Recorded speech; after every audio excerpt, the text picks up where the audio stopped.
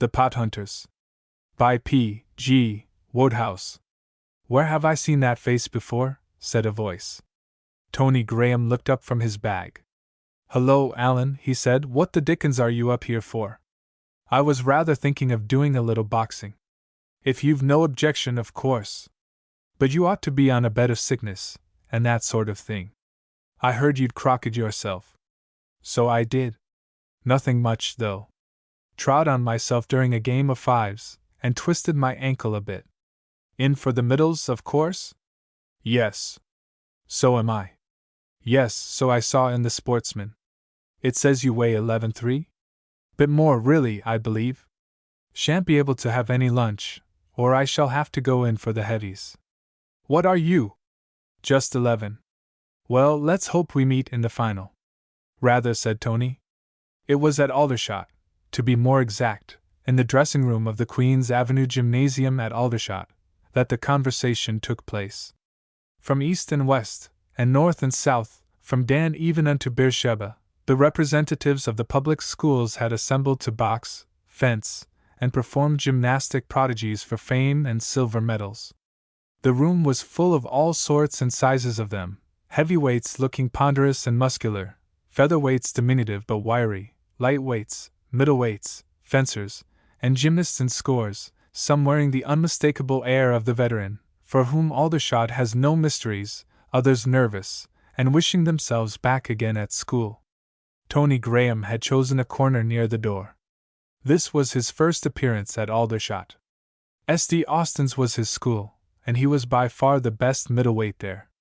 But his doubts as to his ability to hold his own against all comers were extreme, nor were they lessened by the knowledge that his cousin, Alan Thompson, was to be one of his opponents.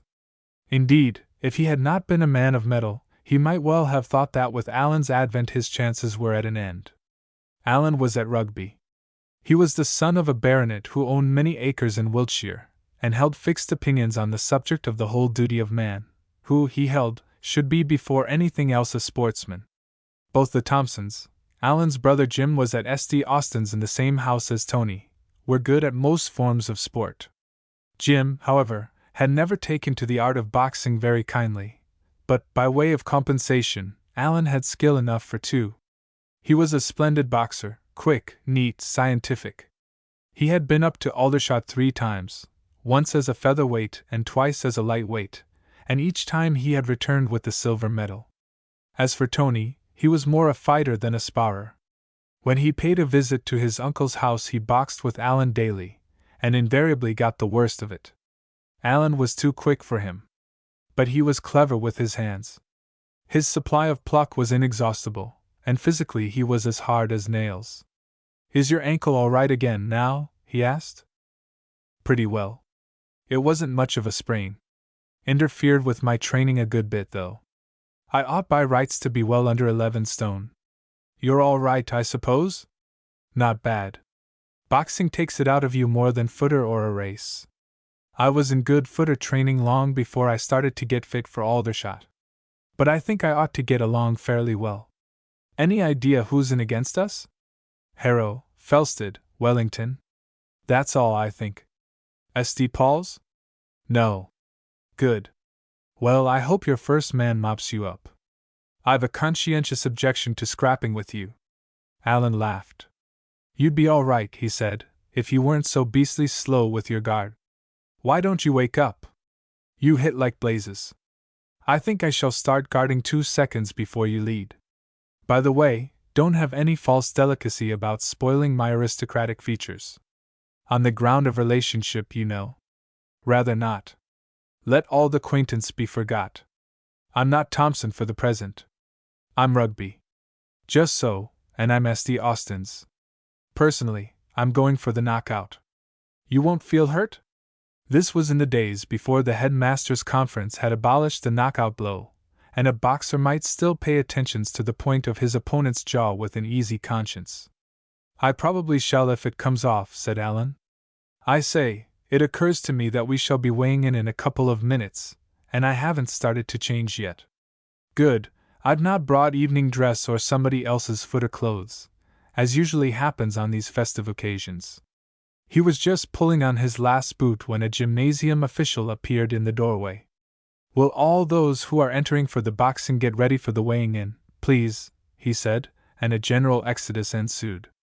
The weighing in at the public school's boxing competition is something in the nature of a religious ceremony, but even religious ceremonies come to an end, and after a quarter of an hour or so Tony was weighed in the balance and found correct. He strolled off on a tour of inspection.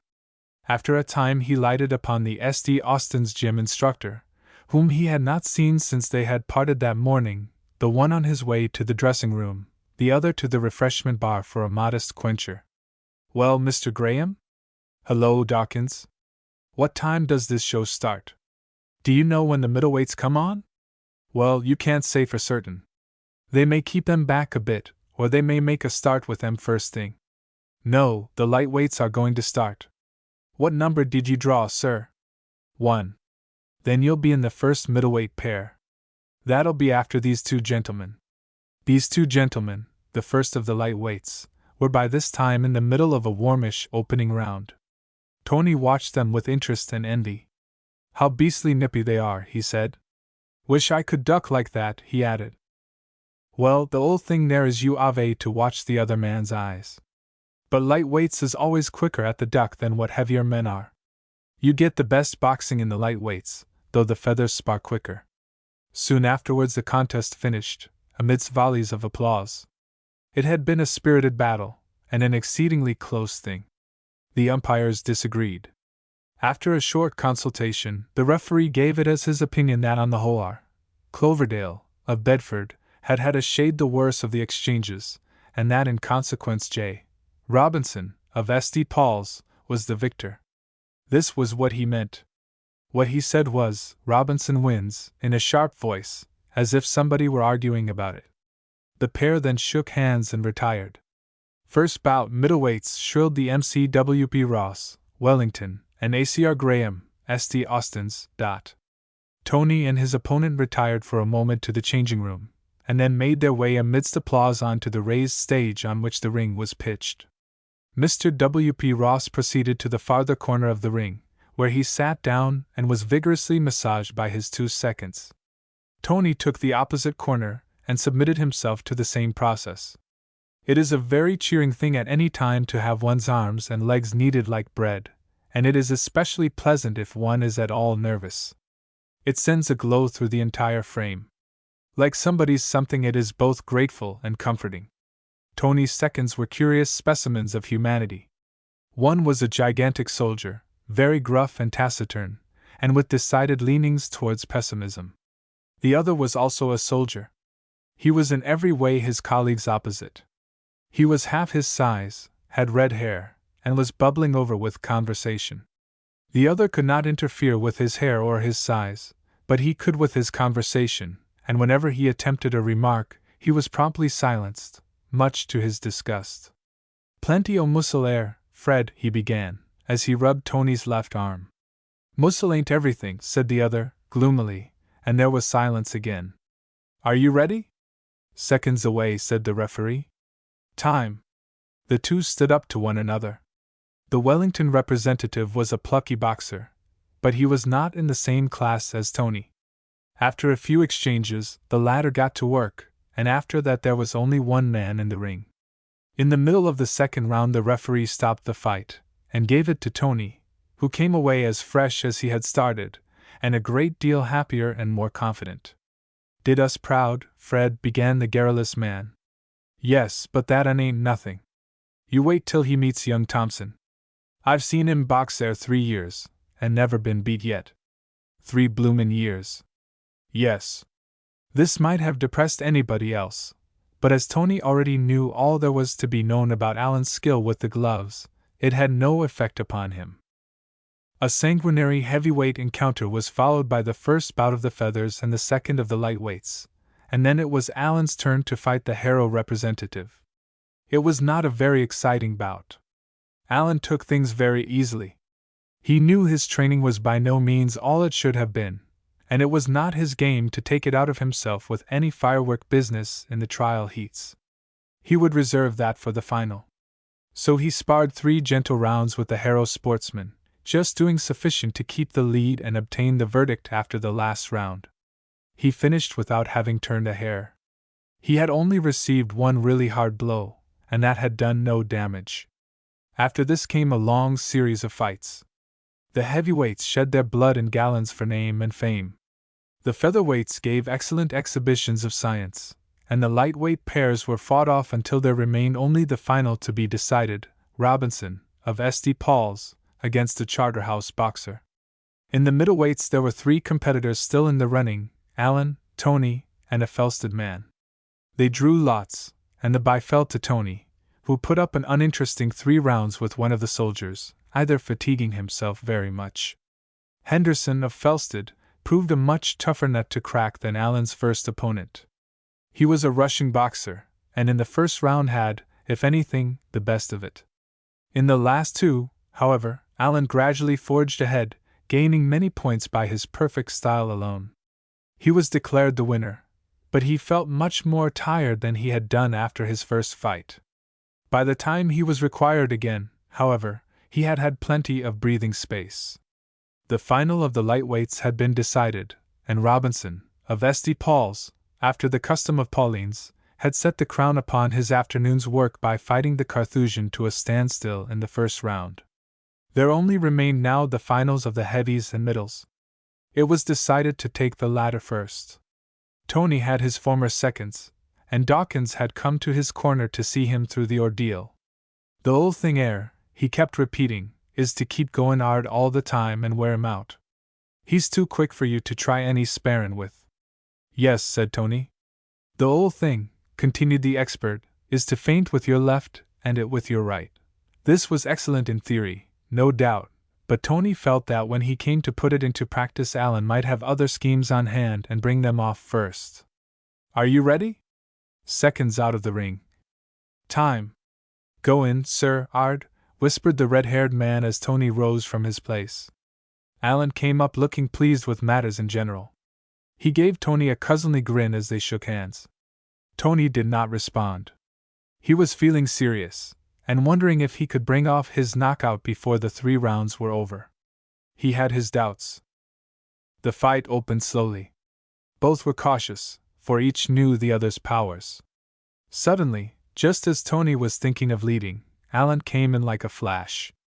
A straight left between the eyes, a right on the side of the head, and a second left on the exact tip of the nose, and he was out again, leaving Tony with a helpless feeling of impotence and disgust. Then followed more sparring. Tony could never get in exactly the right position for a rush. Allen circled round him with an occasional feint. Then he hit out with the left. Tony ducked. Again he hit, and again Tony ducked, but this time the left stopped halfway, and his right caught Tony on the cheek just as he swayed to one side.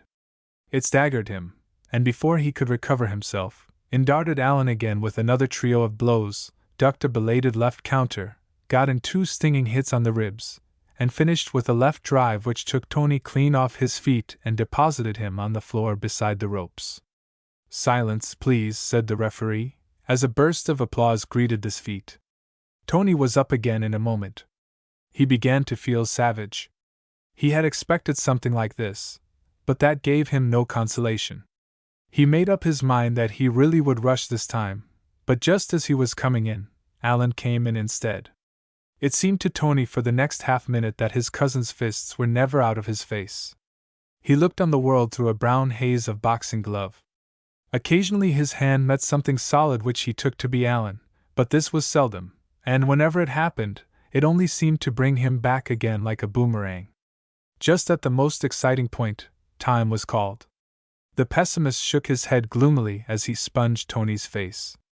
You must lead if you want to hit him, said the garrulous man. You're too slow. Go in at him, sir, with both hands, and you'll be all right. Won't ye, Fred? I said how it you'd be, was the only reply Fred would vouchsafe. Tony was half afraid the referee would give the fight against him without another round, but to his joy time was duly called. He came up to the scratch as game as ever, though his head was singing. He meant to go in for all he was worth this round. And go in he did. Allen had managed, in performing a complicated maneuver, to place himself in a corner, and Tony rushed. He was sent out again with a flush hit on the face. He rushed again, and again met Alan's left. Then he got past, and in the confined space had it all his own way. Science did not tell here.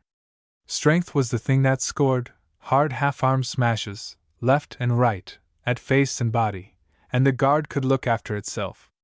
Alan uppercut him twice, but after that he was nowhere. Tony went in with both hands. There was a prolonged rally, and it was not until time had been called that Alan was able to extricate himself. Tony's blows had been mostly body blows, and very warm ones at that. "That's right, sir," was the comment of the red-headed second. "Keep 'em both goin' hard, and you'll win yet. You at 'em proper then. Adiente, Fred?" And even the pessimist was obliged to admit that Tony could fight, even if he was not quick with his guard. Alan took the ring slowly. His want of training had begun to tell on him, and some of Tony's blows had landed in very tender spots. He knew that he could win if his wind held out, but he had misgivings. The gloves seemed to weigh down his hands. Tony opened the ball with a tremendous rush. Alan stopped him neatly. There was an interval while the two sparred for an opening. Then Alan feinted and dashed in. Tony did not hit him once. It was the first round over again. Left, right, and finally, as had happened before, a tremendously hot shot which sent him under the ropes. He got up, and again Alan darted in. Tony met him with a straight left. A rapid exchange of blows, and the end came. Alan lashed out with his left. Tony ducked sharply, and brought his right across with every ounce of his weight behind it, fairly on to the point of the jaw. The right cross-counter is distinctly one of those things which it is more blessed to give than to receive. Alan collapsed. 9:10. The timekeeper closed his watch. "Graham wins," said the referee. "Look after that man there." Chapter 2 Heaves break in and steal. It was always the custom for such Austinians as went up to represent the school at the annual competition to stop the night in the town. It was not, therefore, till just before breakfast on the following day that Tony arrived back at his house. The boarding houses at St. Austin's formed a fringe to the school grounds. The two largest were the schoolhouse and Merivale's. Tony was at Merivale's. He was walking up from the station with Welch, another member of Merivale's, who had been up to Aldershot as a fencer, when, at the entrance to the school grounds, he fell in with Robinson, his fag. Robinson was supposed by many, including himself, to be a very warm man for the junior quarter, which was a handicap race, especially as an injudicious sports committee had given him 10 yards start on Simpson, whom he would have backed himself to beat, even if the positions had been reversed. Being a wise youth, however, and knowing that the best of runners may fail through undertraining, he had for the last week or so been going in for a steady course of overtraining, getting up in the small hours and going for before breakfast spins round the track on a glass of milk and a piece of bread. Master R. Robinson was nothing if not thorough in matters of this kind. But today things of greater moment than the sports occupied his mind. He had news. He had great news. He was bursting with news, and he hailed the approach of Tony and Welch with pleasure.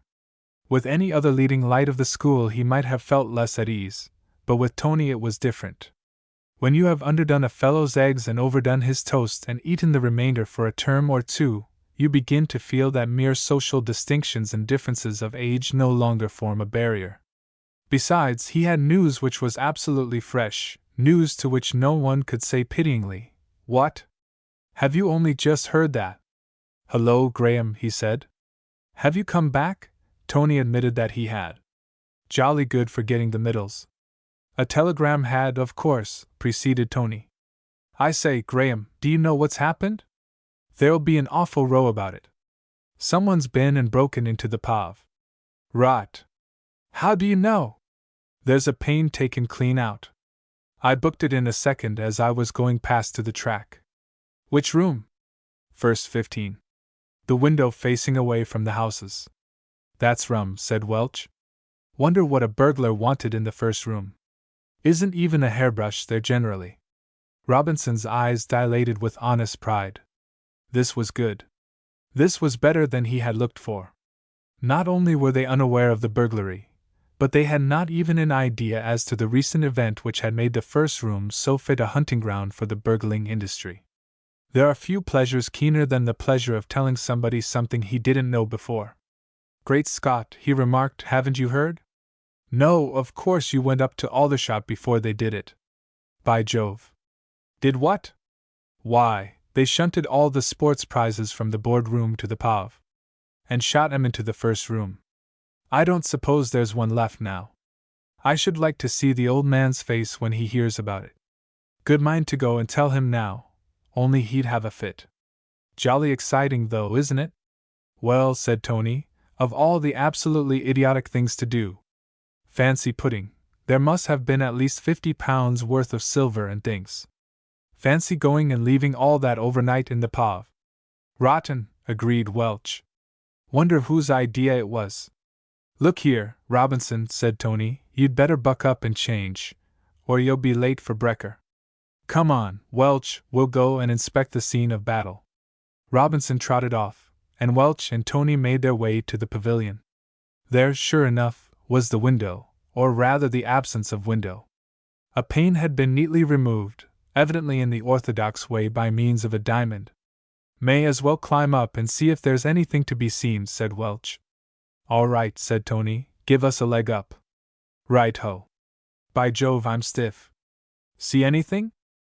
"No, there's a cloth sort of thing covering what I suppose are the prizes. I see how the chap, whoever he was, got in. You've only got to break the window, draw a couple of bolts, and there you are. Shall I go in and investigate?" "Better not. It's rather the thing, I fancy, in these sorts of cases, to leave everything just as it is." "Rum business," said Tony, as he rejoined Welch on terra firma. "Wonder if they'll catch the chap. We'd better be getting back to the house now." It struck the quarter years ago. When Tony, some 20 minutes later, shook off the admiring crowd who wanted a full description of yesterday's proceedings, and reached his study, he found there James Thompson, brother to Alan Thompson, as the playbills say. Jim was looking worried. Tony had noticed it during breakfast, and had wondered at the cause. He was soon enlightened. "Hello, Jim," said he. "What's up with you this morning? Feeling chippy?" No, I'm all right. I'm in a beastly hole, though. I wanted to talk to you about it." "Weigh in, then. We've got plenty of time before school. It's about this Aldershot business. How on earth did you manage to lick Alan like that?" "I thought he was a cert." "Yes, so did I. The whole thing there, as Dawkins UD say, I knocked him out. It's the sort of thing that's always happening. I wasn't in it at all except during the second round, when I gave him beans rather in one of the corners. My aunt, it was warm while it lasted. First round, I didn't hit him once. He was better than I thought he'd be, and I knew from experience he was pretty good." "Yes, you look a bit bashed." "Yes. Feel it too. But what's the row with you?" "Just this. I had a couple of quid on Alan, and the rotter goes and gets licked." "Good Lord. Whom did you bet with?" "With Alan himself." "Mean to say Alan was crock enough to bet against himself? He must have known he was miles better than anyone else in. He's got 3 medals there already." "No, you see his bet with me was only a hedge. He'd got 5-4 or something in quids on with a chap in his house at Rugby on himself. He wanted a hedge because he wasn't sure about his ankle being all right. You know he hurt it. So I gave him 4-1 in half sovereigns. I thought he was a cert, with apologies to you. Don't mention it. So he was a cert. It was only the merest fluke I managed to out him when I did. If he'd hung on to the end, he'd have won easy. He'd been scoring points all through." "I know. So the sportsman says? Just like my luck. I can't see what you want to bet at all for. You're bound to come a mucker sooner or later. Can't you raise the 2 quid? I'm broke except for half a crown. I'd lend it to you like a shot if I had it, of course. But you don't find me with 2 quid to my name at the end of term. Won't Alan wait?" "He would if it was only him. But this other chap wants his oof badly for something, and he's leaving and going abroad or something at the end of term. Anyhow, I know he's keen on getting it. Alan told me. Tony pondered for a moment. Look here, he said at last, can't you ask your pater? He usually heaves his money about pretty readily, doesn't he? Well, you see, he wouldn't send me 2 quid off the reel without wanting to know all about it, and why I couldn't get on to the holidays with 5 bob, and I'd either have to fake up a lot of lies, which I'm not going to do. Of course not. Or else I must tell him I've been betting. Well, he bets himself, doesn't he? That's just where the whole business slips up, replied Jim, prodding the table with a pen in a misanthropic manner. Betting's the one thing he's absolutely down on. He got done rather badly once a few years ago. Believe he bet on Orm that year he got poisoned. Anyhow, he's always sworn to lynch us if we made fools of ourselves that way. So if I asked him, I'd not only get beans myself, besides not getting any money out of him, but Alan would get scalped too, which he wouldn't see at all. Yes, it's no good doing that. Haven't you any other source of revenue? Yes, there's just one chance. If that doesn't come off, I'm done. My pater said he'd give me a quid for every race I won at the sports. I got the half yesterday all right when you were up at Aldershot. Good man. I didn't hear about that. What time? Anything good? Nothing special. 2 to 7 3/5. That's awfully good. You ought to pull off the mile, too, I should think. Yes, with luck. Drake's the man I'm afraid of. He's done it in 4 to 48 twice during training. He was second in the half yesterday by about 3 yards, but you can't tell anything from that. He sprinted too late. What's your best for the mile? I have done 4 to 47, but only once. 4-48's my average, so there's nothing to choose between us on paper. Well, you've got more to make you buck up than he has. There must be something in that. Yes, by Jove. I'll win if I expire on the tape.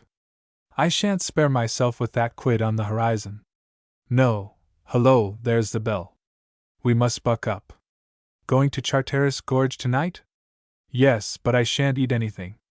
No risks for me. Rusks are more in your line now. Come on. And in the excitement of these more personal matters, Tony entirely forgot to impart the news of the pavilion burglary to him. Chapter 3: An unimportant byproduct. The news, however, was not long in spreading. Robinson took care of that. On the way to school he overtook his friend Morrison, a young gentleman who had the unique distinction of being the rowdiest fag in Ward's house, which, as any Austinian could have told you, was the rowdiest house in the school. I say, Morrison, heard the latest? No, what? Chap broke into the Pov. Last night. Who, you? No, you ass, a regular burglar. After the sports prizes. Look here, Robinson, try that on the kids. Just what I am doing, said Robinson.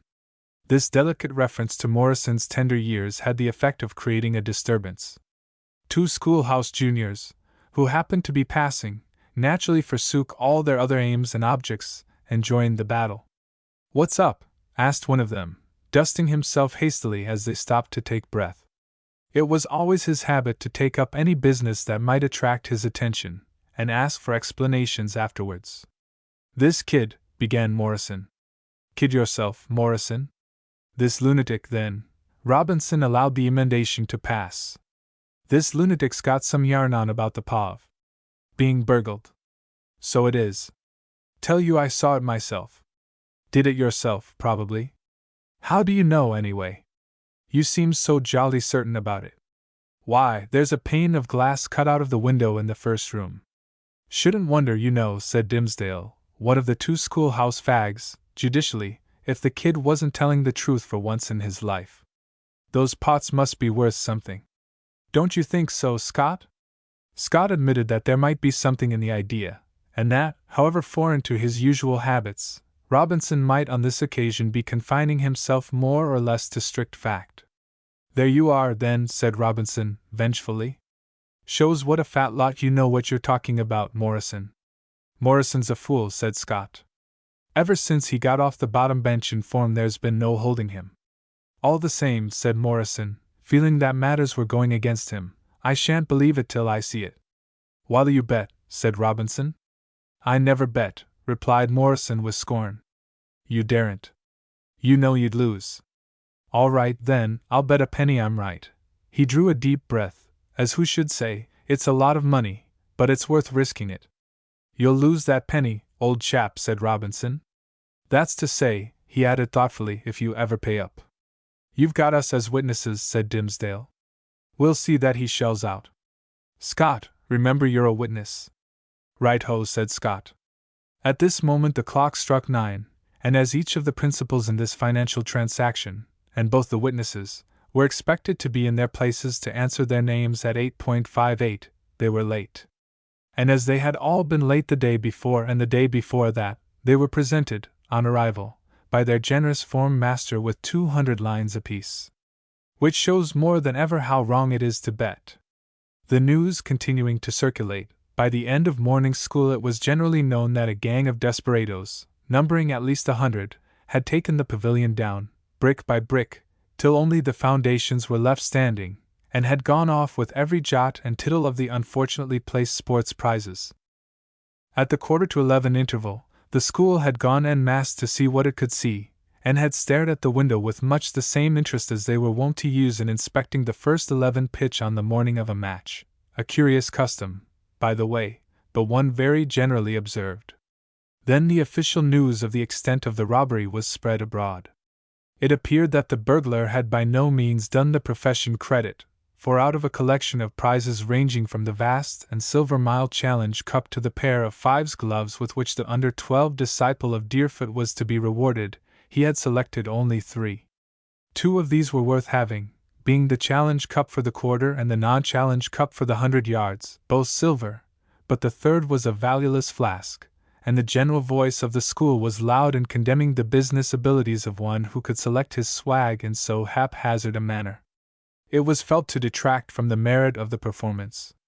The knowing ones, however, gave it as their opinion that the man must have been frightened by something, and so was unable to give the matter his best attention, and do himself justice as a connoisseur. We had a burglary at my place once, began Reed, of Philpot's house. The man. That rotter, Reed, said Barrett, also of Philpot's, has been telling us that burglary chestnut of his all the morning. I wish you chaps wouldn't encourage him.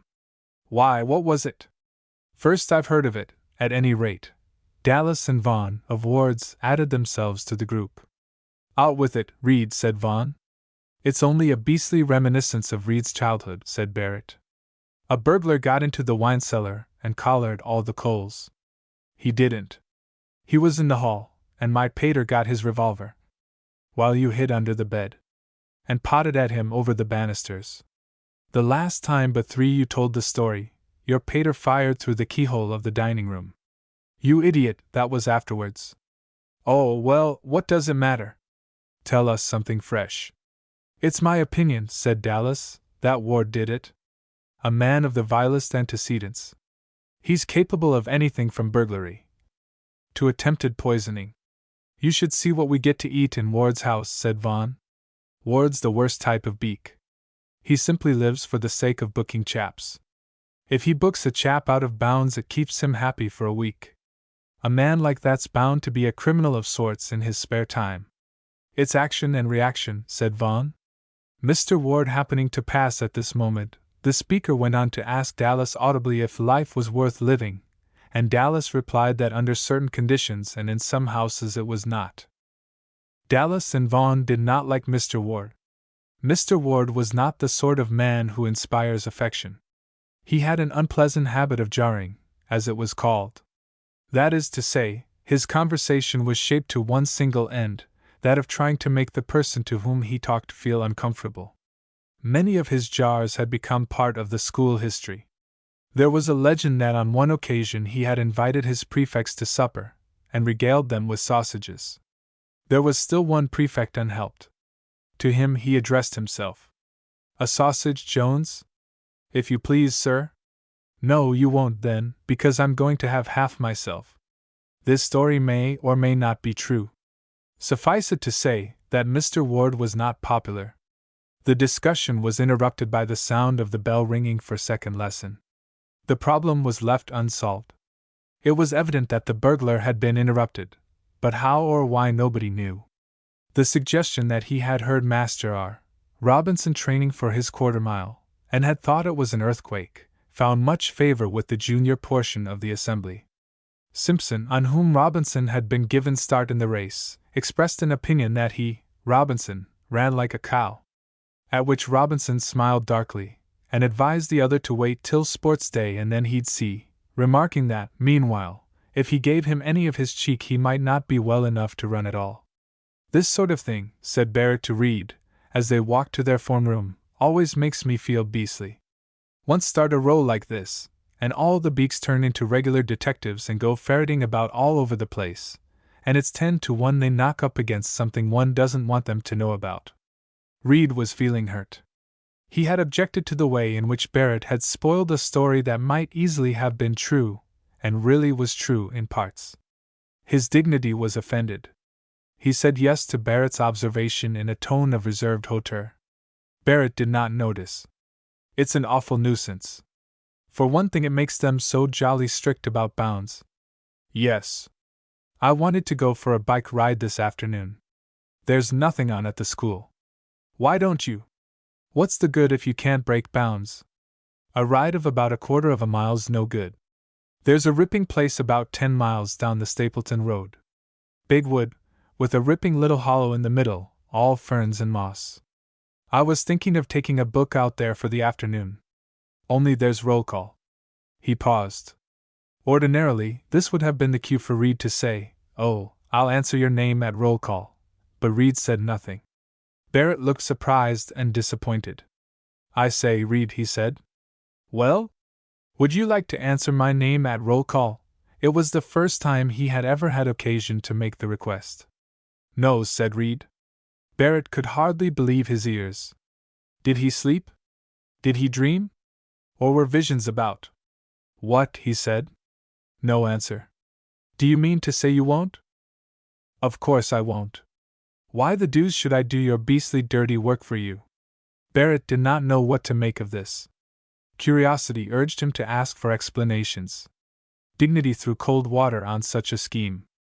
In the end, dignity had the best of it. "Oh, very well," he said, and they went on in silence. In all the 3 years of their acquaintance they had never before happened upon such a crisis. The silence lasted until they reached the form room. Then Barrett determined, in the interests of the common good, he and Reed shared a study, and icy coolness in a small study is unpleasant, to chain up dignity for the moment, and give curiosity a trial. "What's up with you today?" he asked. He could hardly have chosen a worse formula. The question has on most people precisely the same effect as that which the query, "Do you know where you lost it?" has on one who is engaged in looking for mislaid property. "Nothing," said Reed. Probably at the same moment hundreds of other people were making the same reply, in the same tone of voice, to the same question. "Oh," said Barrett. There was another silence. "You might as well answer my name this afternoon," said Barrett, tentatively. Reed walked off without replying, and Barrett went to his place feeling that curiosity was a fraud, and resolving to confine his attentions for the future to dignity. This was byproduct number 1 of the Pavilion burglary. Chapter 4: Certain Revelations. During the last hour of morning school, Tony got a note from Jim. "Graham," said Mr. Thompson, the master of the 6th, sadly, just as Tony was about to open it. "Yes, sir?" "Kindly tear that note up, Graham." "Note, sir?" "Kindly tear that note up, Graham. Come, you are keeping us waiting." As the hero of the novel says, further concealment was useless. Tony tore the note up unread. "Hope it didn't want an answer," he said to Jim after school. "Constant practice has made Thompson a sort of amateur lynx." "No, it was only to ask you to be in the study directly after lunch. There's a most unholy row going to occur shortly, as far as I can see." "What about this burglary business?" "Yes. Haven't time to tell you now. See you after lunch." After lunch, having closed the study door, Jim embarked on the following statement. It appeared that on the previous night he had left a book of notes, which were of absolutely vital importance for the examination which the 6th had been doing in the earlier part of the morning, in the identical room in which the prizes had been placed. Or rather, he had left it there several days before, and had not needed it till that night. At 6:30 the pavilion had been locked up, and Biffin, the groundman, had taken the key away with him, and it was only after tea had been consumed and the evening paper read that Jim, thinking it about time to begin work, had discovered his loss. This was about 7:30. Being a house prefect, Jim did not attend preparation in the great hall with the common herd of the houses, but was part owner with Tony of a study. The difficulties of the situation soon presented themselves to him. It was only possible to obtain the notes in 3 ways. Firstly, by going to the rooms of the sixth form master, who lived out of college. Secondly, by borrowing from one of the other sixth form members of the house. And thirdly, by the desperate expedient of burgling the pavilion. The objections to the first course were 2. In the first place, Mirvale was taking prep over in the hall, and it was strictly forbidden for anyone to quit the house after lock-up without leave. And besides, it was long odds that Thompson, the sixth form master, would not have the notes, as he had dictated them partly out of his head and partly from the works of various eminent scholars. The second course was out of the question. The only other sixth form boy in the house, Tony and Welch being away at Aldershot, was Charteris, and Charteris, who never worked much except the night before an exam, but worked then under forced draught, was appalled at the mere suggestion of letting his notebook out of his hands. Jim had sounded him on the subject and had met with the reply, "Kill my father and burn my ancestral home, and I will look on and smile. But touch these notes, and you rouse the British lion," after which he had given up the borrowing idea. There remained the third course, and there was an excitement and sporting interest about it that took him immensely. But how was he to get out to start with? He opened his study window and calculated the risks of a drop to the ground. No, it was too far. Not worth risking a sprained ankle on the eve of the mile. Then he thought of the matron's sitting room. This was on the ground floor, and if its owner happened to be out, exit would be easy. As luck would have it, she was out, and in another minute Jim had crossed the Rubicon and was standing on the gravel drive which led to the front gate. A sharp sprint took him to the pavilion. Now the difficulty was not how to get out, but how to get in. Theoretically, it should have been the easiest of tasks, but in practice there were plenty of obstacles to success. He tried the lower windows, but they were firmly fixed. There had been a time when one of them would yield to a hard kick and fly bodily out of its frame, but somebody had been caught playing that game not long before, and Jim remembered with a pang that not only had the window been securely fastened up, but the culprit had had a spell of extra tuition and other punishments which had turned him for the time into a hater of his species. His own fate, he knew, would be even worse, for a prefect is supposed to have something better to do in his spare time than breaking into pavilions. It would mean expulsion perhaps, or, at the least, the loss of his prefect's cap, and Jim did not want to lose that. Still, the thing had to be done if he meant to score any marks at all in the forthcoming exam. He wavered a while between a choice of methods, and finally fixed on the crudest of all. No one was likely to be within earshot, thought he, so he picked up the largest stone he could find, took as careful aim as the dim light would allow, and hove it. There was a sickening crash, loud enough, he thought, to bring the whole school down on him, followed by a prolonged rattle as the broken pieces of glass fell to the ground. He held his breath and listened.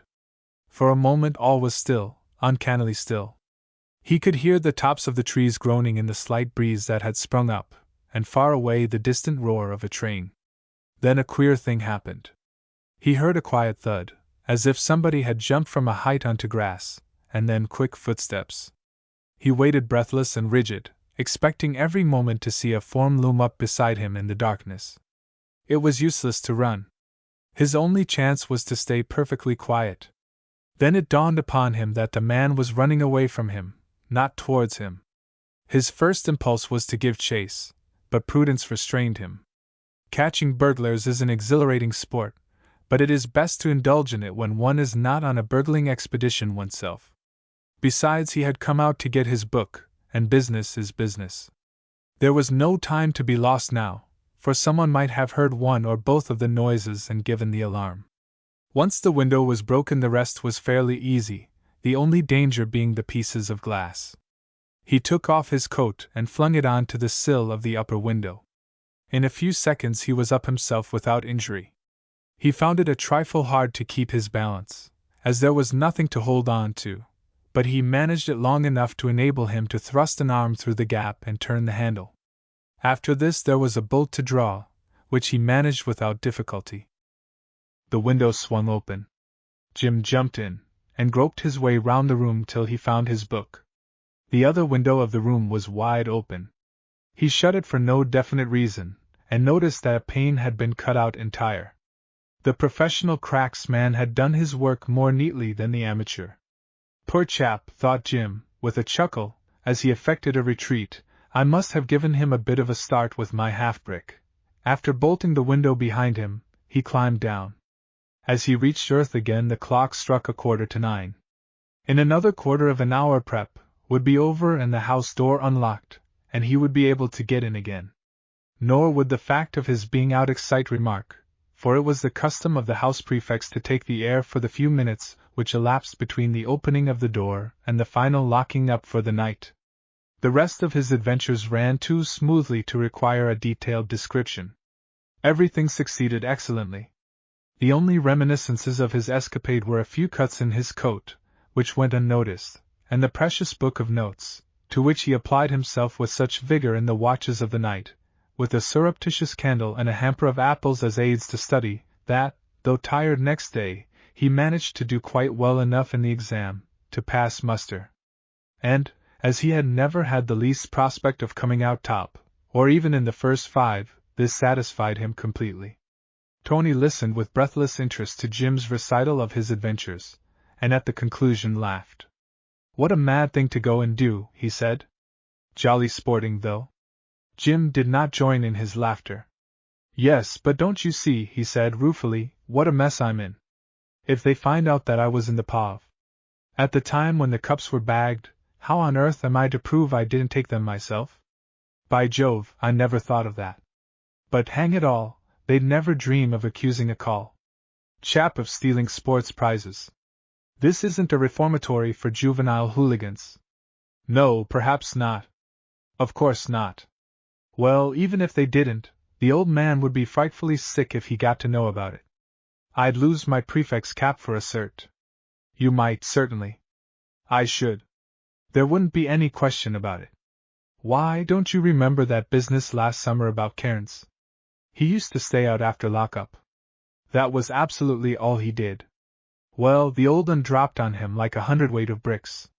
Multiply that by about 10, and you get what he'll do to me if he books me over this job. Tony looked thoughtful. The case of Cairns versus the powers that were was too recent to have escaped his memory. Even now Cairns was to be seen on the grounds with a common schoolhouse cap at the back of his head in place of the prefect's cap which had once adorned it. Yes, he said, you'd lose your cap all right, I'm afraid. Rather. And the sickening part of the business is that this real, copper-bottomed burglary'll make them hunt about all over the shop for clues and things, and the odds are they'll find me out, even if they don't book the real man. Shouldn't wonder if they had a detective down for a big thing of this sort. They are having one, I heard. There you are, then, said Jim, dejectedly. I'm done, you see. I don't know. I don't believe detectives are much class. Anyhow, he'll probably have gumption enough to spot me.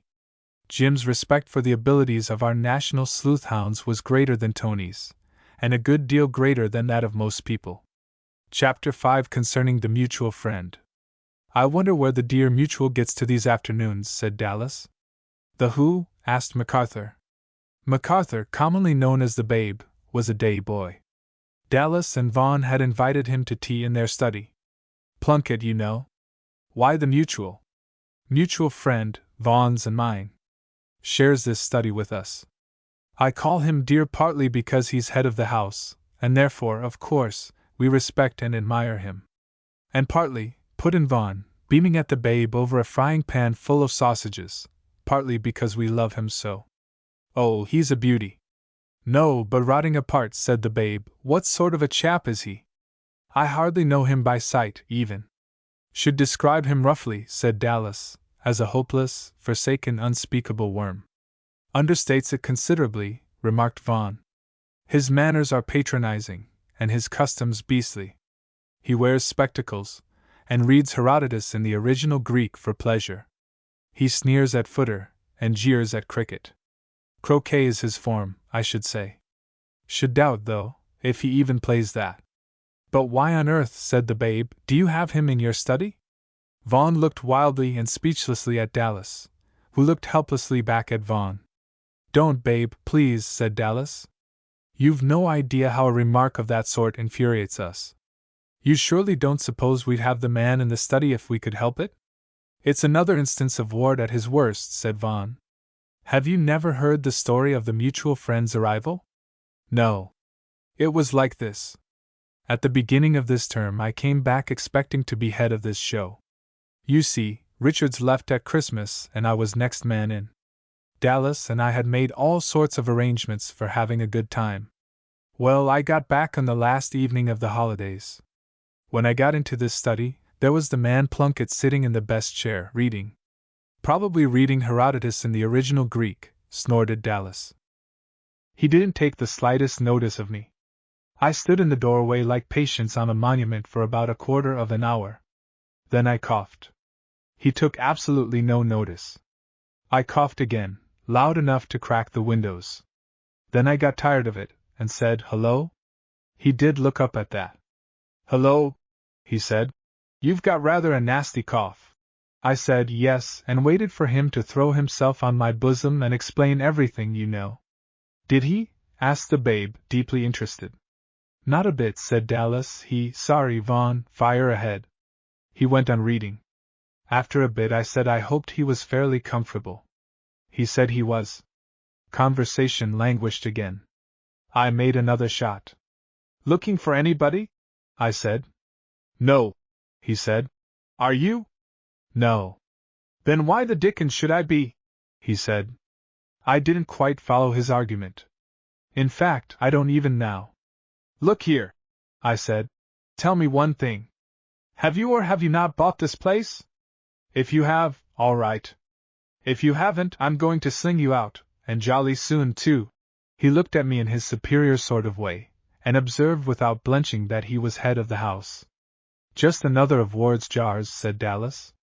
Knowing that Vaughn was keen on being head of the house, he actually went to the old man, and persuaded him that it would be better to bring in some day boy who was a school prefect than let Vaughn boss the show. What do you think of that? Pretty low, said the babe. Said I was thoughtless and headstrong, cut in Vaughn, spearing a sausage as if it were Mr. Ward's body. Muffins up, Dallas, old man. When the sausages are done to a turn. Thoughtless and headstrong. Those were his very words. Can't you imagine the old beast? Said Dallas, pathetically. Can't you see him getting round the old man? A capital lad at heart, I am sure, distinctly a capital lad, but thoughtless and headstrong, far too thoughtless for a position so important as that of head of my house. The abandoned old wreck. He put an end for the moment to conversation, but when the last sausage had gone the way of all flesh, Vaughn returned to the sore subject like a moth to a candle. It isn't only the not being head of the house that I bar. It's the man himself. You say you haven't studied Plunkett much? When you get to know him better, you'll appreciate his finer qualities more. There are so few of them. The only fine quality I've ever seen in him, said Dallas, is his habit of slinking off in the afternoons when he ought to be playing games, and not coming back till lock-up. Which brings us back to where we started, put in the babe. You were wondering what he did with himself.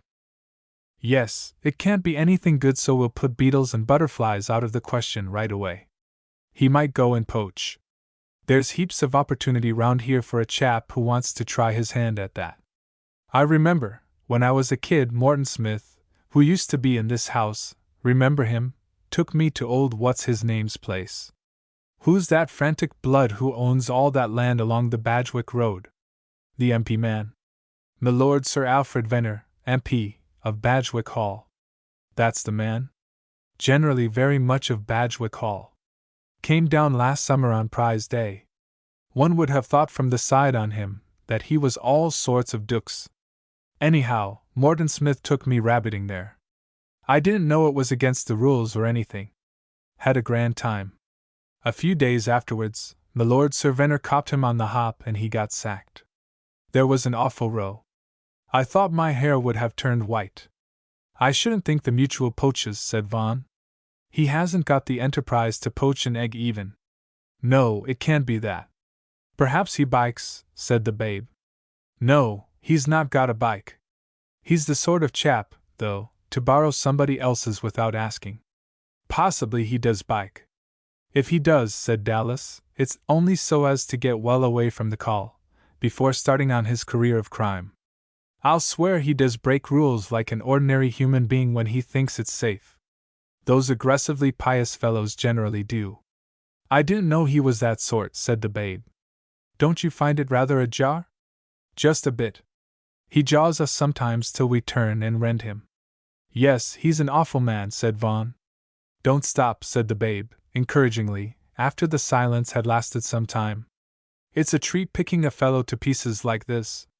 I don't know if that's your beastly sarcasm, babe, said Vaughn, but speaking for self and partner, I don't know how we should get on if we didn't blow off steam occasionally in this style.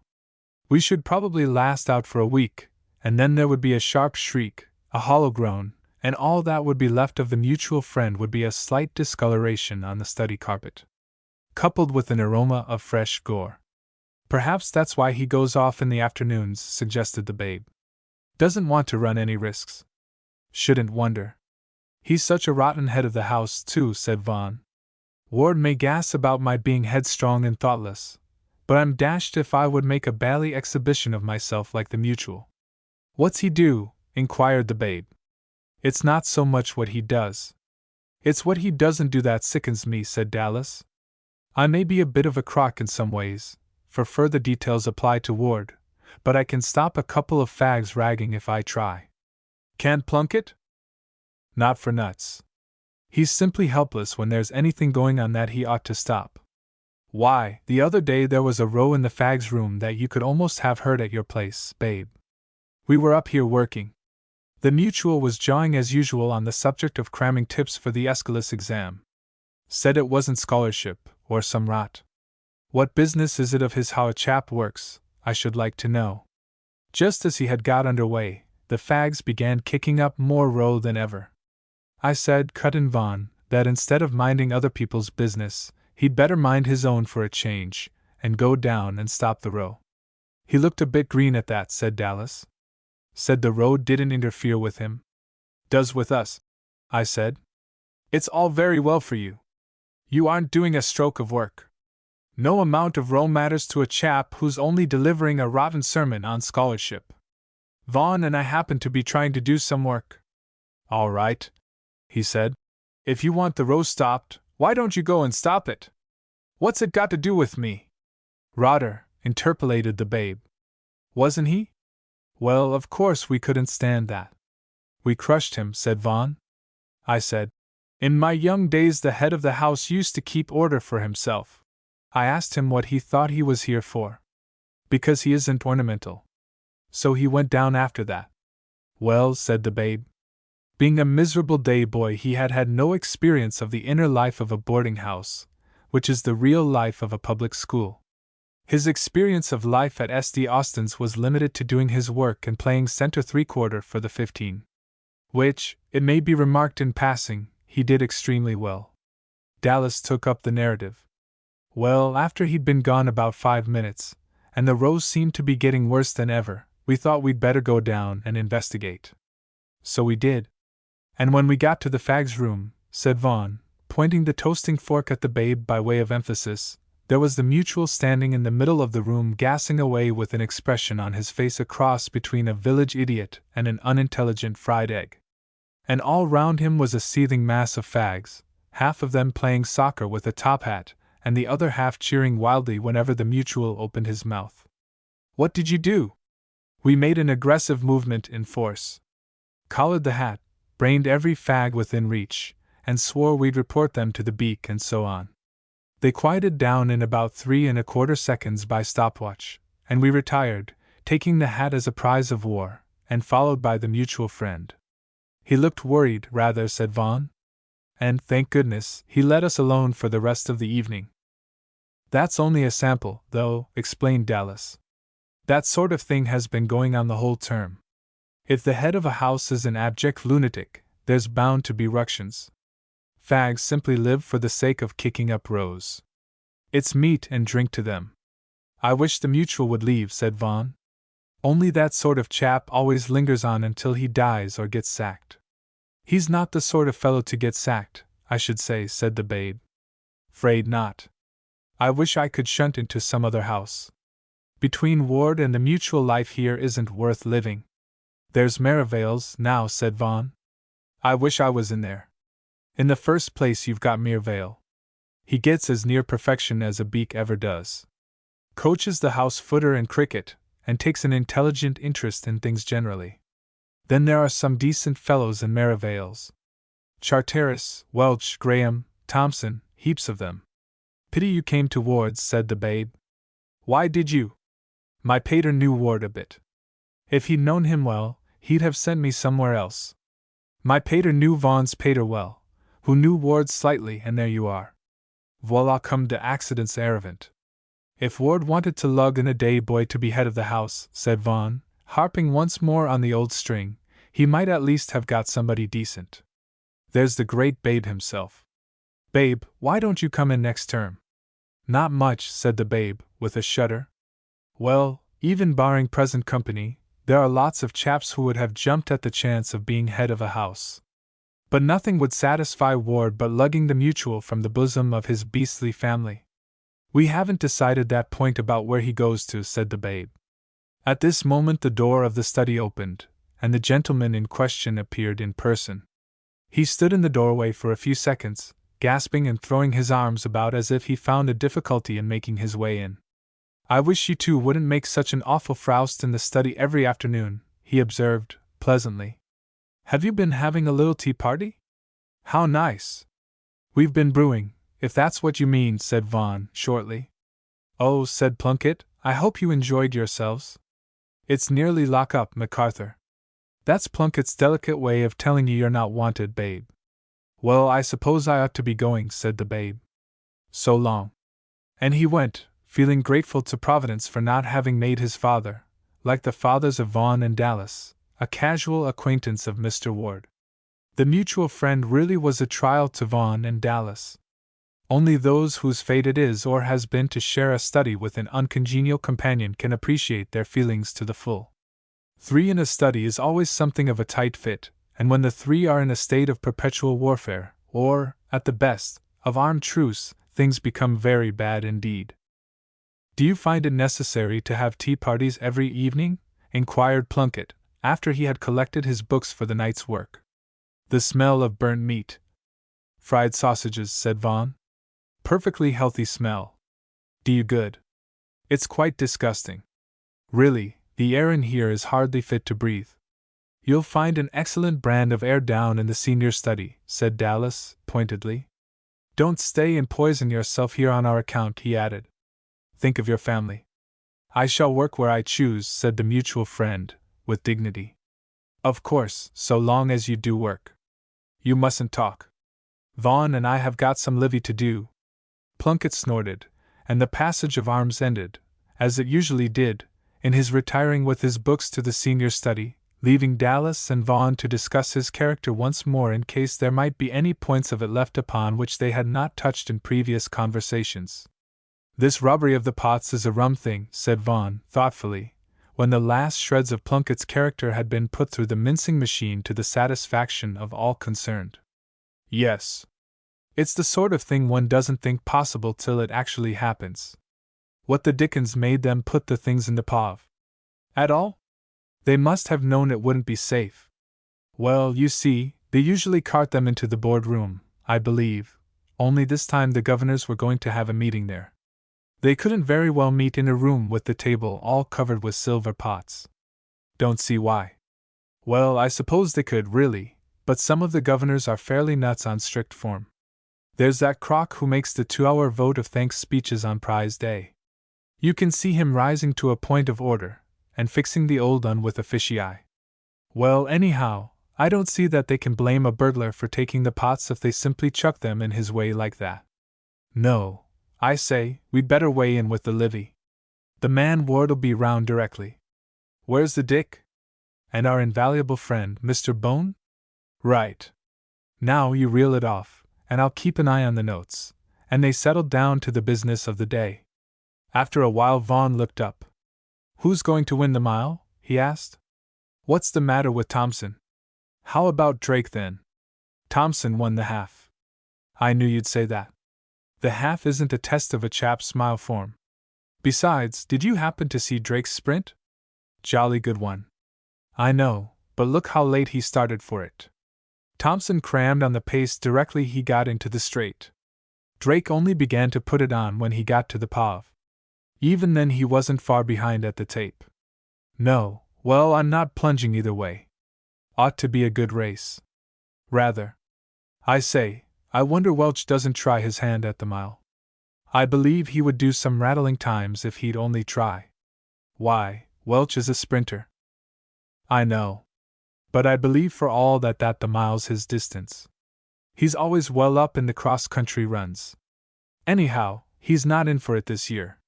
Thompson's my man. It'll be a near thing, though. Jolly near thing. With Drake in front. Thompson. Drake. All right, we'll see. Wonder why the beak doesn't come up. I can't sit here doing Livy all the evening. And yet if we stop he's bound to look in. Oh Lord, is that what you've been worrying about? I thought you'd developed the work habit or something. Ward's all right. He's out on the tiles tonight. Gone to a dinner at Philpott's. Good man, how do you know? Are you certain? Heard him telling Prater this morning. Half the staff have gone.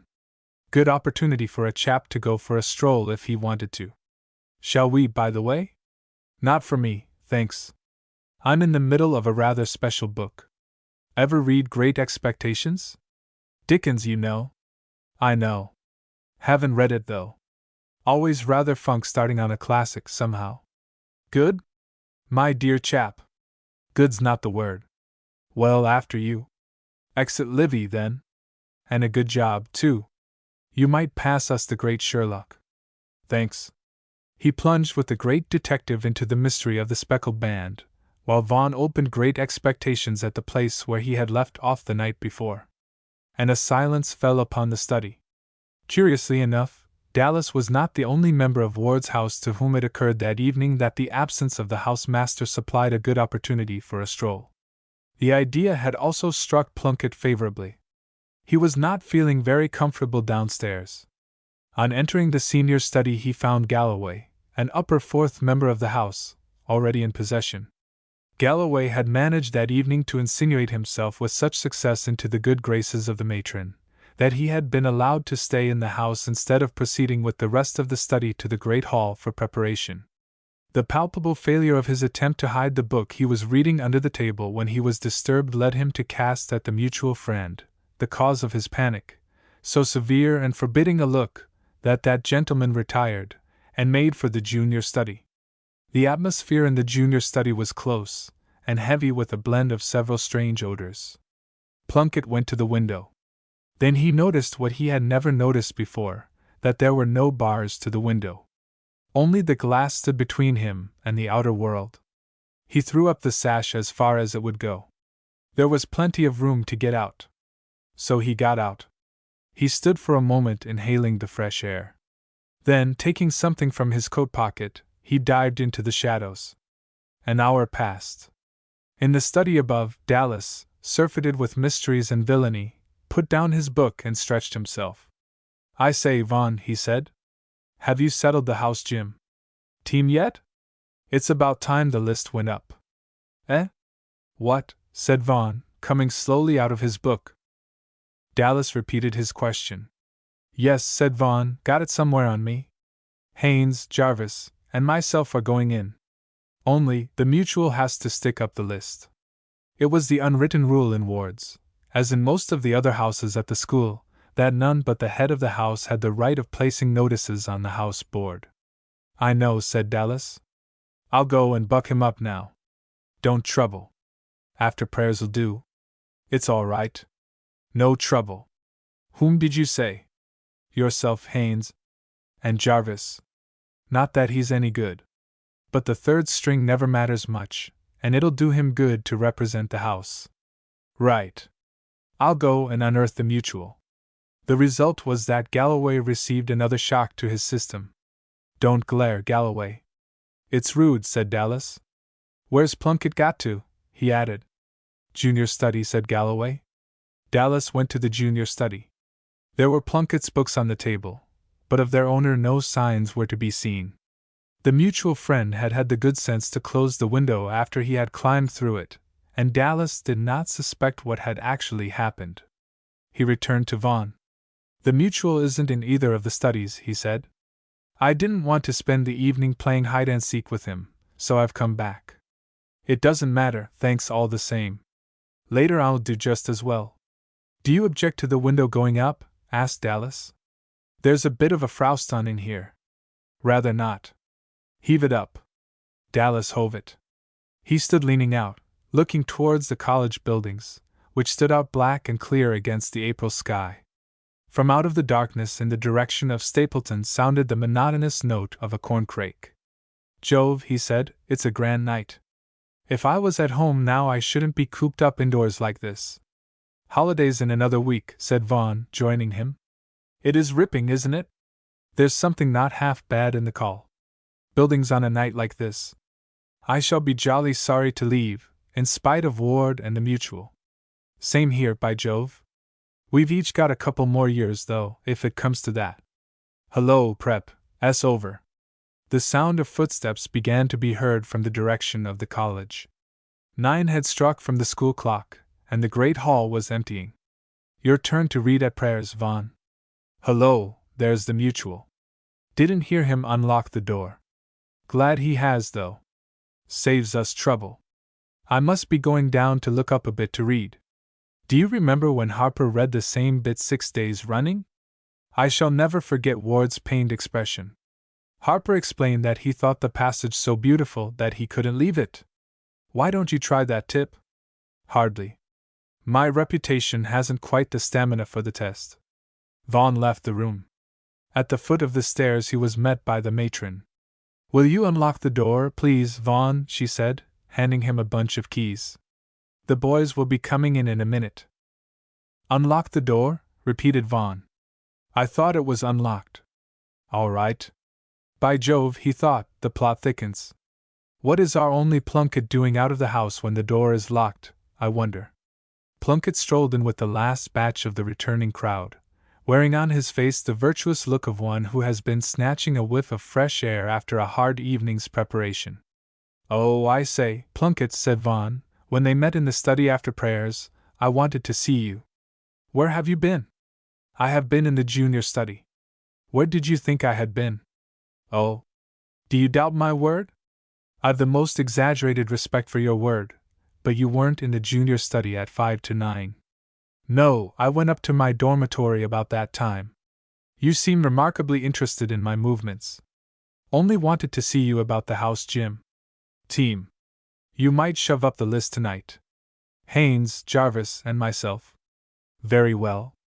I didn't say anything to him, said Vaughn to Dallas as they were going to their dormitories, but you know, there's something jolly fishy about the mutual. That door wasn't unlocked when we saw him outside. I unlocked it myself.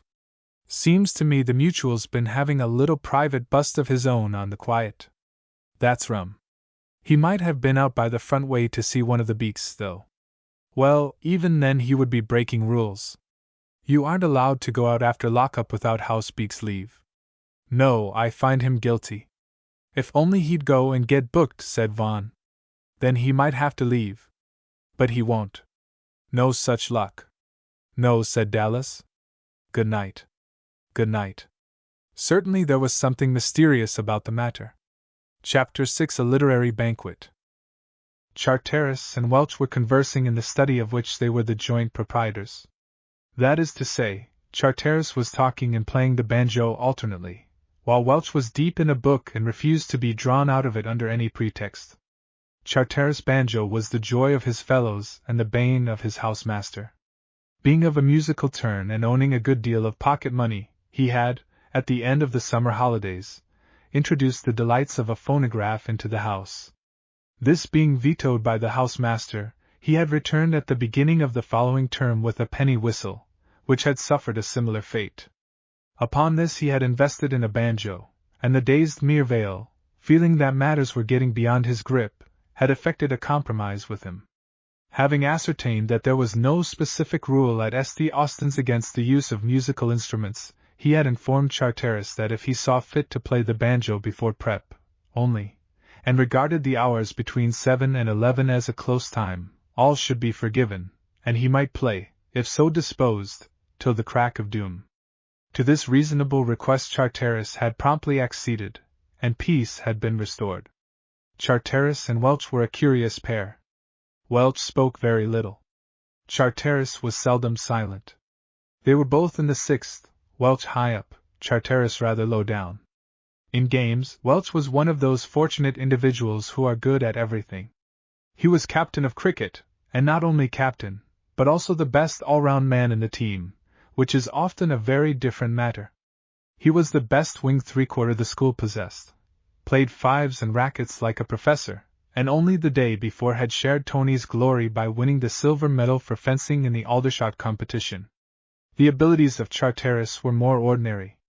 He was a sound bat, and went in first for the 11, and played half for the 15. As regards work, he might have been brilliant if he had chosen, but his energies were mainly devoted to the compilation of a monthly magazine, strictly unofficial, entitled The Glowworm. This he edited, and for the most part wrote himself. It was a clever periodical, and rarely failed to bring him in at least 10 shillings per number, after deducting the expenses which the college bookseller, who acted as sole agent, did his best to make as big as possible. Only a very few of the elect knew the identity of the editor, and they were bound to strict secrecy.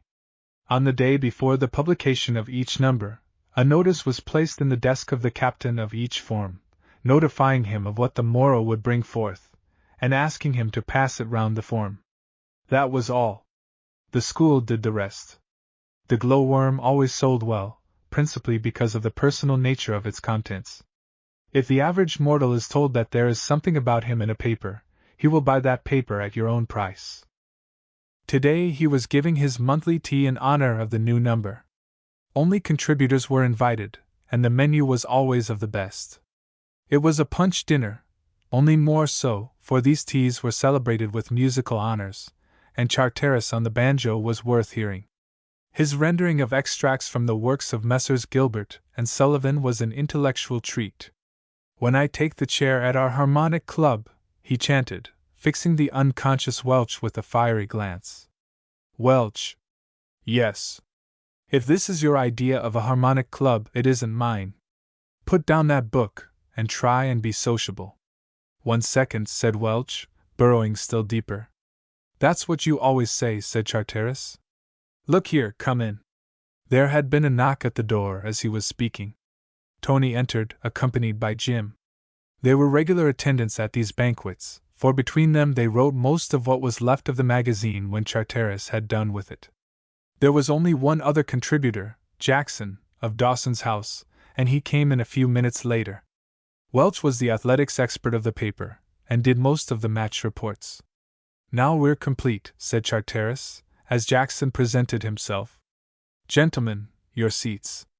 There are only 4 chairs, and we, as Wordsworth might have said, but didn't, are 5. All right, I'll sit on the table. Welch, you worm, away with melancholy. Take away his book, somebody. That's right. Who says what? Tea already made. Coffee published shortly.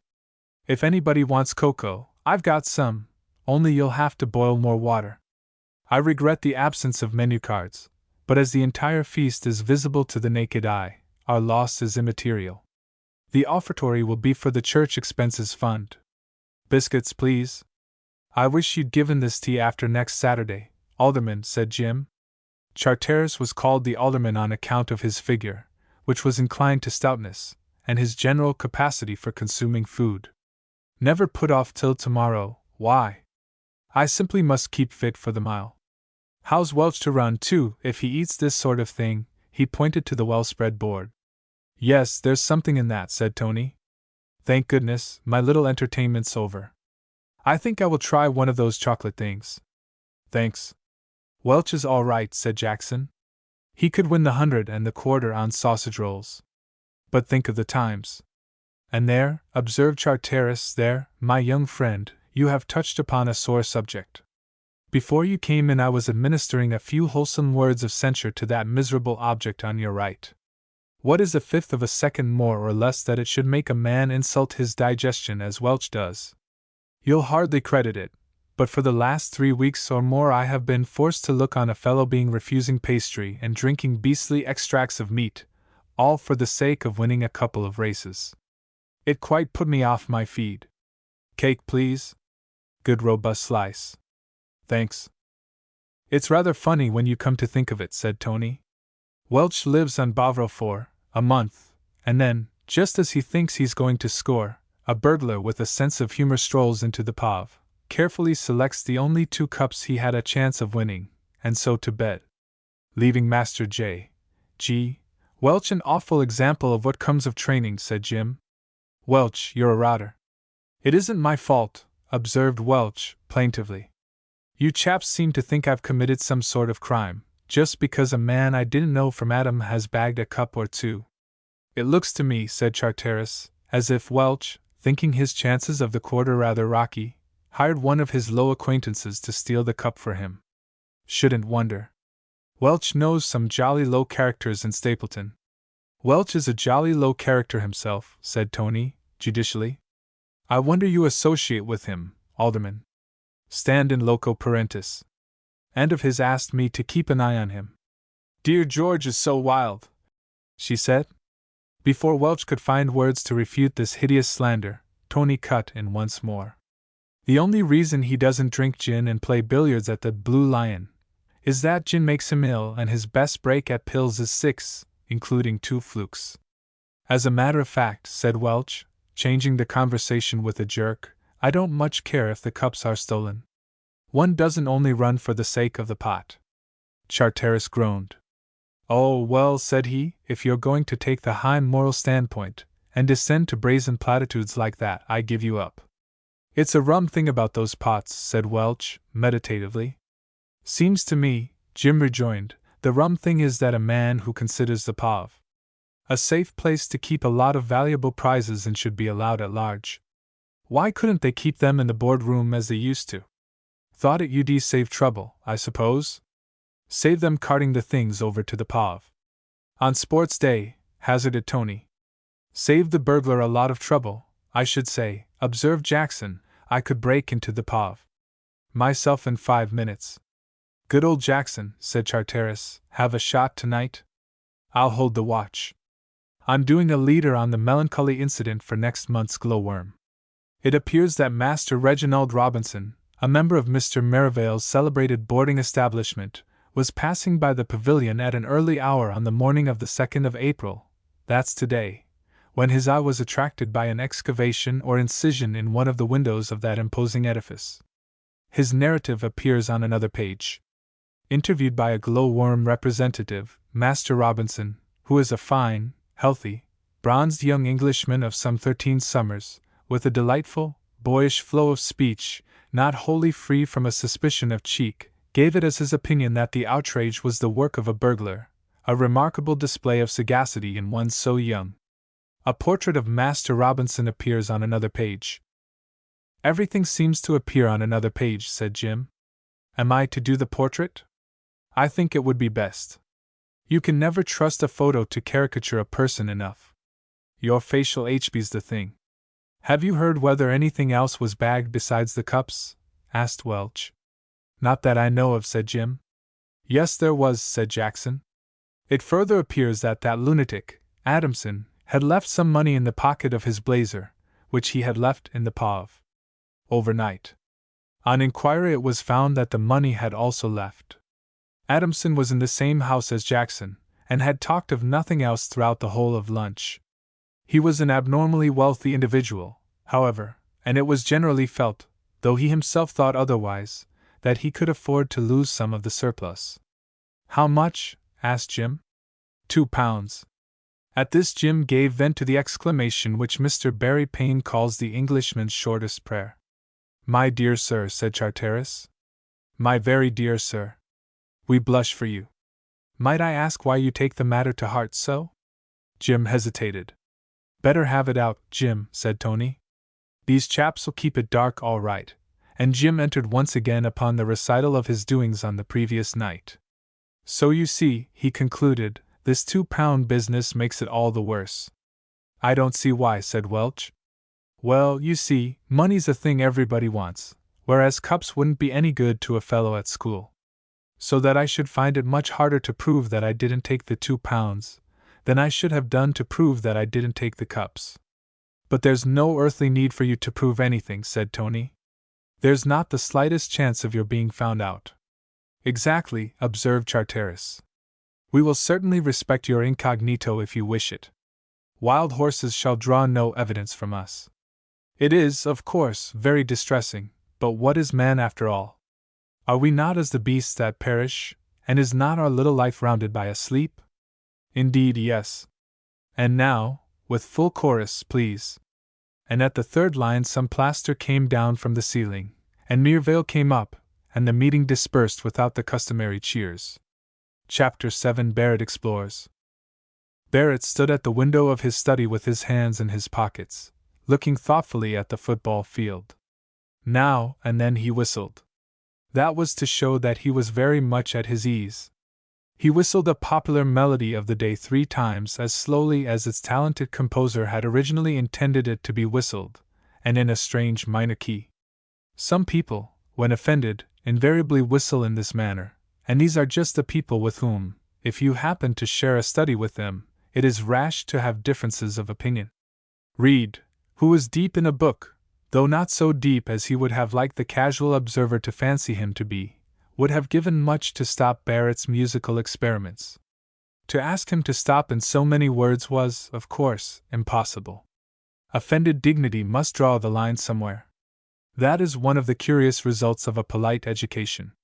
When 2 gentlemen of Hoxton or the Borough have a misunderstanding, they address one another with even more freedom than is their usual custom.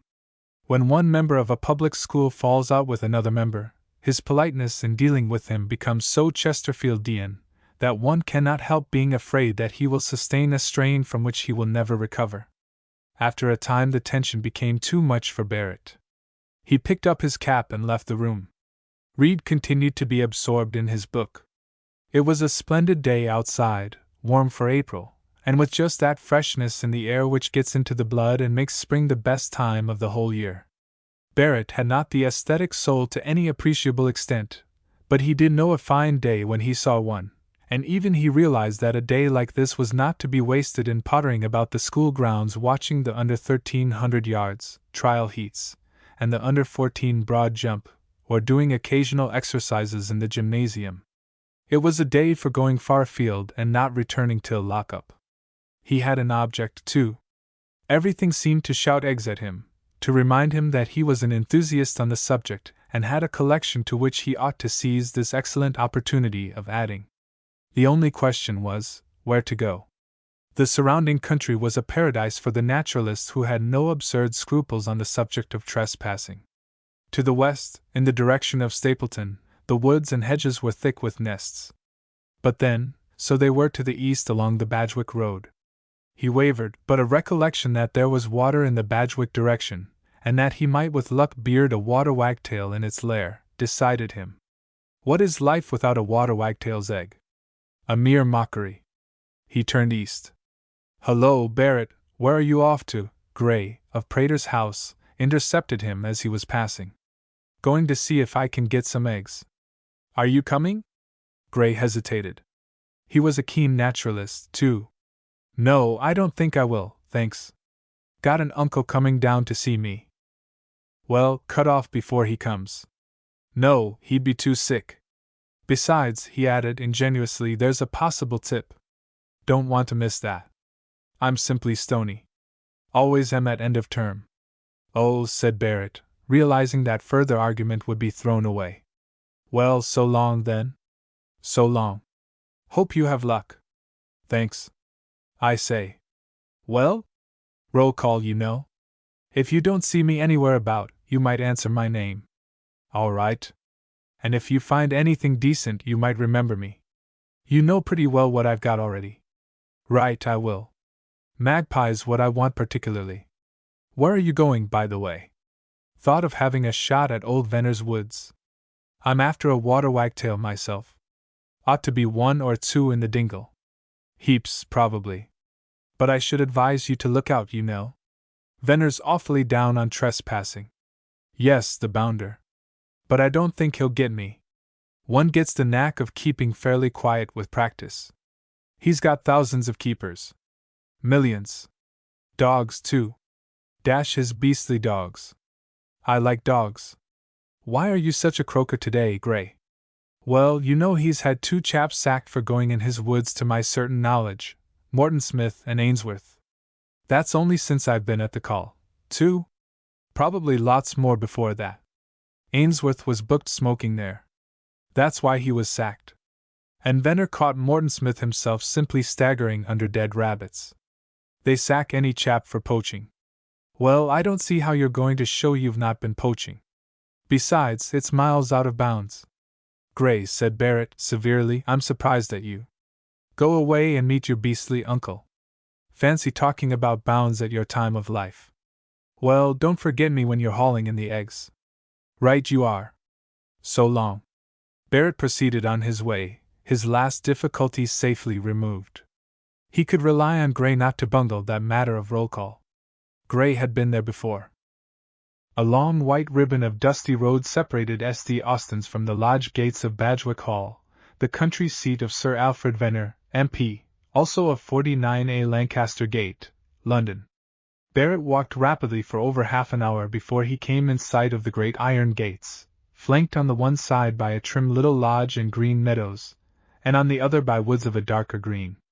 Having got so far, he went on up the hill till at last he arrived at his destination. A small hedge, a sloping strip of green, and then the famous dingle. I am loath to inflict any scenic rhapsodies on the reader, but really the dingle deserves a line or 2. It was the most beautiful spot in a country noted for its fine scenery. Dense woods were its chief feature. And by dense I mean well supplied not only with trees, excellent things in themselves, but for the most part useless to the nest hunter, but also with a fascinating tangle of undergrowth, where every bush seemed to harbor eggs. All carefully preserved, too. That was the chief charm of the place. Since the sad episodes of Morton Smith and Ainsworth, the school for the most part had looked askance at the dingle. Once a select party from Dacre's house, headed by Babington, who always got himself into hot water when possible, had ventured into the forbidden land, and had returned hurriedly later in the afternoon with every sign of exhaustion, hinting breathlessly at keepers, dogs, and a pursuit that had lasted 50 minutes without a check. Since then no one had been daring enough to brave the terrors so carefully prepared for them by Milord Sir Venner and his minions, and the proud owner of the dingle walked his woods in solitary state. Occasionally he would personally conduct some favored guest thither, and show him the wonders of the place. But this was not a frequent occurrence. On still less frequent occasions, there were large shooting parties in the dingle. But, as a rule, the word was keepers only. No others need apply. A feudal iron railing, some 3 feet in height, shut in the dingle. Barrett jumped this lightly, and entered forthwith into paradise. The place was full of nests. As Barrett took a step forward there was a sudden whirring of wings, and a bird rose from a bush close beside him. He went to inspect, and found a nest with 7 eggs in it. Only a thrush, of course. As no one ever wants thrush's eggs, the world is overstocked with them. Still, it gave promise of good things to come. Barrett pushed on through the bushes and the promise was fulfilled. He came upon another nest. 5 eggs this time, of a variety he was unable with his moderate knowledge to classify. At any rate, he had not got them in his collection. Nor, to the best of his belief, had Gray. He took 1 for each of them. Now this was all very well, thought Barrett, but what he had come for was the ovular deposit of the water wagtail. Through the trees he could see the silver gleam of the brook at the foot of the hill. The woods sloped down to the very edge. Then came the brook, widening out here into the size of a small river. Then woods again all up the side of the opposite hill. Barrett hurried down the slope. He had put on flannels for this emergency. He was prepared to wade, to swim if necessary. He hoped that it would not be necessary, for in April water is generally inclined to be chilly. Of keepers he had up till now seen no sign. Once he had heard the distant bark of a dog. It seemed to come from far across the stream, and he had not troubled about it. In the midst of the bushes on the bank stood a tree. It was not tall compared to the other trees of the dingle, but standing alone as it did amongst the undergrowth, it attracted the eye at once. Barrett, looking at it, saw something which made him forget water wagtails for the moment. In a fork in one of the upper branches was a nest, an enormous nest, roughly constructed of sticks. It was a very jerry-built residence, evidently run up for the season by some prudent bird who knew by experience that no nest could last through the winter, and so had declined to waste his time in useless decorative work. But what bird was it? No doubt there are experts to whom a woodpigeon's nest is something apart and distinct from the nest of the magpie, but to your unsophisticated amateur a nest that is large may be anything: rooks, magpies, pigeons, or great auks. To such an one the only true test lies in the eggs. Solvitur ambulando. Barrett laid the pillboxes, containing the precious specimens he had found in the nest at the top of the hill, at the foot of the tree, and began to climb. It was to be a day of surprises for him. When he had got halfway up he found himself on a kind of ledge, which appeared to be a kind of junction at which the tree branched off into two parts. To the left was the nest, high up in its fork. To the right was another shoot. He realized at once, with keen disappointment, that it would be useless to go further. The branches were obviously not strong enough to bear his weight. He looked down, preparatory to commencing the descent, and to his astonishment found himself looking into a black cavern. In his eagerness to reach the nest he had not noticed before that the tree was hollow. This made up for a great many things. His disappointment became less keen. Few things are more interesting than a hollow tree. Wonder how deep it goes down, he said to himself. He broke off a piece of wood and dropped it down the hollow. It seemed to reach the ground uncommonly soon. He tried another piece. The sound of its fall came up to him almost simultaneously. Evidently the hole was not deep. He placed his hands on the edge, and let himself gently down into the darkness. His feet touched something solid almost immediately. As far as he could judge, the depth of the cavity was not more than 5 feet. Standing up at his full height he could just rest his chin on the edge. He seemed to be standing on some sort of a floor, roughly made, but too regular to be the work of nature. Evidently someone had been here before. He bent down to make certain. There was more room to move about in than he suspected.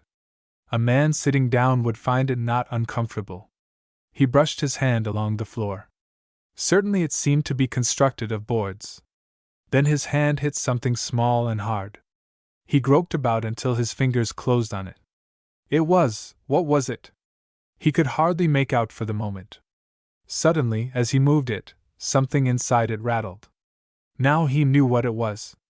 It was the very thing he most needed, a box of matches. The first match he struck promptly and naturally went out. No first match ever stays alight for more than 3/5 of a second. The second was more successful. The sudden light dazzled him for a moment. When his eyes had grown accustomed to it, the match went out. He lit a third, and this time he saw all round the little chamber. Great Scott, he said, the place is a regular poultry shop. All round the sides were hung pheasants and partridges in various stages of maturity. Here and there the fur of a rabbit or a hare showed up amongst the feathers. Barrett hit on the solution of the problem directly. He had been shown a similar collection once in a tree on his father's land. The place was the headquarters of some poacher. Barrett was full of admiration for the ingenuity of the man in finding so safe a hiding place. He continued his search. In one angle of the tree was a piece of sacking. Barrett lifted it. He caught a glimpse of something bright, but before he could confirm the vague suspicion that flashed upon him, his match burnt down and lay smoldering on the floor. His hand trembled with excitement as he started to light another. It broke off in his hand. At last he succeeded. The light flashed up, and there beside the piece of sacking which had covered them were 2 cups. He recognized them instantly. Jove, he gasped.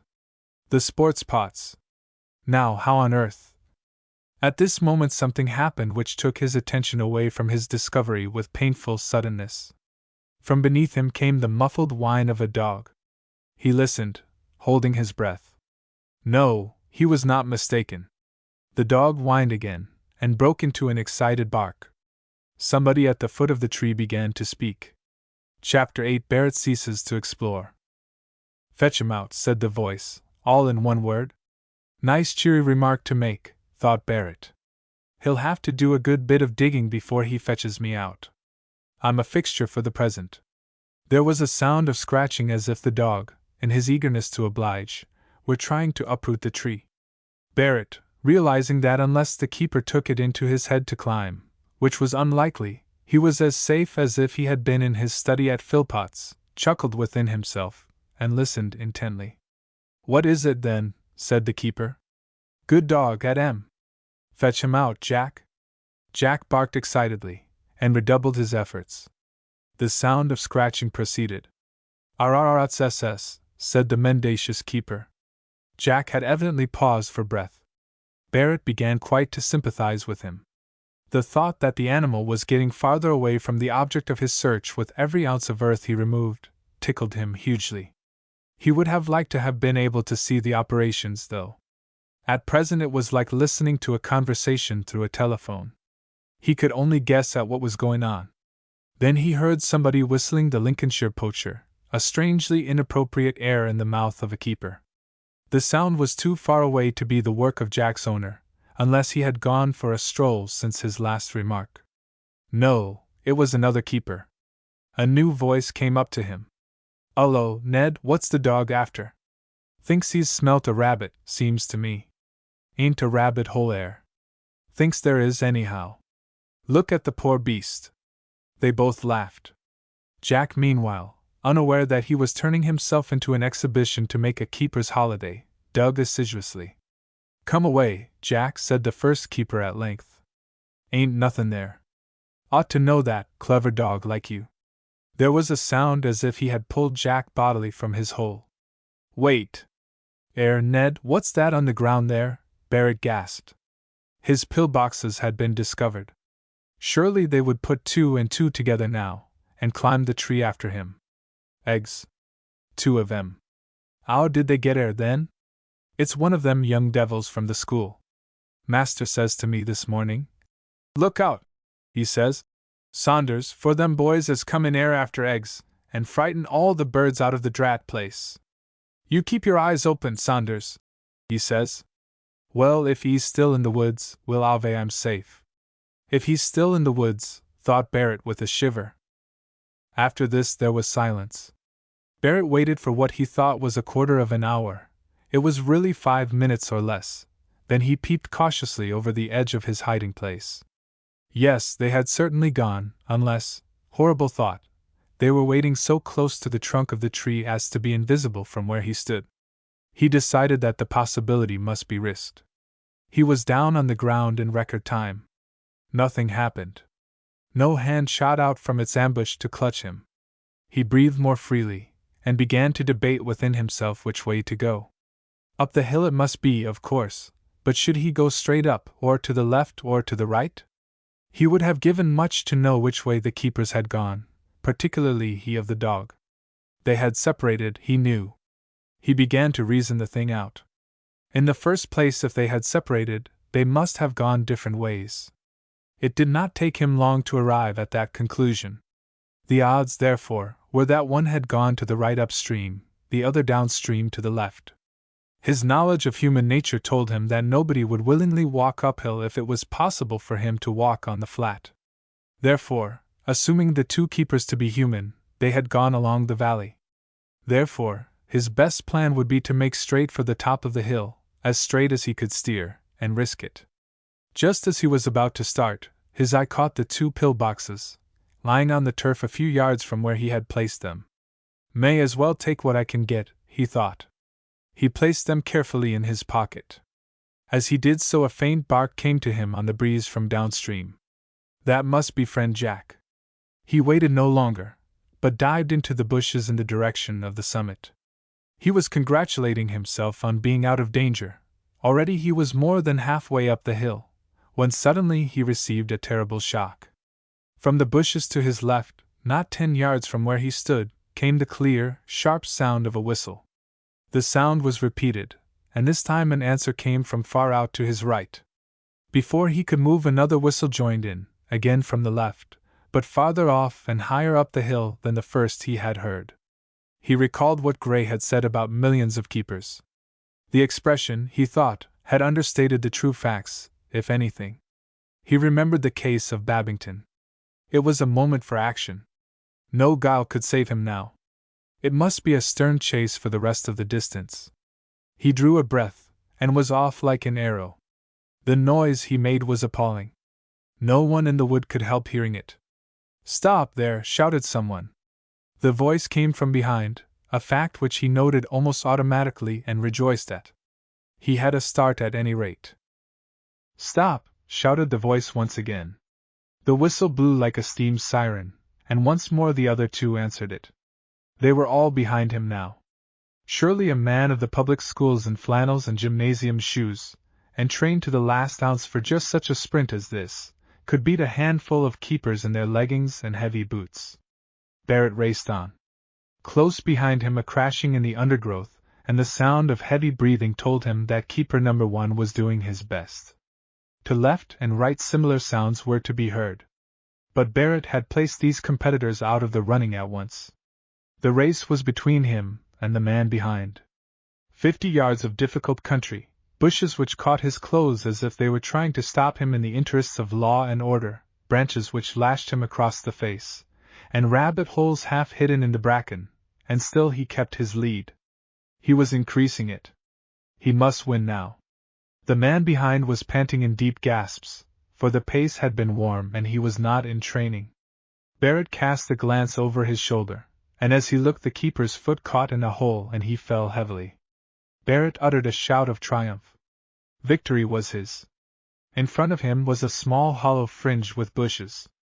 Collecting his strength he cleared these with a bound. Then another of the events of this eventful afternoon happened. Instead of the hard turf, his foot struck something soft, something which sat up suddenly with a yell. Barrett rolled down the slope and halfway up the other side like a shot rabbit. Dimly he recognized that he had jumped onto a human being. The figure did not wear the official velveteens. Therefore he had no business in the dingle.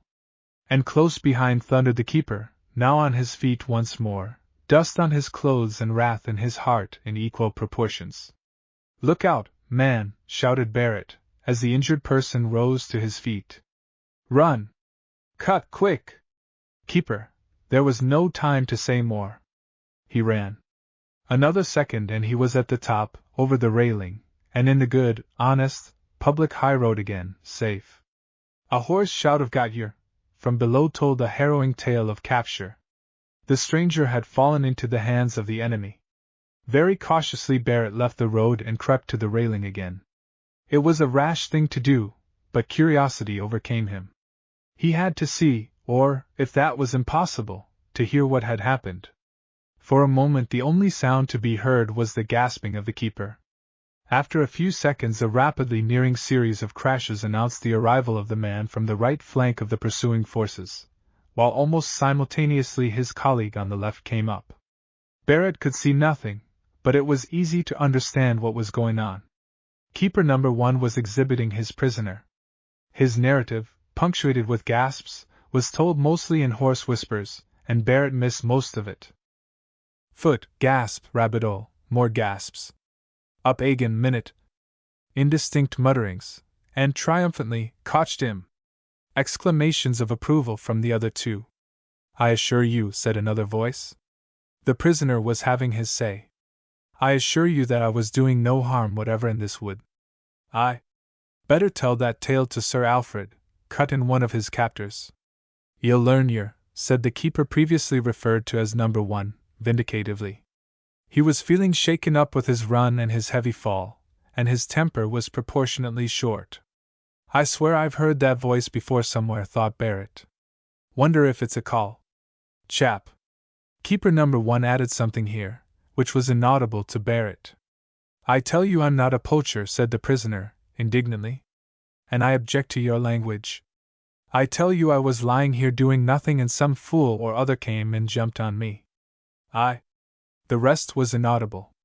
But Barrett had heard enough. I knew I'd heard that voice before. Plunkett, by Jove! Golly, what is the world coming to, when heads of houses and school prefects go on the poach? Fancy! Plunkett of all people, too! This is a knockout, I'm hanged if it isn't. From below came the sound of movement. The keepers were going down the hill again. To Barrett's guilty conscience it seemed that they were coming up. He turned and fled. The hedge separating Sir Alfred Venner's land from the road was not a high one, though the drop the other side was considerable. Barrett had not reckoned on this. He leapt the hedge, and staggered across the road. At the same moment a grey-clad cyclist, who was pedaling in a leisurely manner in the direction of the school, arrived at the spot. A collision seemed imminent, but the stranger in a perfectly composed manner, as if he had suddenly made up his mind to take a sharp turning, rode his machine up the bank, whence he fell with easy grace to the road, just in time to act as a cushion for Barrett. The two lay there in a tangled heap. Barrett was the first to rise. Chapter 9. Enter the sleuth-hound. I'm awfully sorry, he said, disentangling himself carefully from the heap. I hope you're not hurt. The man did not reply for a moment. He appeared to be laying the question before himself as an impartial judge, as who should say, Now tell me candidly, are you hurt? Speak freely and without bias. No, he said at last, feeling his left leg as if he were not absolutely easy in his mind about that. No, not hurt, thank you. Not much, that is, he added with the air of one who thinks it best to qualify too positive a statement. Left leg. Shin. Slight bruise. Nothing to signify. It was a rotten thing to do, jumping over into the road like that, said Barrett. Didn't remember there'd be such a big drop. My fault in a way, said the man. Riding wrong side of road. Out for a run? More or less. Excellent thing. Yes. It occurred to Barrett that it was only due to the man on whom he had been rolling to tell him the true facts of the case. Besides, it might do something towards removing the impression which must, he felt, be forming in the stranger's mind that he was mad. You see, he said, in a burst of confidence, it was rather a close thing. There were some keepers after me. Ah, said the man. Thought so. Trespassing? Yes. Ah. Keepers don't like trespassers. Curious thing, don't know if it ever occurred to you, if there were no trespassers, there would be no need for keepers. To their interest, then, to encourage trespassers. But do they? Barrett admitted that they did not very conspicuously. No, same with all professions. Not poaching, I suppose? Rather not. I was after eggs. By Jove, that reminds me. He felt in his pocket for the pill-boxes. Could they have survived the stormy times through which they had been passing? He heaved a sigh of relief as he saw that the eggs were uninjured. He was so intent on examining them that he missed the stranger's next remark. Sorry. What? I didn't hear. Asked if I was going right for St. Austin's school. College, said Barrett with a convulsive shudder. The most deadly error mortal man can make, with the exception of calling a school a college, is to call a college a school. College, said the man. Is this the road? Yes. You can't miss it. I'm going there myself. It's only about a mile. Ah, said the man, with a touch of satisfaction in his voice. Going there yourself, are you? Perhaps you're one of the scholars? Not much, said Barrett. Ask our Formbeek if I'm a scholar. Oh. I see. Yes, I'm there all right. Barrett was a little puzzled as to how to class his companion. No old public school man would talk of scholars. And yet he was emphatically not a bargee. Barrett set him down as a sort of superior tourist, a Henry as opposed to an Airy. Been bit of a disturbance there, hasn't there? Cricket pavilion. Cups. Rather. But how on earth did I get to hear of it, you were going to say? Well, no need to conceal anything. Fact is, down here to look into the matter. Detective. Name, Roberts, Scotland Yard.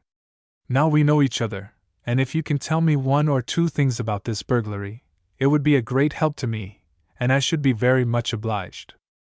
Barrett had heard that a detective was coming down to look into the affair of the cups. His position was rather a difficult one. In a sense, it was simple enough.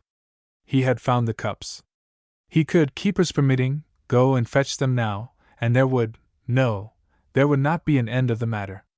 It would be very pleasant, exceedingly pleasant, to go to the headmaster and the detective, and present the cups to them with a "Bless you, my children" air. The headmaster would say, "Barrett, you're a marvel. How can I thank you sufficiently?" While the detective would observe that he had been in the profession over 20 years, but never had he seen so remarkable an exhibition of sagacity and acumen as this. That, at least, was what ought to take place. But Barrett's experience of life, short as it was, had taught him the difference between the ideal and the real. The real, he suspected, would in this case be painful. Certain facts would come to light. When had he found the cups? About 4 in the afternoon? Oh. Roll call took place at 4 in the afternoon. How came it that he was not at roll call? Furthermore, how came it that he was marked on the list as having answered his name at that ceremony? Where had he found the cups? In a hollow tree? Just so. Where was the hollow tree? In Sir Alfred Venner's woods. Did he know that Sir Alfred Venner's woods were out of bounds? Did he know that, in consequence of complaints from Sir Alfred Venner, Sir Alfred Venner's woods were more out of bounds than any other out-of-bounds woods in the entire county that did not belong to Sir Alfred Venner? He did? Ah. No, the word for his guidance in this emergency, he felt instinctively, was mum. Time might provide him with a solution. He might, for instance, abstract the cups secretly from their resting place, place them in the middle of the football field, and find them there dramatically after morning school. Or he might reveal his secret from the carriage window as his train moved out of the station on the first day of the holidays. There was certain to be some way out of the difficulty. But for the present, silence. He answered his companion's questions freely, however. Of the actual burglary he knew no more than any other member of the school, considerably less, indeed, than Jim Thompson, of Merivale's, at present staggering under the weight of a secret even more gigantic than Barrett's own. In return for his information he extracted sundry reminiscences. The scar on the detective's cheekbone, barely visible now, was the mark of a bullet, which a certain burglar, named, singularly enough, Roberts, had fired at him from a distance of 5 yards.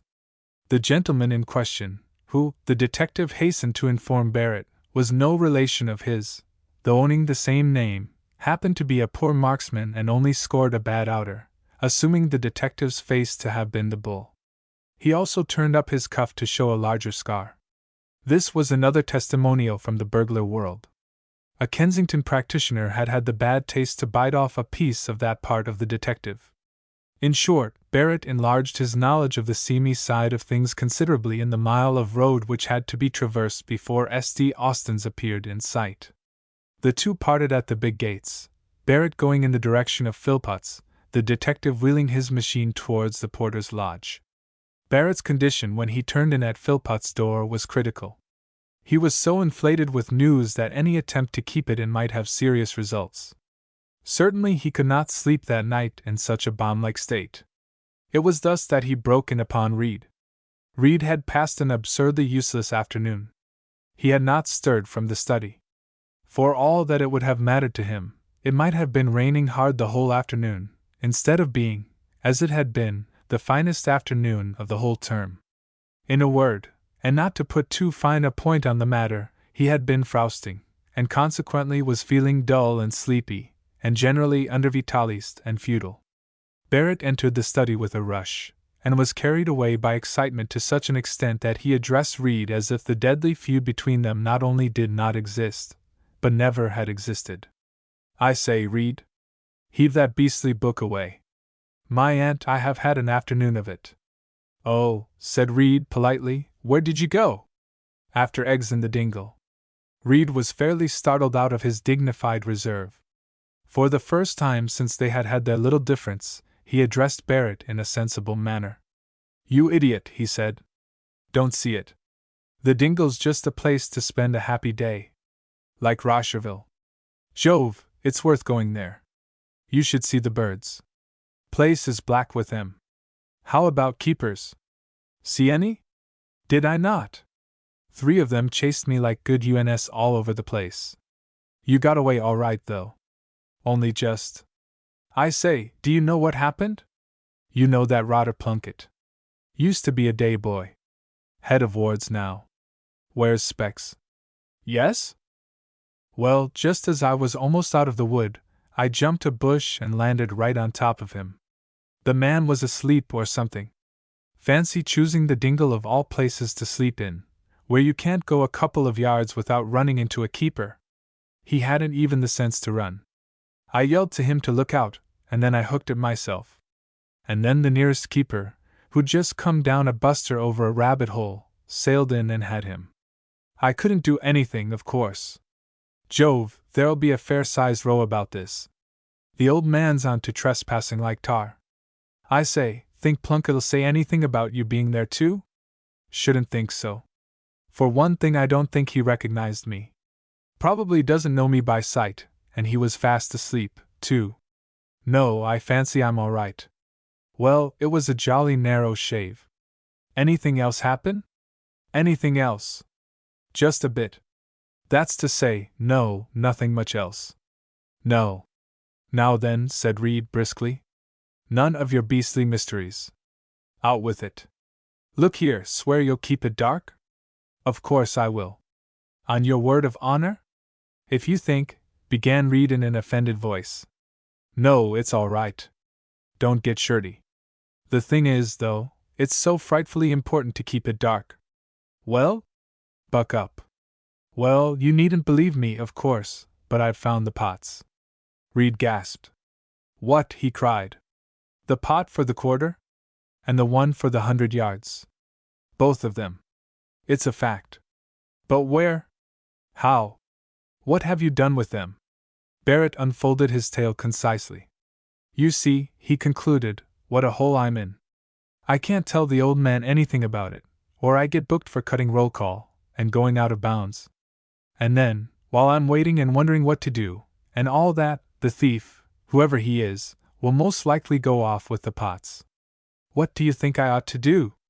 Reed propended. Well, he said, all you can do is to lie low and trust to luck, as far as I can see. Besides, there's one consolation. This Plunkett business'll make every keeper in the dingle twice as keen after trespassers. So the pot man won't get a chance of getting the things away. Yes, there's something in that, admitted Barrett. It's all you can do, said Reed. Yes.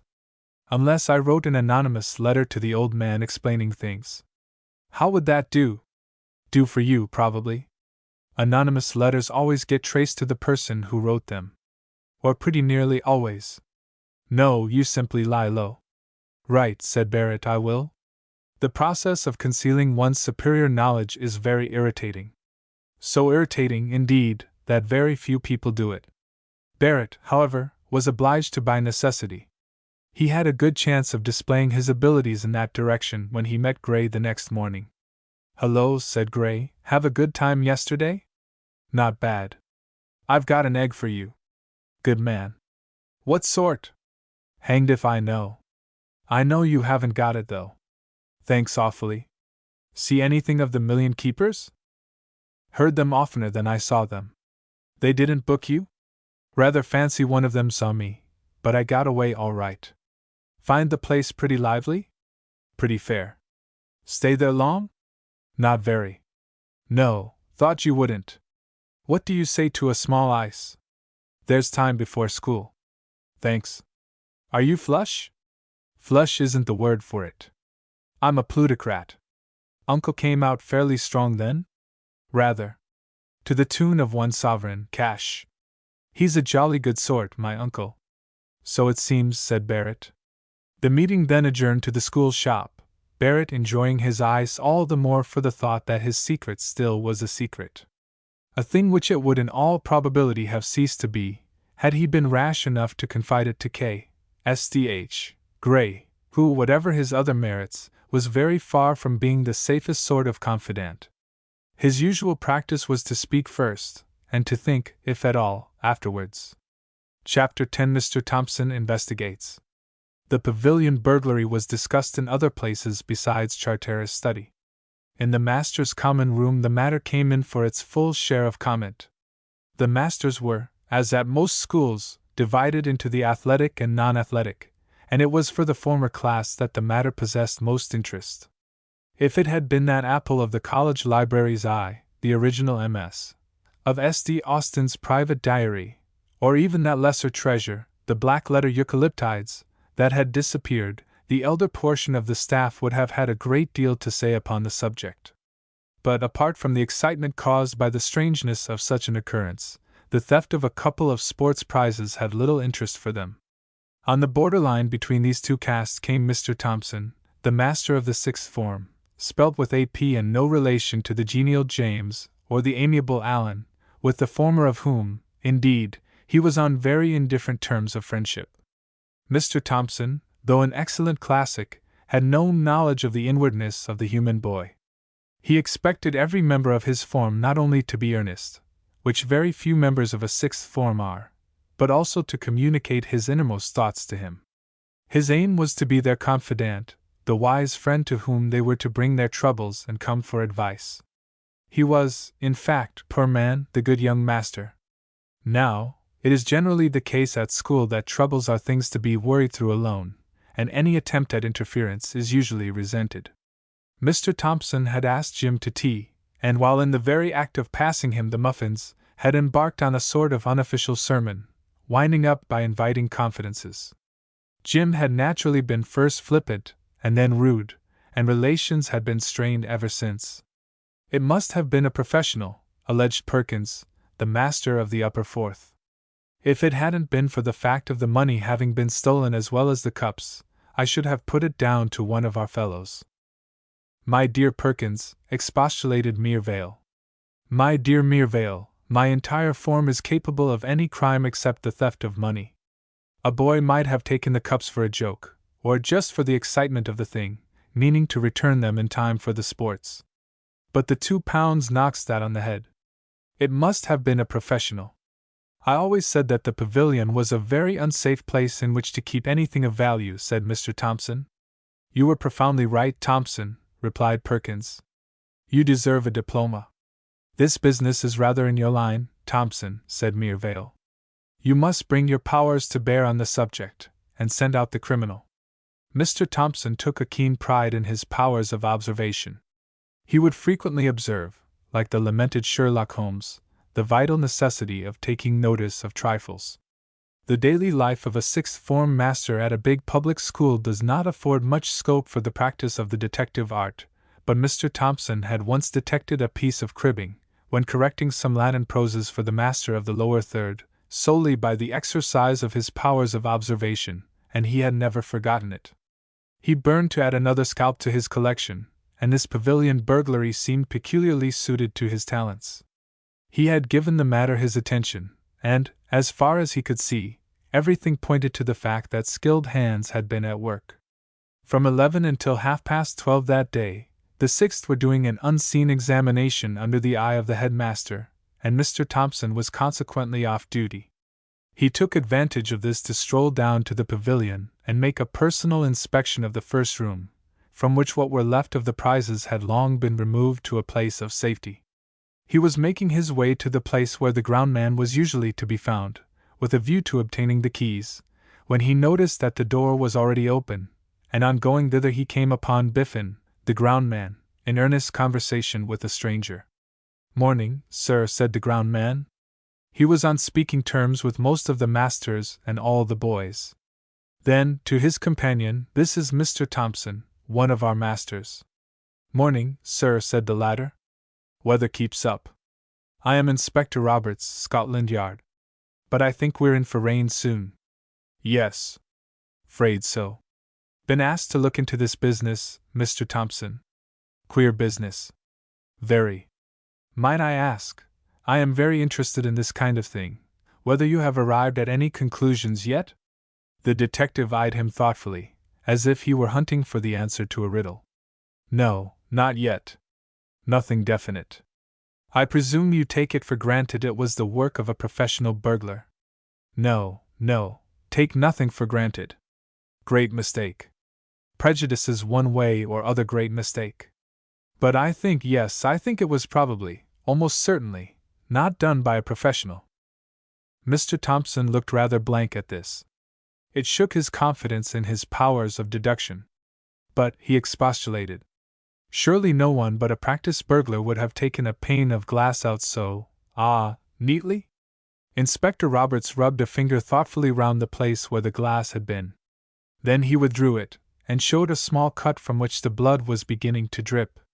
Do you notice anything peculiar about that cut? He inquired. Mr. Thompson did not. Nor did the groundman. Look carefully. Now do you see? No? Well, it's not a clean cut. Ragged. Very ragged. Now if a professional had cut that pane out, he wouldn't have left it jagged like that. No, he would have used a diamond. Done job neatly. This destroyed another of Mr. Thompson's premises. He had taken it for granted that a diamond had been used. Oh, he said, was that pane not cut by a diamond? What did the burglar use then? No diamond. Diamond would have left smooth surface. Smooth as a razor edge. This is like a saw. Amateurish work. Can't say for certain, but probably done with a chisel. With a chisel? Surely not. Yes. Probably with a chisel. Probably the man knocked the pane out with one blow, then removed all the glass so as to make it look like the work of an old hand. Very good idea, but amateurish. I am told that 3 cups have been taken. Could you tell me how long they had been in the pavilion? Mr. Thompson considered. Well, he said, of course it's difficult to remember exactly, but I think they were placed there soon after 1 o'clock the day before yesterday. Ah.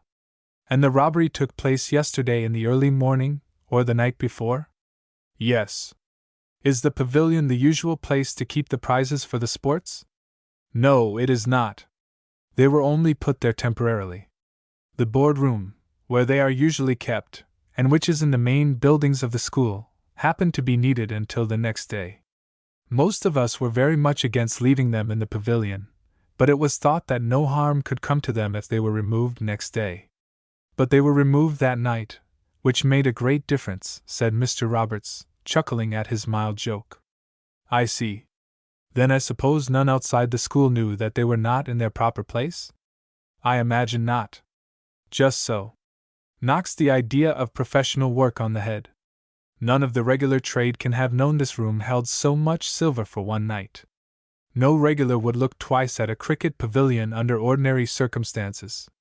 Therefore, it must have been somebody who had something to do with the school. One of the boys, perhaps. Really, I do not think that probable. You can't tell. Never does to form hasty conclusions. Boy might have done it for many reasons. Some boys would have done it for the sake of the excitement. That, perhaps, is the least possible explanation. But you get boy kleptomaniacs just as much in proportion as grown-up kleptomaniacs. I knew a man. Had a son. Couldn't keep him away from anything valuable. Had to take him away in a hurry from 3 schools, good schools, too. Really? What became of him? He did not come to us, I suppose? No, somebody advised the father to send him to one of those north country schools where they flog. Great success. Stole some money. Got flogged, instead of expelled. Did it again with same result. Gradually got tired of it. Reformed character now. I don't say it is a boy, mind you. Most probably not. Only say it may be. All the while he was talking, his eyes were moving restlessly round the room. He came to the window through which Jim had effected his entrance, and paused before the broken pane.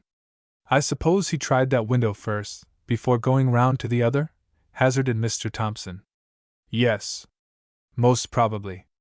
Broke it, and then remembered that anyone at the windows of the boarding houses might see him, so left his job half done, and shifted his point of action. I think so. Yes. He moved on again till he came to the other window. Then he gave vent to an excited exclamation, and picked up a piece of caked mud from the sill as carefully as if it were some fragile treasure. Now see this, he said. This was wet when the robbery was done. The man brought it in with him. On his boot. Left it on the sill as he climbed in. Got out in a hurry, startled by something. You can see he was startled and left in a hurry from the different values of the cups he took, and as he was going, put his hand on this. Left a clear impression. Good as plaster of Paris, very nearly.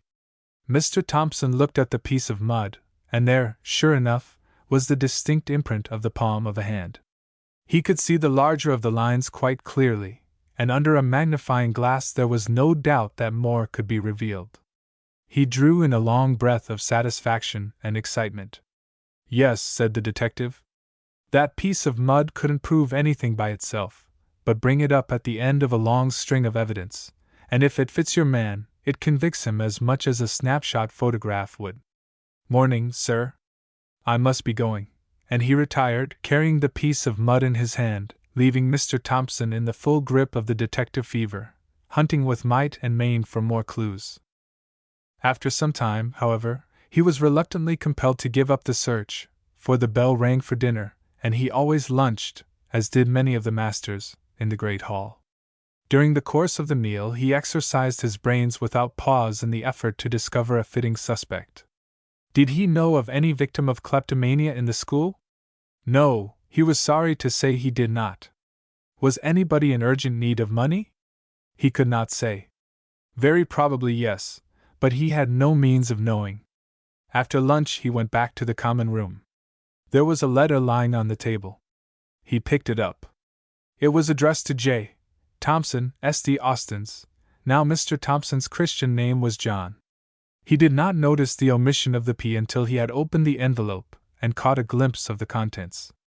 The letter was so short that only a glimpse was needed, and it was not till he had read the whole that he realized that it was somebody else's letter that he had opened. This was the letter. Dear Jim, frantic haste. Can you let me have that £2 directly you come back? Beg, borrow, or steal it. I simply must have it.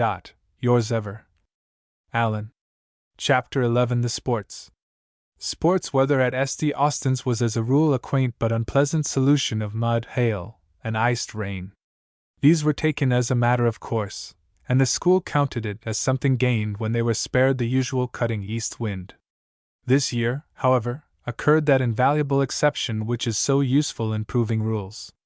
There was no gale, only a gentle breeze.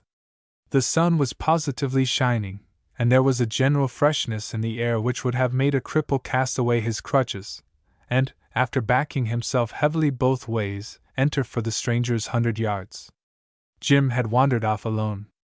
He was feeling too nervous at the thought of the coming mile and all it meant to him to move in society for the present.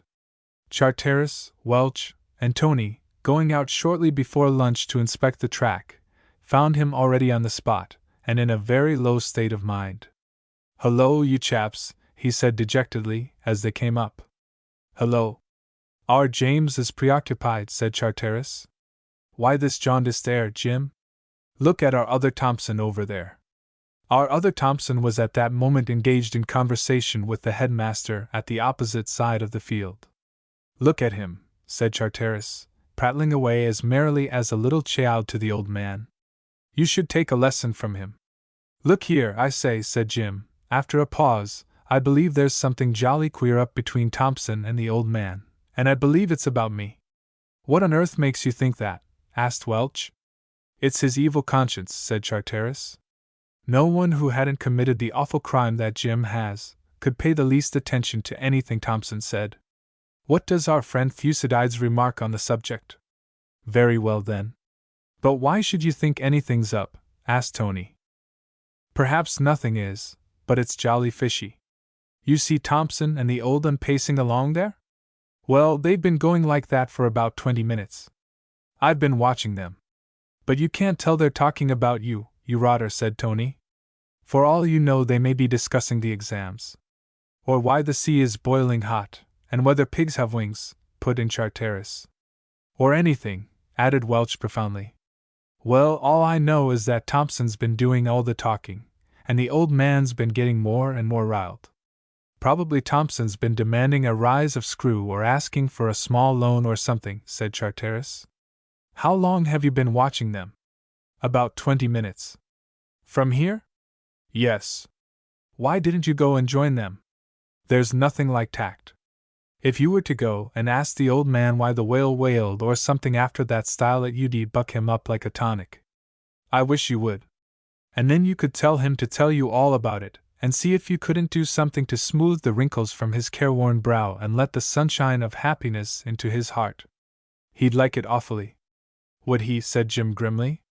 Well, I got the chance just now. Thompson said something to him, and he spun round, saw me, and shouted, Thompson. I went up and capped him, and he was starting to say something when he seemed to change his mind, and instead of confessing everything, he took me by the arm, and said, No, no, Thompson. Go away. It's nothing. I will send for you later. And did you knock him down? Asked Charteris. What happened? Said Welch. He gave me a shove as if he were putting the weight, and said again, It's no matter. Go away, Thompson, now. So I went. And you've kept an eye on him ever since? Said Charteris. Didn't he seem at all restive? I don't think he noticed me. Thompson had the floor, and he was pretty well full up listening to him. I suppose you don't know what it's all about? Asked Tony. Must be this pavilion business. Now, my dear, sweet cherub, said Charteris, don't you go and make an utter idiot of yourself and think you're found out and all that sort of thing. Even if they suspect you, they've got to prove it. There's no sense in your giving them a helping hand in the business. What you've got to do is to look normal. Don't overdo it or you'll look like a swashbuckler, and that'll be worse than underdoing it. Can't you make yourself look less like a convicted forger? For my sake? You really do look a bit off it, said Welch critically. As if you were sickening for the flu, or something. Doesn't he, Tony? Rather, said that expert in symptoms. You simply must buck up, Jim, or Drake'll walk away from you. It's disappointing, said Charteris, to find a chap who can crack a crib as neatly as you can doubling up like this. Think how Charles Peace would have behaved under the circs. Don't disgrace him, poor man. Besides, said Jim, with an attempt at optimism, it isn't as if I'd actually done anything, is it? Just so, said Charteris. That's what I've been trying to get you to see all along. Keep that fact steadily before you, and you'll be all right. There goes the lunch bell, said Tony. You can always tell Merivale's bell in a crowd. William rings it as if he was doing it for his health. William, also known in criminal circles as the Moke, was the gentleman who served the house, in a perpetual grin and a suit of livery 4 sizes too large for him, as a sort of butler.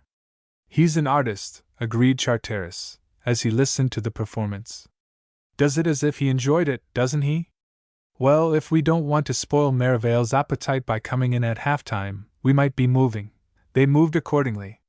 The sports were to begin at 2 o'clock with a series of 100 yards races, which commenced with the under-12. Cameron of Prater's a warm man for this, said those who had means of knowing, and culminated at about 1:15 with the open event, for which Welch was a certainty. By 1:45 the places round the ropes were filled, and more visitors were constantly streaming in at the 2 entrances to the school grounds, while in the center of the ring the band of the local police force, the military being unavailable owing to exigencies of distance, were seating themselves with the grim determination of those who know that they are going to play the soldiers' chorus out of Faust. The band at the sports had played the soldiers' chorus out of Faust every year for decades past, and will in all probability play it for decades to come. The sports at St. Austin's were always looked forward to by everyone with the keenest interest, and when the day arrived, were as regularly voted slow. In all school sports there are too many foregone conclusions. In the present instance everybody knew, and none better than the competitors themselves, that Welch would win the quarter and 100. The high jump was an equal certainty for a boy named Reese in Halliday's house. Jackson, unless he were quite out of form, would win the long jump, and the majority of the other events had already been decided. The gem of the afternoon would be the mile, for not even the shrewdest judge of form could say whether Jim would beat Drake, or Drake Jim. Both had done equally good times in practice, and both were known to be in the best of training. The adherents of Jim pointed to the fact that he had won the half off Drake, by a narrow margin, true, but still he had won it. The other side argued that a half-mile is no criterion for a mile, and that if Drake had timed his sprint better he would probably have won, for he had finished up far more strongly than his opponent. And so on the subject of the mile, public opinion was for once divided. The field was nearly full by this time. The only clear space outside the ropes was where the headmaster stood to greet and talk about the weather to such parents and guardians and other celebrities as might pass. This habit of his did not greatly affect the unattached members of the school, those whose parents lived in distant parts of the world and were not present on sports day, but to S.D. Jones Brown, for instance, of the lower third, towing Mr. Brown, Sr., round the ring. It was a nervous ordeal to have to stand by while his father and the head exchanged polite commonplaces. He could not help feeling that there was just a chance, horrible thought, that the head, searching for something to say, might seize upon that little matter of broken bounds or shaky examination papers as a subject for discussion. He was generally obliged, when the interview was over, to conduct his parent to the shop by way of pulling his system together again, the latter, of course, paying. At intervals round the ropes old Austinian No. 1 was meeting old Austinian No. 2, whom he emphatically detested, and had hoped to avoid, and was conversing with him in a nervous manner, the clearness of his replies being greatly handicapped by a feeling, which grew with the minutes, that he would never be able to get rid of him and go in search of old Austinian No. 3, his bosom friend. At other intervals, present Austinians of tender years were maneuvering half companies of sisters, aunts, and mothers, and trying without much success to pretend that they did not belong to them. A pretense which came down heavily when one of the aunts addressed them as Willie or Phil, and wanted to know audibly if that boy who had just passed, the one person in the school whom they happened to hate and despise, was their best friend. It was a little trying, too, to have to explain in the middle of a crowd that the reason why you were not running in that race, the under 1300, by Jove, which ought to have been a gift to you, only, etc., was because you had been ignominiously knocked out in the trial heats. In short, the afternoon wore on. Welch won the 100 by 2 yards and the quarter by 20, and the other events fell in nearly every case to the favorite.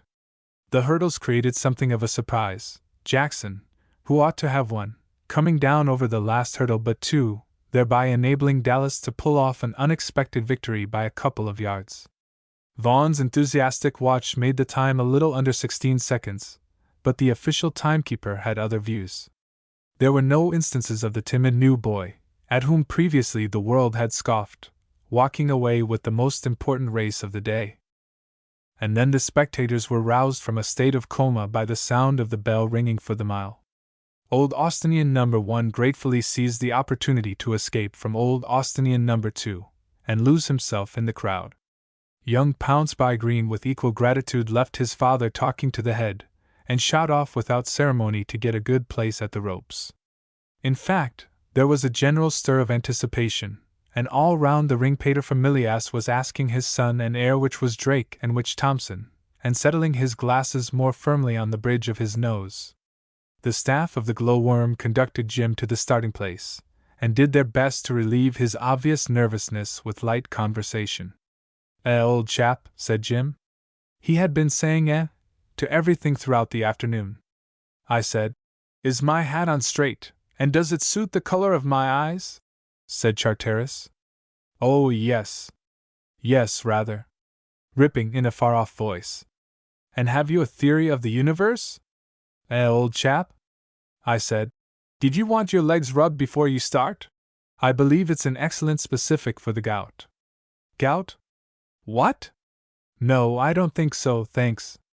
And you'll write to us sometimes, Jim, and give my love to little Henry, and always wear flannel next your skin, my dear boy," said Charteris. This seemed to strike even Jim as irrelevant. "Do shut up for goodness sake, Alderman," he said irritably. "Why can't you go and rag somebody else? My place is by your side. Go, my son, or else they'll be starting without you. Give us your blazer. And take my tip, the tip of an old runner, and don't pocket your opponent's ball in your own 25. And come back victorious, or on the shields of your soldiers. All right, sir, to the starter, he's just making his will. Goodbye, Jim. Buck up, or I'll lynch you after the race." Jim answered by muffling him in his blazer, and walking to the line. There were 6 competitors in all, each of whom owned a name ranking alphabetically higher than Thompson. Jim, therefore, had the outside berth. Drake had the one next to the inside, which fell to Adamson, the victim of the lost £2 episode. Both Drake and Jim got off well at the sound of the pistol, and the pace was warm from the start. Jim evidently had his eye on the inside berth, and after half a lap had been completed, he got it, Drake falling back. Jim continued to make the running, and led at the end of the first lap by about 5 yards. Then came Adamson, followed by a batch of 3, and finally Drake, taking things exceedingly coolly, a couple of yards behind them. The distance separating him from Jim was little over a dozen yards. A roar of applause greeted the runners as they started on the second lap, and it was significant that while Jim's supporters shouted, "Well run," those of Drake were fain to substitute advice for approval, and cry "Go it." Drake, however, had not the least intention of going it in the generally accepted meaning of the phrase. A yard or two to the rear meant nothing in the first lap, and he was running quite well enough to satisfy himself, with a nice, springy stride, which he hoped would begin to tell soon. With the end of the second lap the real business of the race began, for the survival of the fittest had resulted in eliminations and changes of order. Jim still led, but now by only 8 or 9 yards. Drake had come up to second, and Adamson had dropped to a bad third. 2 of the runners had given the race up, and retired, and the last man was a long way behind, and, to all practical purposes, out of the running. There were only 3 laps, and, as the last lap began, the pace quickened, fast as it had been before. Jim was exerting every particle of his strength. He was not a runner who depended overmuch on his final dash. He hoped to gain so much ground before Drake made his sprint as to neutralize it when it came. Adamson he did not fear. And now they were in the last 200 yards, Jim by this time some 30 yards ahead, but in great straits. Drake had quickened his pace, and gained slowly on him. As they rounded the corner and came into the straight, the cheers were redoubled. It was a great race. Then, 50 yards from the tape, Drake began his final sprint. If he had saved himself before, he made up for it now. The gap dwindled and dwindled. Neither could improve his pace. It was a question whether there was enough of the race left for Drake to catch his man, or whether he had once more left his sprint till too late. Jim could hear the roars of the spectators, and the frenzied appeals of Merivale's house to him to sprint, but he was already doing his utmost. Everything seemed black to him, a black, surging mist, and in its center a thin white line, the tape. Could he reach it before Drake? Or would he collapse before he reached it? There were only 5 more yards to go now, and still he led. 4, 3, 2. Then something white swept past him on the right. The white line quivered, snapped, and vanished, and he pitched blindly forward onto the turf at the track side. Drake had won by a foot. Chapter 12 An interesting interview. For the rest of the afternoon Jim had a wretched time. To be beaten after such a race by a foot, and to be beaten by a foot when victory would have cut the Gordian knot of his difficulties once and for all, was enough to embitter anybody's existence. He found it hard to accept the well-meant condolences of casual acquaintances, and still harder to do the right thing and congratulate Drake on his victory, a refinement of self-torture which is by custom expected of the vanquished in every branch of work or sport. But he managed it somehow, and he also managed to appear reasonably gratified when he went up to take his prize for the half-mile. Tony and the others, who knew what his defeat meant to him, kept out of his way, for which he was grateful. After lock-up, however, it was a different matter, but by that time he was more ready for society. Even now there might be some way out of the difficulty. He asked Tony's advice on the subject. Tony was perplexed. The situation was beyond his grip. "I don't see what you can do, Jim," he said, "unless the Rugby chap will be satisfied with £1 on account. It's a beastly business. Do you think your pater will give you your money all the same as it was such a close finish?" Jim thought not. In fact, he was certain that he would not, and Tony relapsed into silence as he tried to bring another idea to the surface. He had not succeeded when Charteris came in. "Jim," he said, "you have my sympathy. It was an awfully near thing. But I've got something more solid than sympathy. I will take a seat. Don't rag, Charteris, said Tony. It's much too serious. Who's ragging, you rotter? I say I have something more solid than sympathy, and instead of giving me an opening, as a decent individual would, by saying, What? You accuse me of ragging. James, my son, if you will postpone your suicide for 2 minutes, I will a tale unfold. I have an idea. Well? That's more like it. Now you are talking. We will start at the beginning. First, you want £1. So do I. Secondly, you want it before next Tuesday. Thirdly, you haven't it on you. How, therefore, are you to get it? As the song hath it, you don't know, they don't know, but, now we come to the point, I do know. Yes, said Jim and Tony together. It is a luminous idea. Why shouldn't we publish a special number of the Glow-Worm before the end of term? Jim was silent at the brilliance of the scheme. Then doubts began to harass him. Is there time? Time? Yards of it. This is Saturday. We start tonight, and keep at it all night, if necessary. We ought to manage it easily before tomorrow morning. On Sunday we jellygraph it. It'll have to be a jellygraphed number this time. On Monday and Tuesday we sell it, and there you are. How are you going to sell it? In the ordinary way at the shop? Yes, I've arranged all that. All we've got to do is to write the thing. As the penalty for your sins you shall take on most of it. I'll do the editorial. Welch is pegging away at the sports account now, and I waylaid Jackson just before lock-up, and induced him by awful threats to knock off some verses. So we're practically published already. It's grand, said Jim. And it's awfully decent of you chaps to fag yourselves like this for me. I'll start on something now. But can you raise a sovereign on one number? Asked Tony. Either that, or I've arranged with the shop to give us a quid down, and take all profits on this and the next number. They're as keen as anything on the taking all profits idea, but I've kept that back to be used only in case of necessity. But the point is that Jim gets his sovereign in any case. I must be off to my editorial. So long, and he went. Grand man, Charteris, said Tony, as he leant back in his chair in search of a subject. You'd better weigh in with an account of the burglary. It's a pity you can't give the realistic description you gave us. It would sell like anything. Wouldn't do to risk it. At that moment the door swung violently open, with Mervale holding on to the handle, and following it in its course. Mervale very rarely knocked at a study door, a peculiarity of his which went far towards shattering the nervous systems of the various inmates, who never knew when it was safe to stop work and read fiction. Ah, Thompson, he said, I was looking for you. The headmaster wants to see you over at his house, if you are feeling well enough after your exertions. Very close thing, that mile. I don't know when I have seen a better run race on the college grounds. I suppose you are feeling pretty tired, eh?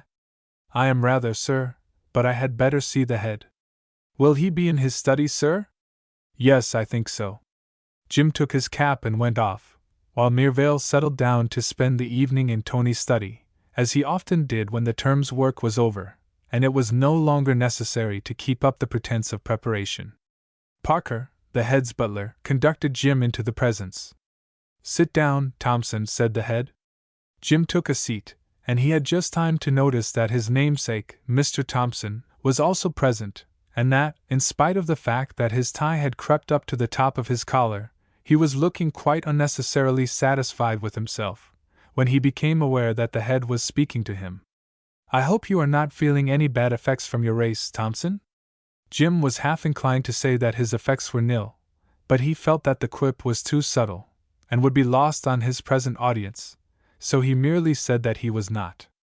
There was a rather awkward silence for a minute. Then the head coughed and said, Thompson. Yes, sir. I think it would be fairest to you to come to the point at once, and to tell you the reason why I wish to see you. Jim ran over the sins which shot up in his mind like rockets as he heard these ominous words, and he knew that this must be the matter of the pavilion. He was, therefore, in a measure prepared for the head's next words. Thompson. Yes, sir. A very serious charge has been brought against you. You are accused of nothing less than this unfortunate burglary of the prizes for the sports. Yes, sir. Is my accuser Mr. Thompson? The headmaster hesitated for a moment, and Mr. Thompson spoke. That is so, he said. Yes, said the head, the accusation is brought by Mr. Thompson. Yes, sir, said Jim again, and this time the observation was intended to convey the meaning, my dear, good sir, when you've known him as long as I have, you won't mind what Mr. Thompson says or does. It's a kind of way he's got, and if he's not under treatment for it, he ought to be. I should like to hear from your own lips that the charge is groundless. Anything to oblige, thought Jim. Then aloud, yes, sir. You say it is groundless? This from Mr. Thompson. Yes, sir. I must warn you, Thompson, that the evidence against you is very strong indeed, said the head. Without suggesting that you are guilty of this thing, I think I ought to tell you that if you have any confession to make, it will be greatly, very greatly, to your own advantage to make it at once. And give myself away, free, gratis and for nothing, thought Jim. Not for me, thank you. Might I hear Mr. Thompson's evidence, sir? He asked. Certainly, Thompson. He effected a movement in Mr. Thompson's direction, midway between a bow and a nod. Mr. Thompson coughed. Jim coughed, too, in the same key. This put Mr. Thompson out, and he had to cough again. In the first place, he began, it has been conclusively proved that the burglary was the work of an unskillful hand. That certainly seems to point to me as the author, said Jim flippantly. Silence, Thompson, said the head, and counsel for the prosecution resumed. In the second place, it has been proved that you were at the time of the burglary in great need of money. This woke Jim up. It destroyed that feeling of coolness with which he had started the interview. Awful thoughts flashed across his mind. Had he been seen at the time of his burglarious entry? At any rate, how did Mr. Thompson come to know of his pecuniary troubles? Did you say it had been proved, sir? Yes. How, sir? He felt the question was a mistake as he was uttering it. Your really injured innocent would have called all the elements to witness that he was a millionaire. But it was too late to try that now. And besides, he really did want to know how Mr. Thompson had got to hear of this skeleton in his cupboard. The headmaster interrupted hurriedly. It is a very unfortunate affair altogether, and this is quite the most unfortunate part. A letter came to the college addressed to J. Thompson, and Mr. Thompson opened and read it inadvertently. Quite inadvertently. Yes, sir, said Jim, in a tone which implied, I am no George Washington myself, but when you say he read it inadvertently, well. This letter was signed Allen. My brother, sir. Exactly. And it asked for £2. Evidently in payment of a debt, and the tone of the letter certainly seemed to show that you were not then in possession of the money. Could I have the letter, sir? Then with respectful venom to Mr. Thompson, if you have finished with it. The letter was handed over, and pocketed, and Jim braced his moral pecker up for the next round of the contest. I take it then, Thompson, resumed the head, that you owe your brother this money? Yes, sir. £2 is a great deal of money for one boy to lend another. It was not lent, sir. It was a bet. A bet, in a nasty tone from the head. A bet, in a sepulchral echo from Mr. Thompson. There was a long pause. At any other time, said the head, I should feel it my duty to take serious notice of this, but beside this other matter with which you are charged, it becomes trivial. I can only repeat that the circumstances are exceedingly suspicious, and I think it would be in your interests to tell us all you know without further delay. You take it for granted I am guilty, sir, began Jim hotly. I say that the circumstances seems to point to it. In the first place, you were in need of money. You admit that? Yes, sir. In the second place, said the head slowly, in the second place, I am told that you were nowhere to be found in the house at 8:30 on the night of the burglary, when you ought certainly to have been in your study at your work. Bombshell number 2, and a worse one than the first. For the moment Jim's head swam. If he had been asked just then in so many words where he had been at that time, it is likely that he would have admitted everything. By some miracle the head did not press his point. You may go now, Thompson, he said. I should like to see you after morning school on Monday. Good night. Good night, sir, said Jim, and went without another word. Coming so soon after the exertion and strain of the mile, this shock made him feel sick and dizzy. When he had gone, the head turned to Mr. Thompson with a worried look on his face. "I feel as certain as I do of anything," he said thoughtfully, "that boy is telling the truth. If he had been guilty, he would not have behaved like that. I feel sure of it." Mr. Thompson looked equally thoughtful. "The circumstances are certainly very suspicious," he said, echoing the head's own words. "I wish I could think he was innocent, but I am bound to say I do not. I regard the evidence as conclusive." "Circumstantial evidence is proverbially uncertain, Mr. Thompson. That is principally the reason why I was so bent on making him confess if he had anything to confess. I can't expel a boy and ruin his whole career on mere suspicion. The matter must be proved, doubly proved, and even then I should feel uneasy until he owned himself guilty. It is a most unpleasant affair, a terrible affair." "Most," agreed Mr. Thompson. And exactly the same thing was occurring at that moment to Jim, as he sat on his bed in his dormitory, and pondered hopelessly on this new complication that had presented itself so unexpectedly. He was getting very near to the end of his tether, was J. Thompson of Merivales. It seemed to him, indeed, that he had reached it already. Possibly if he had had a clearer conscience and a larger experience, he might have recognized that the evidence which Mr. Thompson had described as conclusive was in reality not strong enough to hang a cat on. Unfortunately, he did not enjoy those advantages. Chapter 13 Sir Alfred Scores. Soon after Jim had taken his departure, Mr. Thompson, after waiting a few minutes in case the headmaster had anything more to say, drifted silently out of the room. The head, like the gentleman in the ballad, continued to wear a worried look. The more he examined the matter, the less did he know what to make of it. He believed, as he had said to Mr. Thompson, that Jim was entirely innocent. It was an incredible thing, he thought, that a public school boy, a school prefect, too, into the bargain, should break out of his house and into a cricket pavilion, however great a crisis his finances might be undergoing, and then to steal 2 of the prizes for the sports. Impossible. Against this, however, must be placed the theft of the £2. It might occur to a boy, as indeed Mr. Thompson had suggested, to steal the cups in order to give the impression that a practiced burglar had been at work. There was certainly something to be said in favor of this view. But he would never believe such a thing. He was a good judge of character, a headmaster generally is, and he thought he could tell when a boy was speaking the truth and when he was not. His reflections were interrupted by a knock at the door. The butler entered with a card on a tray. "Sir Alfred Venner, MP, Badgwick Hall," said, almost shouted, the card. He read the words without any apparent pleasure. "Is Sir Alfred here himself, Parker?" he said. "He is, sir." The headmaster sighed inaudibly but very wearily. He was feeling worried already, and he knew from experience that a tete-a-tete with Sir Alfred Venner, MP, of Badgwick Hall, would worry him still more. The head was a man who tried his very hardest to like each and all of his fellow creatures, but he felt bound to admit that he liked most people a very great deal better than he liked the gentleman who had just sent in his card. Sir Alfred's manner always jarred upon him. It was so exactly the antithesis of his own. He was quiet and dignified, and addressed everybody alike courteously. Sir Alfred was restless and fussy. His manner was always dictatorial and generally rude.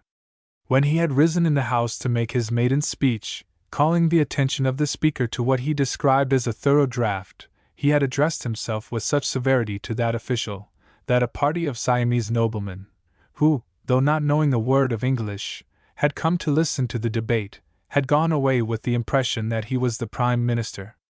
No wonder the headmaster sighed. "Show him in, Parker," said he resignedly. "Yes, sir." Parker retired, leaving the head to wonder what his visitor's grievance might be this time. Sir Alfred rarely called without a grievance, generally connected with the trespassing of the school on his land. "Good evening, Sir Alfred," he said, as his visitor whirled into the room. "Oh, this sort of thing won't do, you know, Mr. Perceval," said Sir Alfred fussily, adjusting a pair of gold pince-nez on his nose. The head's name, which has not before been mentioned, was the Reverend Herbert Perceval, and he had shivered at the sound of the "oh" which had preceded Sir Alfred's remark. He knew, as did other unfortunate people, that the great man was at his worst when he said "oh." In moments of comparative calm he said, "I can't put up with it, you know, Mr. Perceval. It's too much. A great deal too much." "You refer to," suggested the head, with a patience that did him credit, "this eternal trespassing and tramping in and out of my grounds all day." "You have been misinformed, I fear, Sir Alfred. I have not trespassed in your grounds for, a considerable time." The head could not resist this thrust. In his unregenerate varsity days he had been a power at the Union, where many a foeman had exposed himself to a verbal counter from him with disastrous results. Now the fencing must be done with buttons on the foils. "You, what? I don't follow you, Mr. Perceval. I understand you to reproach me for trespassing and, tramping in and out of your grounds all day. Was that not your meaning?" Sir Alfred almost danced with impatience. "No, no, no, you misunderstand me. You don't follow my drift. In that case, I beg your pardon. I gathered from the extreme severity of your attitude towards me that I was the person to whom you referred. No, no, no. I've come here to complain of your boys." It occurred to the head to ask if the complaint embraced the entire 600 of them, or merely referred to one of them. But he reflected that the longer he fenced, the longer his visitor would stay. And he decided, in spite of the illicit pleasure to be derived from the exercise, that it was not worth while. "Ah," he said. "Yes," continued Sir Alfred, "my keepers tell me the woods were full of them, sir." The head suggested that possibly the keepers had exaggerated. Possibly. Possibly they may have exaggerated. But that is not the point. The nuisance is becoming intolerable, Mr. Perceval, perfectly intolerable. It is time to take steps. I have already done all that can be done. I have placed your land out of bounds, considerably out of bounds indeed. And I inflict the severest penalties when a breach of the rule is reported to me. It's not enough. It's not nearly enough. I can scarcely do more, I fear, Sir Alfred. There are more than 600 boys at St. Austin's, and it is not within my power to place them all under my personal supervision." Here the head, who had an eye to the humorous, conjured up a picture of 600 Austinians going for walks, 2 and 2, the staff posted at intervals down the procession, and himself bringing up the rear. He made a mental MEM. To laugh when his visitor had retired. Said the baffled MP thoughtfully, adjusting his pince-nez once more. No, perhaps not. But," here he brightened up, "you can punish them when they do trespass." "That is so, Sir Alfred.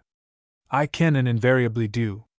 "Then punish that what's-his-name, Plunkett, I've got the name down somewhere." "Yes, Plunkett. I thought so. Punish Plunkett." "Plunkett," said the head, taken completely by surprise. He, in common with the rest of the world, had imagined Plunkett to be a perfect pattern of what should be. A headmaster, like other judges of character, has his failures. Plunkett. Yes, that is the name. Boy with spectacles. Good gracious, Mr. Perceval, don't tell me the boy gave me a false name. No. His name is Plunkett. Am I to understand that he was trespassing on your land? Surely there is some mistake? The boy's a school prefect.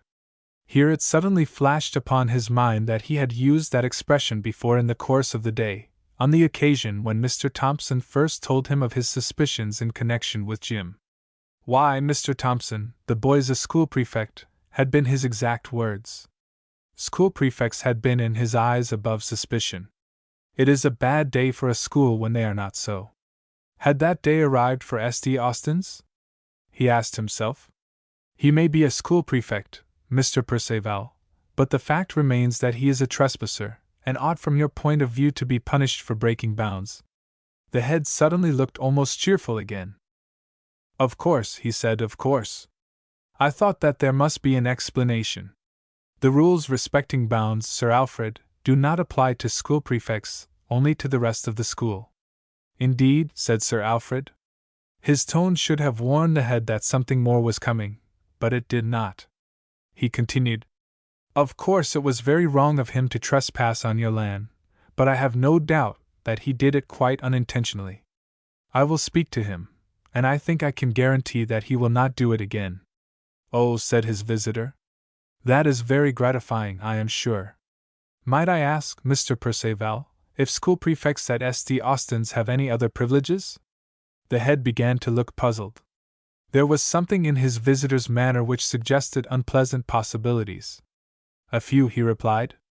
They have a few technical privileges, which it would be a matter of some little time to explain. It must be very pleasant to be a prefect at St. Austin's, said Sir Alfred nastily. Very pleasant indeed. Might I ask, Mr. Perceval, if the technical privileges to which you refer include smoking? The head started as if, supposing such a thing possible, someone had pinched him. He did not know what to make of the question. From the expression on his face, his visitor did not appear to be perpetrating a joke. No, he said sharply, they do not include smoking. I merely asked because this was found by my keeper on the boy when he caught him. He produced a small silver matchbox. The head breathed again. The reputation of the school prefect, though shaky, was still able to come up to the scratch. A matchbox is scarcely a proof that a boy has been smoking, I think, said he. Many boys carry matches for various purposes, I believe. I myself, though a non-smoker, frequently place a box in my pocket. For answer, Sir Alfred laid a bloated and exceedingly vulgar-looking plush tobacco pouch on the table beside the matchbox. That also, he observed, was found in his pocket by my keeper. He dived his hand once more into his coat. And also this, he said. And with the air of a card-player who trumps his opponent's ace, he placed on the pouch a pipe. And to make the matter, if possible, worse, the pipe was not a new pipe. It was caked within and colored without, a pipe that had seen long service. The only mitigating circumstance that could possibly have been urged in favor of the accused, namely that of first offense, had vanished. It is pleasant, said Sir Alfred with laborious sarcasm, to find a trespasser doing a thing which has caused the dismissal of several keepers. Smoking in my woods I will not permit. I will not have my property burnt down while I can prevent it. Good evening, Mr. Perceval. With these words he made a dramatic exit. For some minutes after he had gone the head remained where he stood, thinking. Then he went across the room and touched the bell. Parker, he said, when that invaluable officer appeared, go across to Mr. Ward's house, and tell him I wish to see Plunkett. Say I wish to see him at once. Yes, sir. After 10 minutes had elapsed, Plunkett entered the room, looking nervous. Sit down, Plunkett. Plunkett collapsed into a seat. His eye had caught sight of the smoking apparatus on the table. The head paced the room, something after the fashion of the tiger at the zoo, whose clock strikes lunch. Plunkett, he said suddenly, you are a school prefect. Yes, sir, murmured Plunkett. The fact was undeniable. You know the duties of a school prefect? Yes, sir.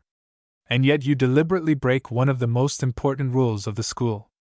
How long have you been in the habit of smoking? Plunkett evaded the question. My father lets me smoke, sir, when I'm at home. A hasty word in the reader's ear.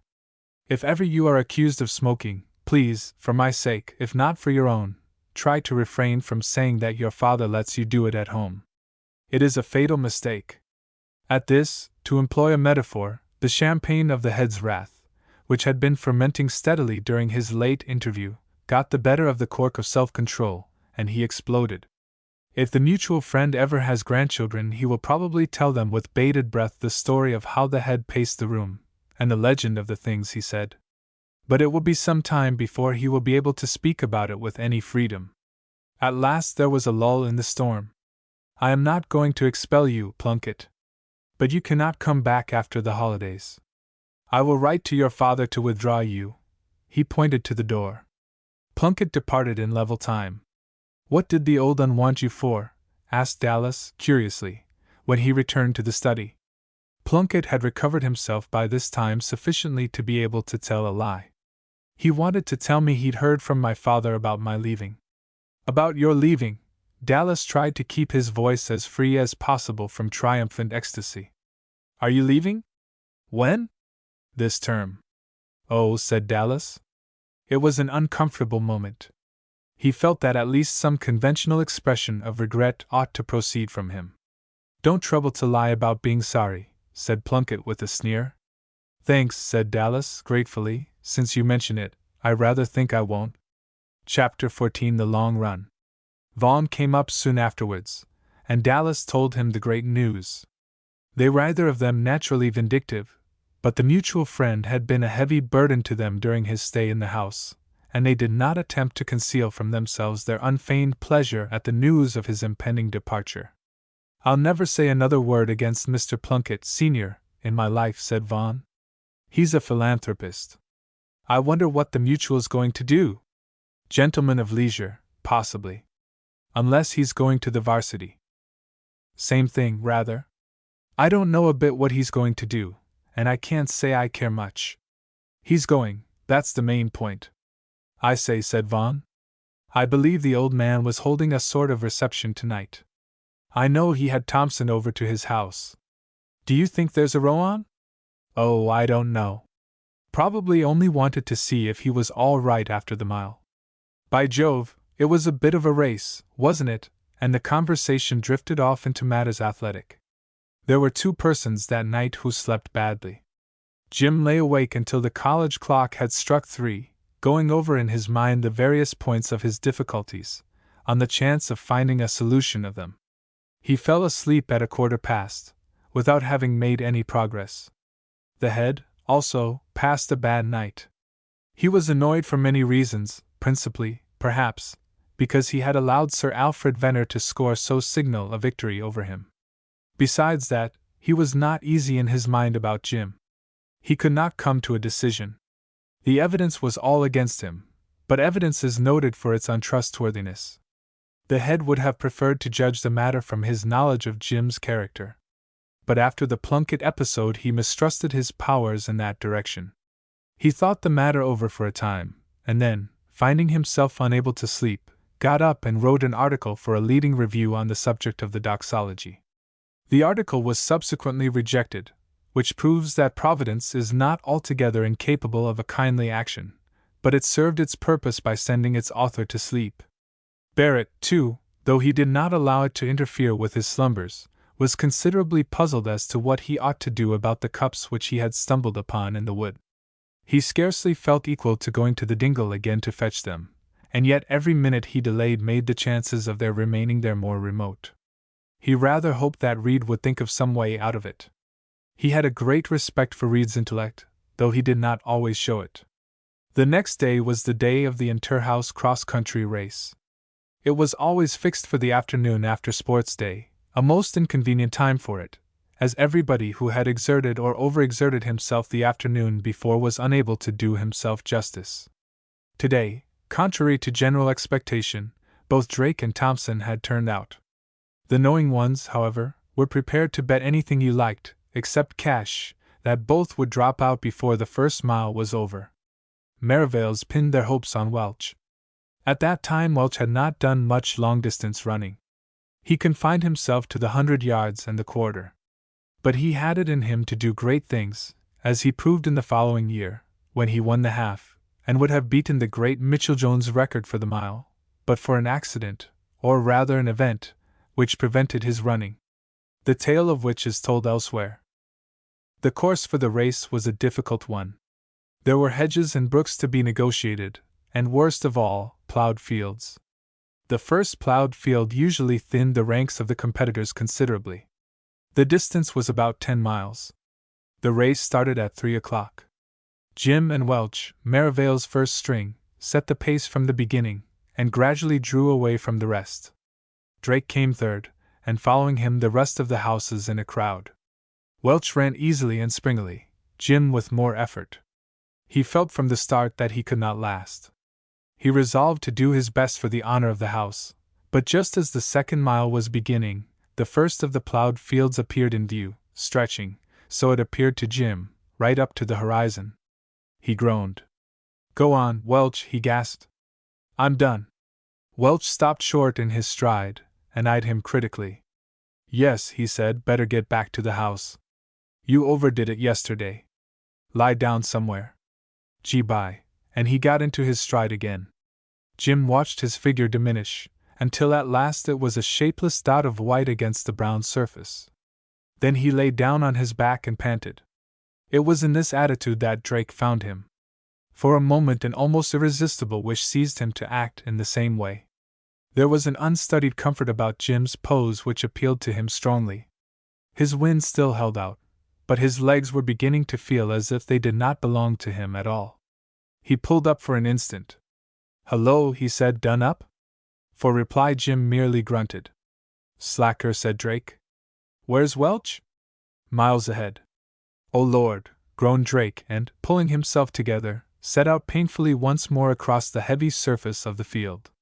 Jim lay where he was a little longer. The recollection of the other runners, who might be expected to arrive shortly, stirred him to action. He did not wish to interview everyone on the subject of his dropping out. He struck off at right angles towards the hedge on the left. As he did so, the first of the crowd entered the field. Simpson Major, wearing the colors of Perkins's house on his manly bosom, was leading. Behind him came a group of 4, 2 schoolhouse, Dallas of Wards, and a representative of Praters. A minute later they were followed by a larger group, consisting this time of 20 or more runners, all that was left of the 50 who had started. The rest had dropped out at the sight of the plowed field. Jim watched the procession vanish over the brow of the hill, and, as it passed out of sight, began to walk slowly back to the school again. He reached it at last, only to find it almost entirely deserted. In Merivale's house there was nobody. He had hoped that Charteris and Tony might have been somewhere about. When he had changed into his ordinary clothes, he made a tour of the school grounds. The only sign of life, as far as he could see, was Biffen, who was superintending the cutting of the grass on the cricket field.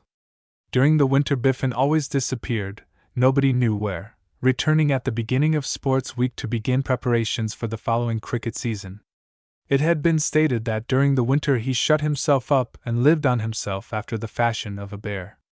Others believed that he went and worked in some Welsh mine until he was needed again at the school. Biffen himself was not communicative on the subject, a fact which led a third party to put forward the awful theory that he was a professional association player and feared to mention his crime in a school which worshipped rugby.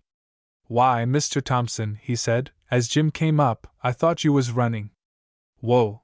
The last remark was addressed to a bored-looking horse attached to the mowing machine. From the expression on its face, the animal evidently voted the whole process pure foolishness. He pulled up without hesitation, and Biffen turned to Jim again. "Surely they ain't come back yet," he said. "I have," said Jim. "I did myself up rather in the mile yesterday, and couldn't keep up the pace. I dropped out at that awfully long ploughed field by Parker's Spinney." Biffen nodded. "And O was winning, sir?" "Well, Welch was leading, the last I saw of it. Shouldn't wonder if he won either. He was going all right. I say, the place seems absolutely deserted. Isn't anybody about?" "Just what Mr. MacArthur was saying to me just this minute, sir. He went into the pavilion." "Good. I'll go and hunt for him." Biffen clicked the blasé horse into movement again. Jim went to the pavilion and met the babe coming down the steps. "Hello, babe. I was looking for you." "Hello. Why aren't you running?" "Dropped out. Come and have tea in my study." "No, I'll tell you what. You come back with me. I've got rather a decent dog I want to show you. Only got him yesterday." Jim reveled in dogs, so he agreed instantly. The babe lived with his parents in a big house about a mile from the college, and in so doing was the object of much envy amongst those who had to put up with life at the houses. Jim had been to his home once or twice before, and had always had a very good time indeed there. The two strolled off. In another hour the place began to show signs of life again. The school began to return by ones and twos, most of them taking up a position near the big gates. This was where the race was to finish. There was a straight piece of road about 200 yards in length before the high road was reached. It was a sight worth seeing when the runners, paced by their respective houses on each side of the road, swept round the corner, and did their best to sprint with all that was left in them after 10 miles of difficult country. Suddenly a distant shouting began to be heard. The leaders had been sighted. The noise increased, growing nearer and nearer, until at last it swelled into a roar, and a black mass of runners turned the corner. In the midst of the black was one white figure, Welch, as calm and unruffled as if he had been returning from a short trot to improve his wind. Merivales surged round him in a cheering mob. Welch simply disregarded them. He knew where he wished to begin his sprint, and he would begin it at that spot and no other. The spot he had chosen was well within 100 yards from the gates. When he reached it, he let himself go, and from the uproar, the crowd appeared to be satisfied. A long pause, and still none of the other runners appeared. 5 minutes went by before they began to appear. First Jones, of the schoolhouse, and Simpson, who raced every yard of the way, and finished in the order named, and then 3 of Philpot's house in a body. The rest dropped in at intervals for the next quarter of an hour. The headmaster always made a point of watching the finish of the cross-country run. Indeed, he was generally one of the last to leave. With the majority of the spectators it was enough to see the first 5 safely in. The last man in lock-up arrived almost simultaneously, and the head went off to a well-earned dinner. He had just finished this meal, and was congratulating himself on not being obliged to spend the evening in a series of painful interviews, as had happened the night before, when Parker, the butler, entered the room. "Well, Parker, what is it?" asked he. "Mr. Roberts, sir, wishes to see you." For a moment the head was at a loss. He could not recall any friend or acquaintance of that name. Then he remembered that Roberts was the name of the detective who had come down from London to look into the matter of the prizes. "Very well," he said, resignedly, "show him into the study." Parker bowed, and retired. The head, after an interval, followed him, and made his way to the study. Chapter 15 Mr. Roberts Explains. Inspector Roberts was standing with his back to the door, examining a photograph of the college, when the head entered. He spun round briskly. "Good evening, Mr. Roberts. Pray be seated." "You wish to see me?" The detective took a seat. "This business of the cups, sir?" "Ah," said the head, "have you made any progress?" "Considerable." "Yes, very considerable progress. I've found out who stole them." "You have?" cried the head. "Excellent. I suppose it was Thompson, then?" "I was afraid so." "Thompson, sir? That was certainly not the name he gave me." "Stokes, he called himself." "Stokes? Stokes? This is curious. Perhaps if you were to describe his appearance? Was he a tall boy, of a rather slight build?" The detective interrupted. "Excuse me, sir, but I rather fancy we have different persons in our mind. Stokes is not a boy. Not at all. Well over 30. Red mustache. Height, 5'7", I should say. Not more. Works as a farmhand when required, and does odd jobs at times." "That's the man?" The head's face expressed relief, as he heard this description. "Then Thompson did not do it after all," he said.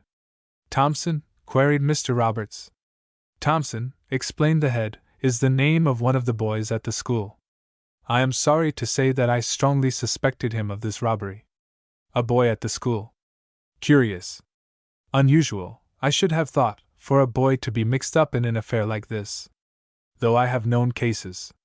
I was very unwilling, I can assure you, to suspect him of such a thing, but really the evidence all seemed to point to it. I am afraid, Mr. Roberts, that I have been poaching on your preserves without much success." "Curious thing evidence," murmured Mr. Roberts, fixing with his eye a bust of Socrates on the writing desk, as if he wished it to pay particular attention to his words. "Very curious. Very seldom able to trust it. Case the other day. Man charged with robbery from the person. With violence. They gave the case to me. Worked up beautiful case against the man. Not a hitch anywhere. Whole thing practically proved. Man brings forward alibi. Proves it. Turned out that at time of robbery he had been serving 7 days without the option for knocking down 2 porters and a guard on the district railway. Yet the evidence seemed conclusive. Yes, curious thing evidence." He nodded solemnly at Socrates, and resumed an interested study of the carpet. The head, who had made several spirited attempts at speaking during this recital, at last succeeded in getting in a word. You have the cups? No, cups still missing. Only flaw in the affair. Perhaps I had better begin from the beginning? Exactly. Pray let me hear the whole story. I am more glad than I can say that Thompson is innocent. There is no doubt of that, I hope? Not the least, sir. Not the very least. Stokes is the man. I am very glad to hear it. The inspector paused for a moment, coughed, and drifted into his narrative. Saw at once it was not the work of a practiced burglar. First place, how could regular professional know that the cups were in the pavilion at all? Quite so. Second place, work very clumsily done. No neatness. Not the professional touch at all. Tell it in a minute. No mistaking it. Very good. Must, therefore, have been amateur, this night only, and connected with school. Next question, who? Helped a little there by luck. Capital thing luck, when it's not bad luck. Was passing by the village inn, you know the village inn, I dare say, sir? The head, slightly scandalized, explained that he was seldom in the village. The detective bowed and resumed his tale. As I passed the door, I ran into a man coming out. In a very elevated, not to say intoxicated, state. As a matter of fact, barely able to stand reeled against wall, and dropped handful of money. I lent helping hand, and picked up his money for him. Not my place to arrest drunken men. Constables. No constable there, of course. Noticed, as I picked the money up, that there was a good deal of it. For ordinary rustic, a very good deal. Sovereign and plenty of silver. He paused, mused for a while, and went on again. Yes. Sovereign, and quite 10 shillings worth of silver. Now the nature of my profession makes me a suspicious man. It struck me as curious, not to say remarkable, that such a man should have 30 shillings or more about him so late in the week. And then there was another thing. I thought I'd seen this particular man somewhere on the school grounds. Couldn't recall his face exactly, but just had a sort of general recollection of having seen him before. I happened to have a camera with me. As a matter of fact, I had been taking a few photographs of the place. Pretty place, sir? Very, agreed the head. You photograph yourself, perhaps? No, I do not. Ah, pity. Excellent hobby. However, I took a snapshot of this man to show to somebody who might know him better than I did. This is the photograph. Drunk as a lord, is he not? He exhibited a small piece of paper. The head examined it gravely, and admitted that the subject of the picture did not appear to be ostentatiously sober.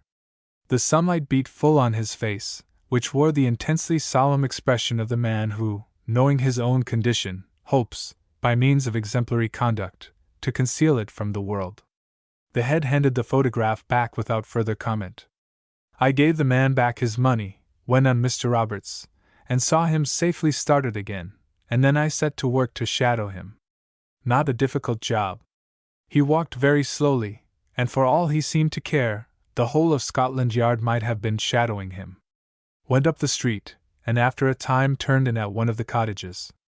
I marked the place, and went home to develop the photograph. Took it to show the man who looks after the cricket field. Biffen? Just so, Biffen. Very intelligent man. Given me a good deal of help in one way and another all along. Well, I showed it to him and he said he thought he knew the face. Was almost certain it was one of the men at work on the grounds at the time of the robbery. Showed it to friend of his, the other ground man. He thought same. That made it as certain as I had any need for. Went off at once to the man's cottage, found him sober, and got the whole thing out of him. But not the cups. He had been meaning to sell them, but had not known where to go. Wanted combination of good price and complete safety. Very hard to find, so had kept cups hidden till further notice. Here the head interrupted. And the cups? Where are they? Well, said the detective slowly. It is this way. We have only got his word to go on as regards the cups. This man, Stokes, it seems is a notorious poacher. The night after the robbery he took the cups out with him on an expedition in some woods that lie in the direction of Badgwick. I think Badgwick is the name. Badgwick. Not Sir Alfred Venner's woods? Sir Alfred Venner it was, sir. That was the name he mentioned. Stokes appears to have been in the habit of visiting that gentleman's property pretty frequently. He had a regular hiding place, a sort of store where he used to keep all the game he killed. He described the place to me. It is a big tree on the bank of the stream nearest the high road. The tree is hollow. One has to climb to find the opening to it. Inside are the cups, and I should say, a good deal of mixed poultry. That is what he told me, sir. I should advise you, if I may say so, to write a note to Sir Alfred Venner, explaining the case, and ask him to search the tree, and send the cups on here. This idea did not appeal to the head at all. Why, he thought bitterly, was this wretched MP always mixed up with his affairs? Left to himself, he could have existed in perfect comfort without either seeing, writing to, or hearing from the great man again for the rest of his life. I will think it over, he said, though it seems the only thing to be done. As for Stokes, I suppose I must prosecute. The detective raised a hand in protest. Pardon my interruption, sir, but I really should advise you not to prosecute. Indeed? Why? It is this way. If you prosecute, you get the man his term of imprisonment. A year, probably. Well and good. But then what happens? After his sentence has run out, he comes out of prison an ex-convict. Tries to get work. No good. Nobody will look at him. Asks for a job. People lock up their spoons and shout for the police. What happens then? Not being able to get work, tries another burglary. Being a clumsy hand at the game, gets caught again and sent back to prison, and so is ruined and becomes a danger to society. Now, if he is let off this time, he will go straight for the rest of his life. Run a mile to avoid a silver cup. He's badly scared, and I took the opportunity of scaring him more. Told him nothing would happen this time, if the cups came back safely, but that he'd be watched ever afterwards to see he did not get into mischief. Of course he won't really be watched, you understand, but he thinks he will. Which is better, for it saves trouble. Besides, we know where the cups are. I feel sure he was speaking the truth about them. He was too frightened to invent a story, and here is most of the money. So it all ends well, if I may put it so.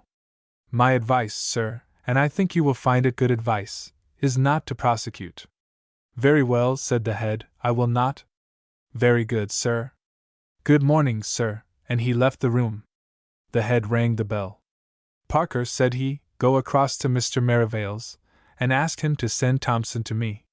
It was with mixed feelings that he awaited Jim's arrival. The detective's story had shown how unjust had been his former suspicions, and he felt distinctly uncomfortable at the prospect of the apology which he felt bound to make to him. On the other hand, this feeling was more than equaled by his relief at finding that his faith in the virtue of the genus school prefect, though at fault in the matter of Plunkett, was not altogether misplaced. It made up for a good deal. Then his thoughts drifted to Sir Alfred Venner. Struggle with his feelings as he might, the head could not endure that local potentate. The recent interview between them had had no parallel in their previous acquaintance, but the head had always felt vaguely irritated by his manner and speech, and he had always feared that matters would come to a head sooner or later.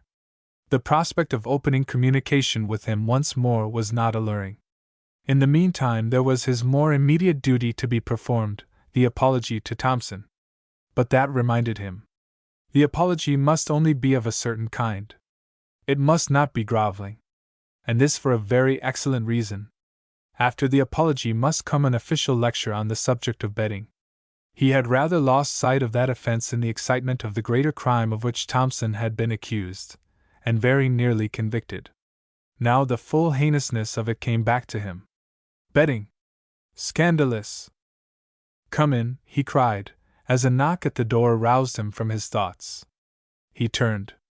But instead of Thompson, there appeared Parker. Parker carried a note. It was from Mr. Merivale. The head opened it. What? He cried, as he read it. Impossible. Parker made no comment. He stood in the doorway, trying to look as like a piece of furniture as possible, which is the duty of a good butler. Impossible, said the head again. What Mr. Mervale had said in his note was this, that Thompson was not in the house, and had not been in the house since lunchtime. He ought to have returned at 6 o'clock. It was now 8:30, and still there were no signs of him. Mr. Mervale expressed a written opinion that this was a remarkable thing, and the head agreed with him unreservedly. Chapter 16 The Disappearance of J. Thompson. Certainly the head was surprised. He read the note again. No, there was no mistake. Thompson is not in the house. There could be no two meanings about that. Go across to Mr. Merivale's, he said at last, and ask him if he would mind seeing me here for a moment. The butler bowed his head gently, but with more than a touch of pained astonishment. He thought the headmaster might show more respect for persons. A butler is not an errand boy. Sir, he said, giving the head a last chance, as it were, of realizing the situation. Ask Mr. Mervale to step over here for a moment. The poor man bowed once more. The phantom of a half-smoked cigar floated reproachfully before his eyes. He had lit it a quarter of an hour ago in fond anticipation of a quiet evening. Unless a miracle had occurred, it must be out by this time. And he knew as well as anybody else that a relight cigar is never at its best. But he went, and in a few minutes Mr. Mervale entered the room. Sit down, Mr. Mervale, said the head. Am I to understand from your note that Thompson is actually not in the house? Mr. Mervale thought that if he had managed to understand anything else from the note he must possess a mind of no common order, but he did not say so. No, he said. Thompson has not been in the house since lunchtime, as far as I know. It is a curious thing. It is exceedingly serious. Exceedingly so. For many reasons. Have you any idea where he was seen last? Harrison in my house says he saw him at about 3 o'clock. Ah. According to Harrison, he was walking in the direction of Stapleton. Ah. Well, it is satisfactory to know even as little as that. Just so. But Mace, he is in my house too, declares that he saw Thompson at about the same time cycling in the direction of Badgwick. Both accounts can scarcely be correct. But, dear me, are you certain, Mr. Mervale? Mervale nodded to imply that he was. The head drummed irritably with his fingers on the arm of his chair. This mystery, coming as it did after the series of worries through which he had been passing for the last few days, annoyed him as much as it is to be supposed the last straw annoyed the proverbial camel. As a matter of fact, said Mervale, I know that Thompson started to run in the long race this afternoon. I met him going to the starting place, and advised him to go and change again. He was not looking at all fit for such a long run. It seems to me that Welch might know where he is.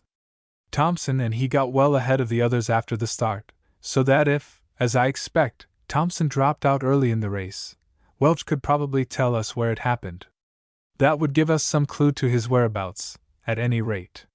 Have you questioned Welch? Not yet.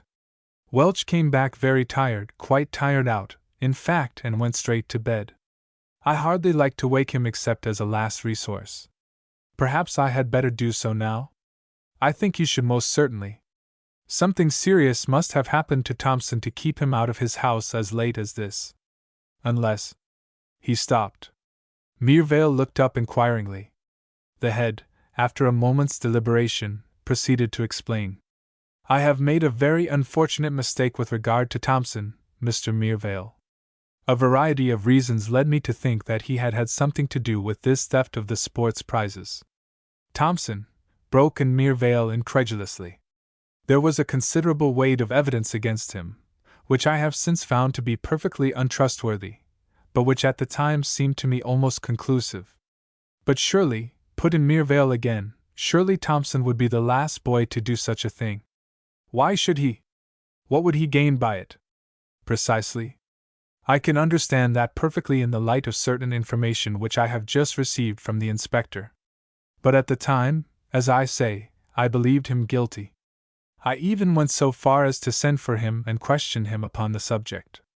Now it has occurred to me, Mr. Mervale, you understand that I put it forward merely as a conjecture, it occurs to me. That Thompson has run away, said Mirvale bluntly. The head, slightly discomposed by this Sherlock Holmes-like reading of his thoughts, pulled himself together and said, "Ah, just so. I think it very possible." "I do not agree with you," said Mirvale. "I know Thompson well, and I think he is the last boy to do such a thing. He is neither a fool nor a coward, to put it shortly, and he would need to have a great deal of both in him to run away." The head looked slightly relieved at this. "You, think so?" he said. "I certainly do. In the first place, where, unless he went home, would he run to? And as he would be going home in a couple of days in the ordinary course of things, he would hardly be foolish enough to risk expulsion in such a way." Mr. Mirvale always rather enjoyed his straight talks with the headmaster. Unlike most of his colleagues, he stood in no awe of him whatever. He always found him ready to listen to sound argument, and what was better, willing to be convinced. It was so in this case. "Then I think we may dismiss that idea," said the head with visible relief. The idea of such a scandal occurring at St. Austin's had filled him with unfeigned horror. "And now I think it would be as well to go across to your house and hear what Welch has to say about the matter. Unless Thompson returns soon, and it is already past 9 o'clock, we shall have to send out search parties." 5 minutes later Welch, enjoying a sound beauty sleep, began to be possessed of a vague idea that somebody was trying to murder him. His subsequent struggles for life partially woke him, and enabled him to see dimly that 2 figures were standing by his bed. "Yes," he murmured sleepily, turning over onto his side again, and preparing to doze off. The shaking continued. This was too much. "Look here," said he fiercely, sitting up. Then he recognized his visitors. As his eye fell on Mirvale, he wondered whether anything had occurred to bring down his wrath upon him. Perhaps he had gone to bed without leave, and was being routed out to read at prayers or do some work. No, he remembered distinctly getting permission to turn in. What then could be the matter? At this point he recognized the headmaster, and the last mists of sleep left him. "Yes, sir," he said, wide awake now. Mirvale put the case briefly and clearly to him. "Sorry to disturb you, Welch. I know you are tired." "Not at all, sir," said Welch, politely. "But there is something we must ask you. You probably do not know that Thompson has not returned." "Not returned?" "No, nobody knows where he is. You were probably the last to see him. What happened when you and he started for the long run this afternoon? You lost sight of the rest, did you not?" "Yes, sir." "Well?" "And Thompson dropped out." "Ah, this from the headmaster." "Yes, sir. He said he couldn't go any farther. He told me to go on. And, of course, I did, as it was a race. I advised him to go back to the house and change. He looked regularly done up. I think he ran too hard in the mile yesterday." The head spoke. "I thought that some such thing must have happened. Where was it that he dropped out, Welch?" "It was just as we came to a long plowed field, sir, by the side of a big wood." "Parker's Spinney, I expect," put in Mirvale. "Yes, sir. About a mile from the college." "And you saw nothing more of him after that?" inquired the headmaster. "No, sir. He was lying on his back when I left him. I should think some of the others must have seen him after I did. He didn't look as if he was likely to get up for some time." "Well," said the head, as he and Mirvale went out of the room, leaving Welch to his slumbers, "we have gained little by seeing Welch. I had hoped for something more. I must send the prefects out to look for Thompson at once."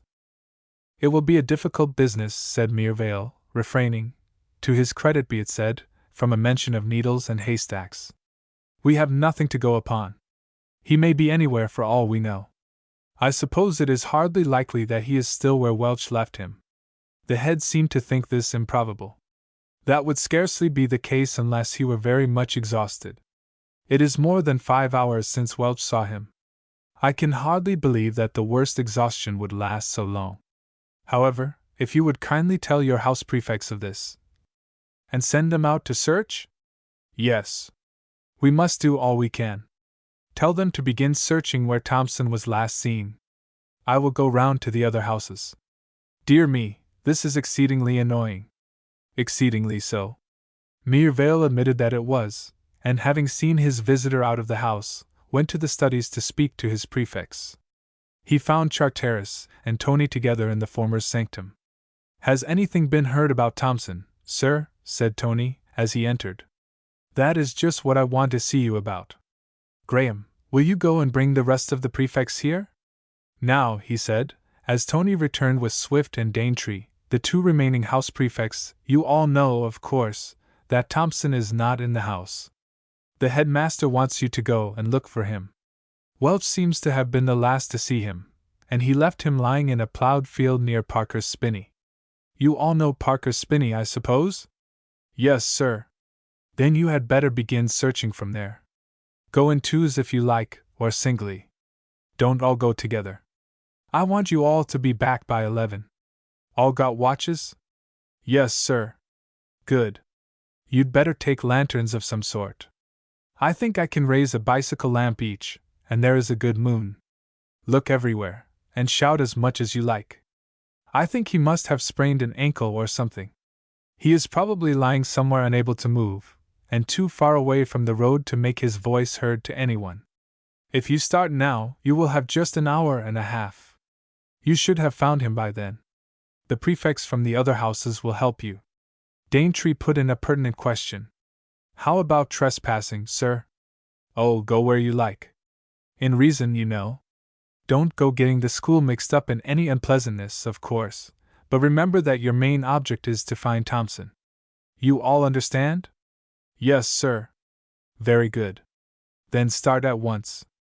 "By Jove," said Swift, when he had gone, "what an unholy rag! This suits yours truly. Poor old Jim, though. I wonder what the deuce has happened to him."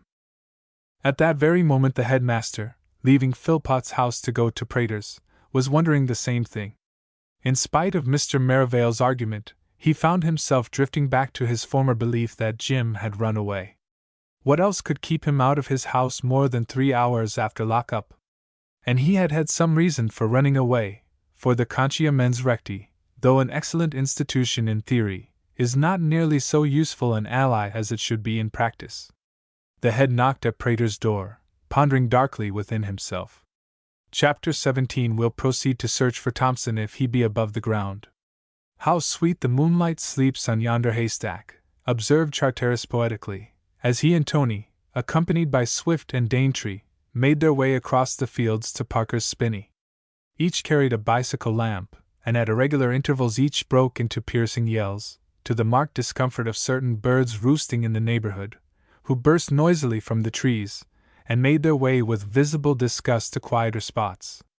"There's one thing," said Swift, "we ought to hear him if he yells on a night like this. A yell ought to travel about a mile." "Suppose we try one now," said Charteris. "Now. A concerted piece, andante in 6/8 time. Ready?" The next moment the stillness of the lovely spring night was shattered by a hideous uproar. "RSVP," said Charteris to space in general, as the echoes died away. But there was no answer, though they waited several minutes on the chance of hearing some sound that would indicate Jim's whereabouts. "If he didn't hear that," observed Tony, "he can't be within 3 miles, that's a cert. We'd better separate, I think." They were at the plowed field by Parker's Spinney now. "Anybody got a coin?" asked Daintree.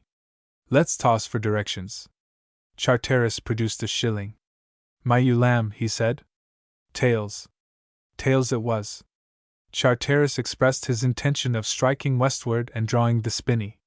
He and Tony made their way thither, Swift and Daintree moving off together in the opposite direction. "This is jolly rum," said Tony, as they entered the spinney. "I wonder where the deuce the man has got to." "Yes. It's beastly serious, really, but I'm hanged if I can help feeling as if I were out on a picnic. I suppose it's the night air. I wonder if we shall find him? Not the slightest chance, in my opinion. There's not the least good in looking through this forsaken spinney. Still, we'd better do it." "Yes. Don't make a row. We're trespassing." They moved on in silence. Halfway through the wood Charteris caught his foot in a hole and fell. "Hurt," said Tony. "Only in spirit, thanks. The absolute dashed foolishness of this is being rapidly borne in upon me, Tony. What is the good of it? We shan't find him here. Tony put his foot down upon these opinions with exemplary promptitude. We must go on trying. Hang it all, if it comes to the worst, it's better than frowsting indoors. Tony, you're a philosopher. Lead on, Macduff. Tony was about to do so, when a form appeared in front of him, blocking the way.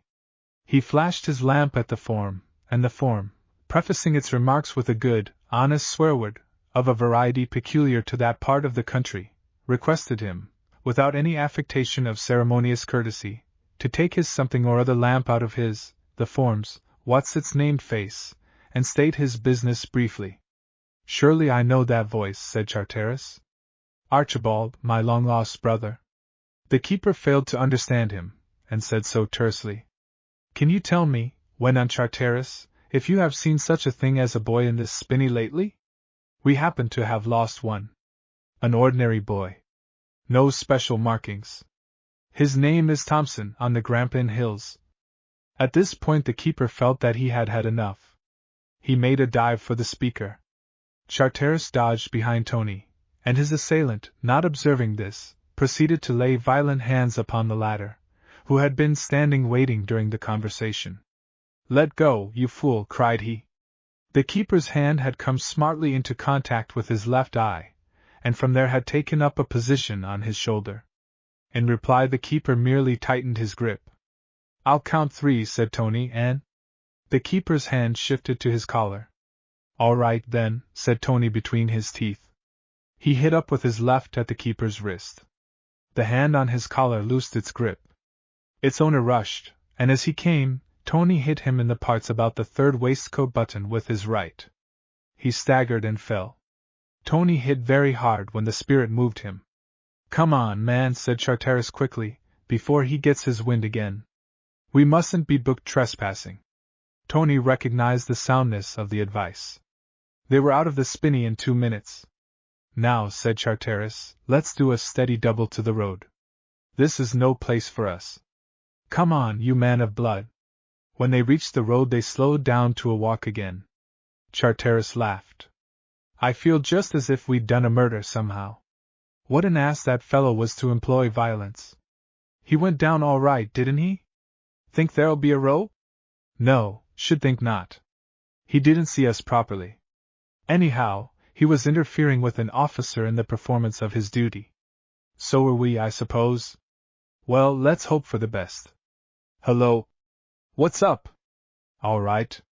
It's only somebody coming down the road. Thought it might be the keeper at first. Why, it's Biffin. It was Biffin. He looked at them casually as he came up, but stopped short in surprise when he saw who they were. Mr. Charteris. The same, said Charteris.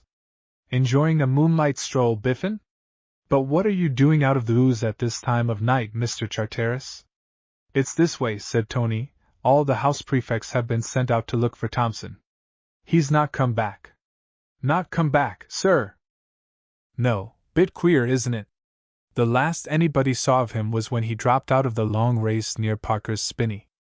I seen him later than that, Mr. Graham. He come on to the grounds while I was mowing the cricket field. Not really? When was that? 4. 4, nearly. What became of him? He went off with Mr. MacArthur. Mr. MacArthur took him off home with him, I think, sir. By Jove, said Charteris with enthusiasm. Now we are on the track.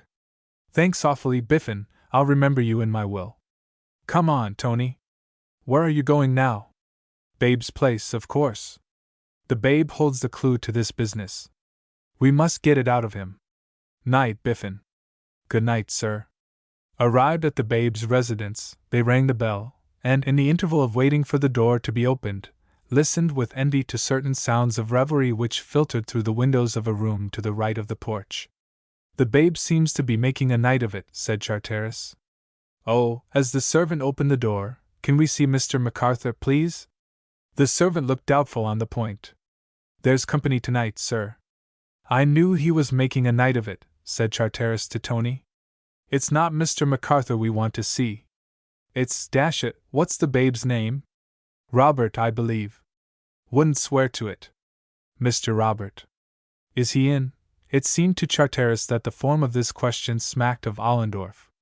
He half expected the servant to say no, but he has the mackintosh of his brother's cousin. It produced the desired effect, however, for after inviting them to step in, the servant disappeared, and the babe came on the scene, wearing a singularly prosperous expression, as if he had dined well. "Hullo, you chaps," he said. "Sir, to you," said Charteris. "Look here, babe, we want to know what you have done with Jim. He was seen by competent witnesses to go off with you, and he's not come back. If you've murdered him, you might let us have the body." "Not come back?" "Rot. Are you certain?" "My dear chap, every house prefect on the list has been sent out to look for him." "When did he leave here?" The babe reflected. 6, I should think. "Little after, perhaps." "Why, oh Lord!" He broke off suddenly. "What's up?" asked Tony. "Why, I sent him by a short cut through some woods close by here, and I've only just remembered there's a sort of quarry in the middle of them. I'll bet he's in there."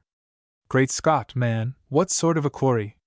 "I like the calm way the babe talks of sending unsuspecting friends into quarries." "Deep?" "Not very, thank goodness.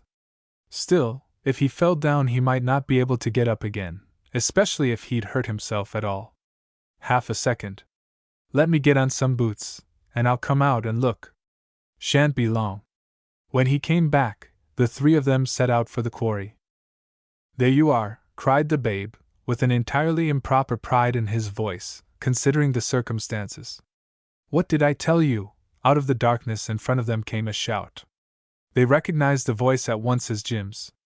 Tony uttered a yell of encouragement, and was darting forward to the spot from which the cry had come, when the babe stopped him. "Don't do that, man," he said. "You'll be over yourself, if you don't look out. It's quite close here." He flashed one of the lamps in front of him. The light fell on a black opening in the ground, and Jim's voice sounded once more from the bowels of the earth, this time quite close to where they stood. "Jim," shouted Charteris, "where are you?" "Hello," said the voice, "who's that? You might lug me out of here." "Are you hurt?" "Twisted my ankle."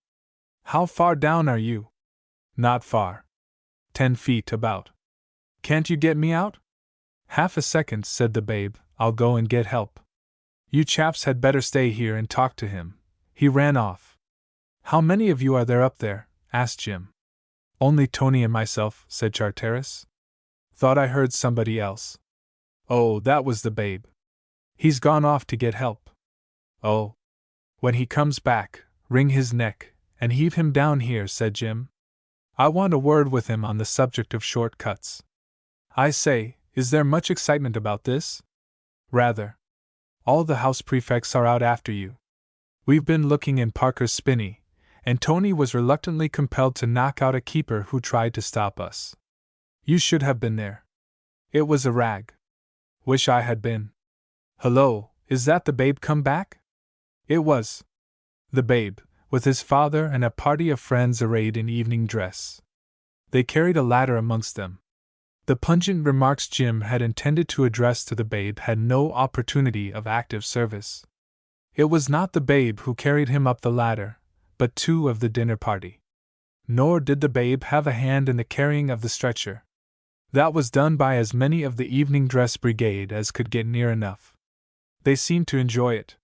One of them remarked that it reminded him of South Africa.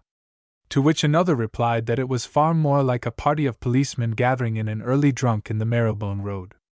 The procession moved on its stately way to the babe's father's house, and the last Tony and Charteris saw of Jim, he was the center of attraction, and appeared to be enjoying himself very much. Charteris envied him, and did not mind saying so. "Why can't I smash my ankle?" he demanded indignantly of Tony. He was nearing section 5, subsection 3, of his discourse, when they reached Merivale's gates. It was after 11, but they felt that the news they were bringing entitled them to be a little late. Charteris brought his arguments to a premature end, and Tony rang the bell. Merivale himself opened the door to them. Chapter 18, in which the affairs of various persons are wound up. "Well," he said, "you're rather late. Any luck?" "We've found him, sir," said Tony. "Really? That's a good thing. Where was he?" He'd fallen down a sort of quarry place near where MacArthur lives. MacArthur took him home with him to tea, and sent him back by a short cut, forgetting all about the quarry, and Thompson fell in and couldn't get out again. Is he hurt? Only twisted his ankle, sir. Then where is he now? They carried him back to the house. MacArthur's house? Yes, sir. Oh, well, I suppose he will be all right then. Graham, just go across and report to the headmaster, will you? You'll find him in his study.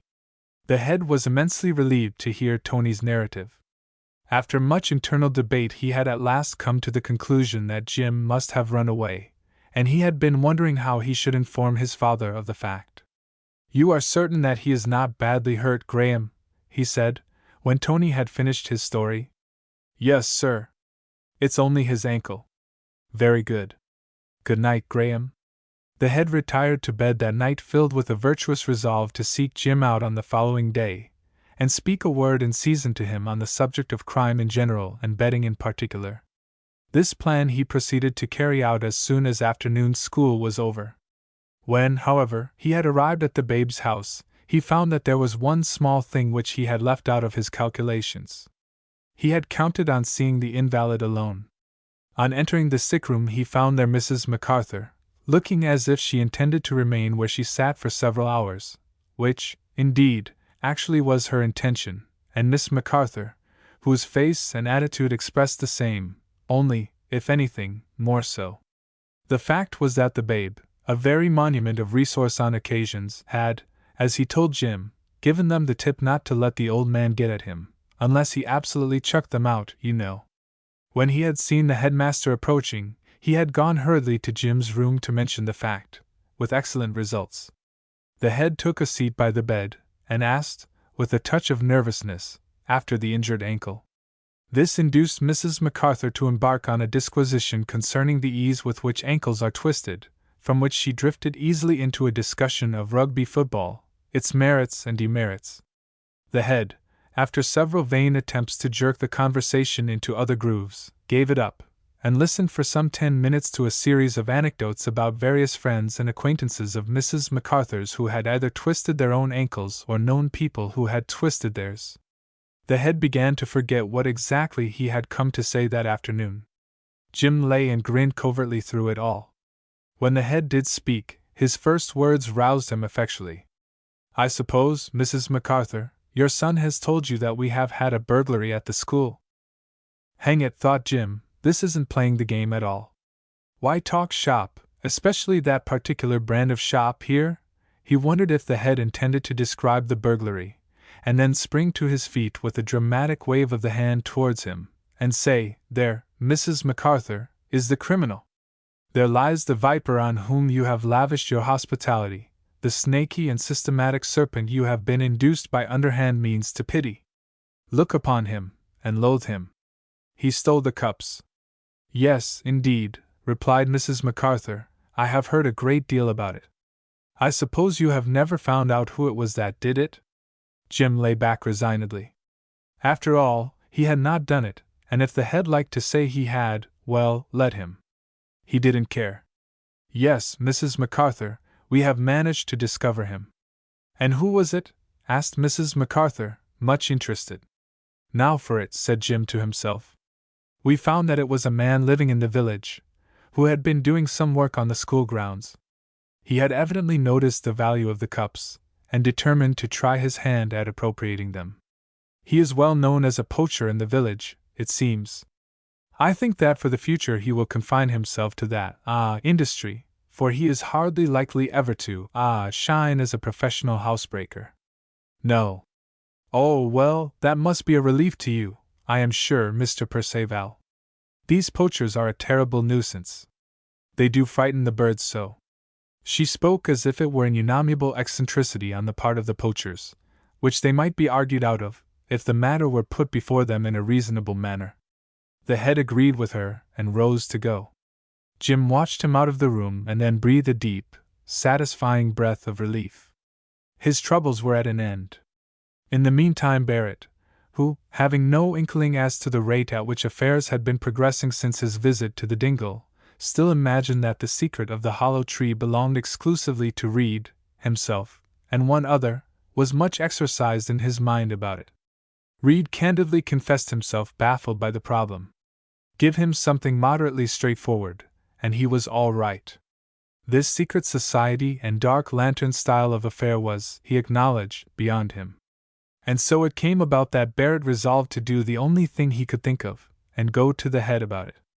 But before he had come to this decision, the head had received another visit from Mr. Roberts, as a result of which the table where Sir Alfred Venner had placed Plunkett's pipe and other accessories so dramatically during a previous interview, now bore another burden, the missing cups. Mr. Roberts had gone to the dingle in person, and by adroit use of the divinity which hedges a detective, had persuaded a keeper to lead him to the tree where, as Mr. Stokes had said, the cups had been deposited. The head's first act, on getting the cups, was to send for Welch, to whom by right of conquest they belong. Welch arrived shortly before Barrett. The head was just handing him his prizes when the latter came into the room. It speaks well for Barrett's presence of mind that he had grasped the situation and decided on his line of action before Welch went, and the head turned his attention to him. "Well, Barrett," said the head. "If you please, sir," said Barrett, blandly, "may I have leave to go to Stapleton?" "Certainly, Barrett. Why do you wish to go?" This was something of a poser, but Barrett's brain worked quickly. "I wanted to send a telegram, sir." "Very well. But with suspicion, why did you not ask Mr. Philpott? Your housemaster can give you leave to go to Stapleton." "I couldn't find him, sir." This was true, for he had not looked. "Ah. Very well. Thank you, sir." And Barrett went off to tell Reed that in some mysterious manner the cups had come back on their own account. When Jim had congratulated himself that everything had ended happily, at any rate as far as he himself was concerned, he had forgotten for the moment that at present he had only £1 to his credit instead of the 2 which he needed. Charteris, however, had not. The special number of the Glowworm was due on the following day, and Jim's accident left a considerable amount of copy to be accounted for. He questioned Tony on the subject. "Look here, Tony, have you time to do any more stuff for the Glowworm?" "My dear chap," said Tony, "I've not half done my own bits." "Ask Welch?"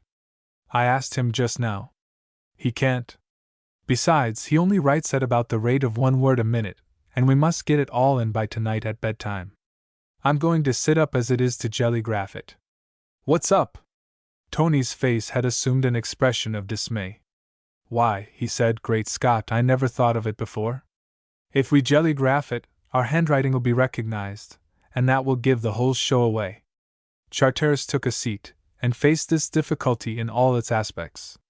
The idea had never occurred to him before. And yet it should have been obvious. "I'll have to copy the whole thing out in copperplate," he said desperately at last. "My aunt, what a job!" "I'll help," said Tony. "Welch will, too, I should think, if you asked him. How many jelly machine things can you raise?" "I've got 3. 1 for each of us." "Wait a bit, I'll go and ask Welch." Welch, having first ascertained that the matter really was a pressing one, agreed without hesitation. He had objections to spoiling his sleep without reason, but in moments of emergency he put comfort behind him. "Good," said Charteris, when this had been settled, "be here as soon as you can after 11. I tell you what, we'll do the thing in style, and brew. It oughtn't to take more than an hour or so. It'll be rather a rag than otherwise." "And how about Jim's stuff?" asked Welch. "I shall have to do that, as you can't. I've done my own bits. I think I'd better start now." He did, and with success. When he went to bed at 10:30, the Glowworm was ready in manuscript. Only the copying and printing remained to be done. Charteris was out of bed and in the study just as 11 struck. Tony and Welch, arriving half an hour later, found him hard at work copying out an article of topical interest in a fair, round hand, quite unrecognizable as his own. It was an impressive scene. The gas had been cut off, as it always was when the house went to bed, and they worked by the light of candles. Occasionally Welch, breathing heavily in his efforts to make his handwriting look like that of a member of a board school, second standard, blew 1 or more of the candles out, and the others grunted fiercely. That was all they could do, for evident reasons, a vow of silence had been imposed. Charteris was the first to finish. He leant back in his chair, and the chair, which at a reasonable hour of the day would have endured any treatment, collapsed now with a noise like a pistol shot. "Now you've done it," said Tony, breaking all rules by speaking considerably above a whisper. Welch went to the door and listened. The house was still. They settled down once more to work. Charteris lit the spirit lamp and began to prepare the meal. The others toiled painfully on at their round hand. They finished almost simultaneously. "Not another stroke do I do," said Tony, "till I've had something to drink. Is that water boiling yet?" It was at exactly 2:15 that the work was finished. "Never again," said Charteris, looking with pride at the piles of glowworms stacked on the table. "This jelly business makes one beastly sticky. I think we'll keep to print in future." And they did. Out of the 20 or more numbers of the glowworm published during Charteris' stay at school, that was the only one that did not come from the press. Readers who have themselves tried jellygraphing will sympathize. It is a curious operation, but most people will find one trial quite sufficient. That special number, however, reached a record circulation. The school had got its journey money by the time it appeared, and wanted something to read in the train. Jim's pound was raised with ease. Charteris took it round to him at the babe's house, together with a copy of the special number. "By Jove," said Jim. "Thanks awfully. Do you know, I'd absolutely forgotten all about the glowworm. I was to have written something for this number, wasn't I?" And considering the circumstances, that remark, as Charteris was at some pains to explain to him at the time, contained, when you came to analyze it, more cynical immorality to the cubic foot than any other half-dozen remarks he, Charteris, had ever heard in his life. "It passes out of the realm of the merely impudent," he said, with a happy recollection of a certain favorite author of his, "and soars into the boundless empyrean of pure cheek.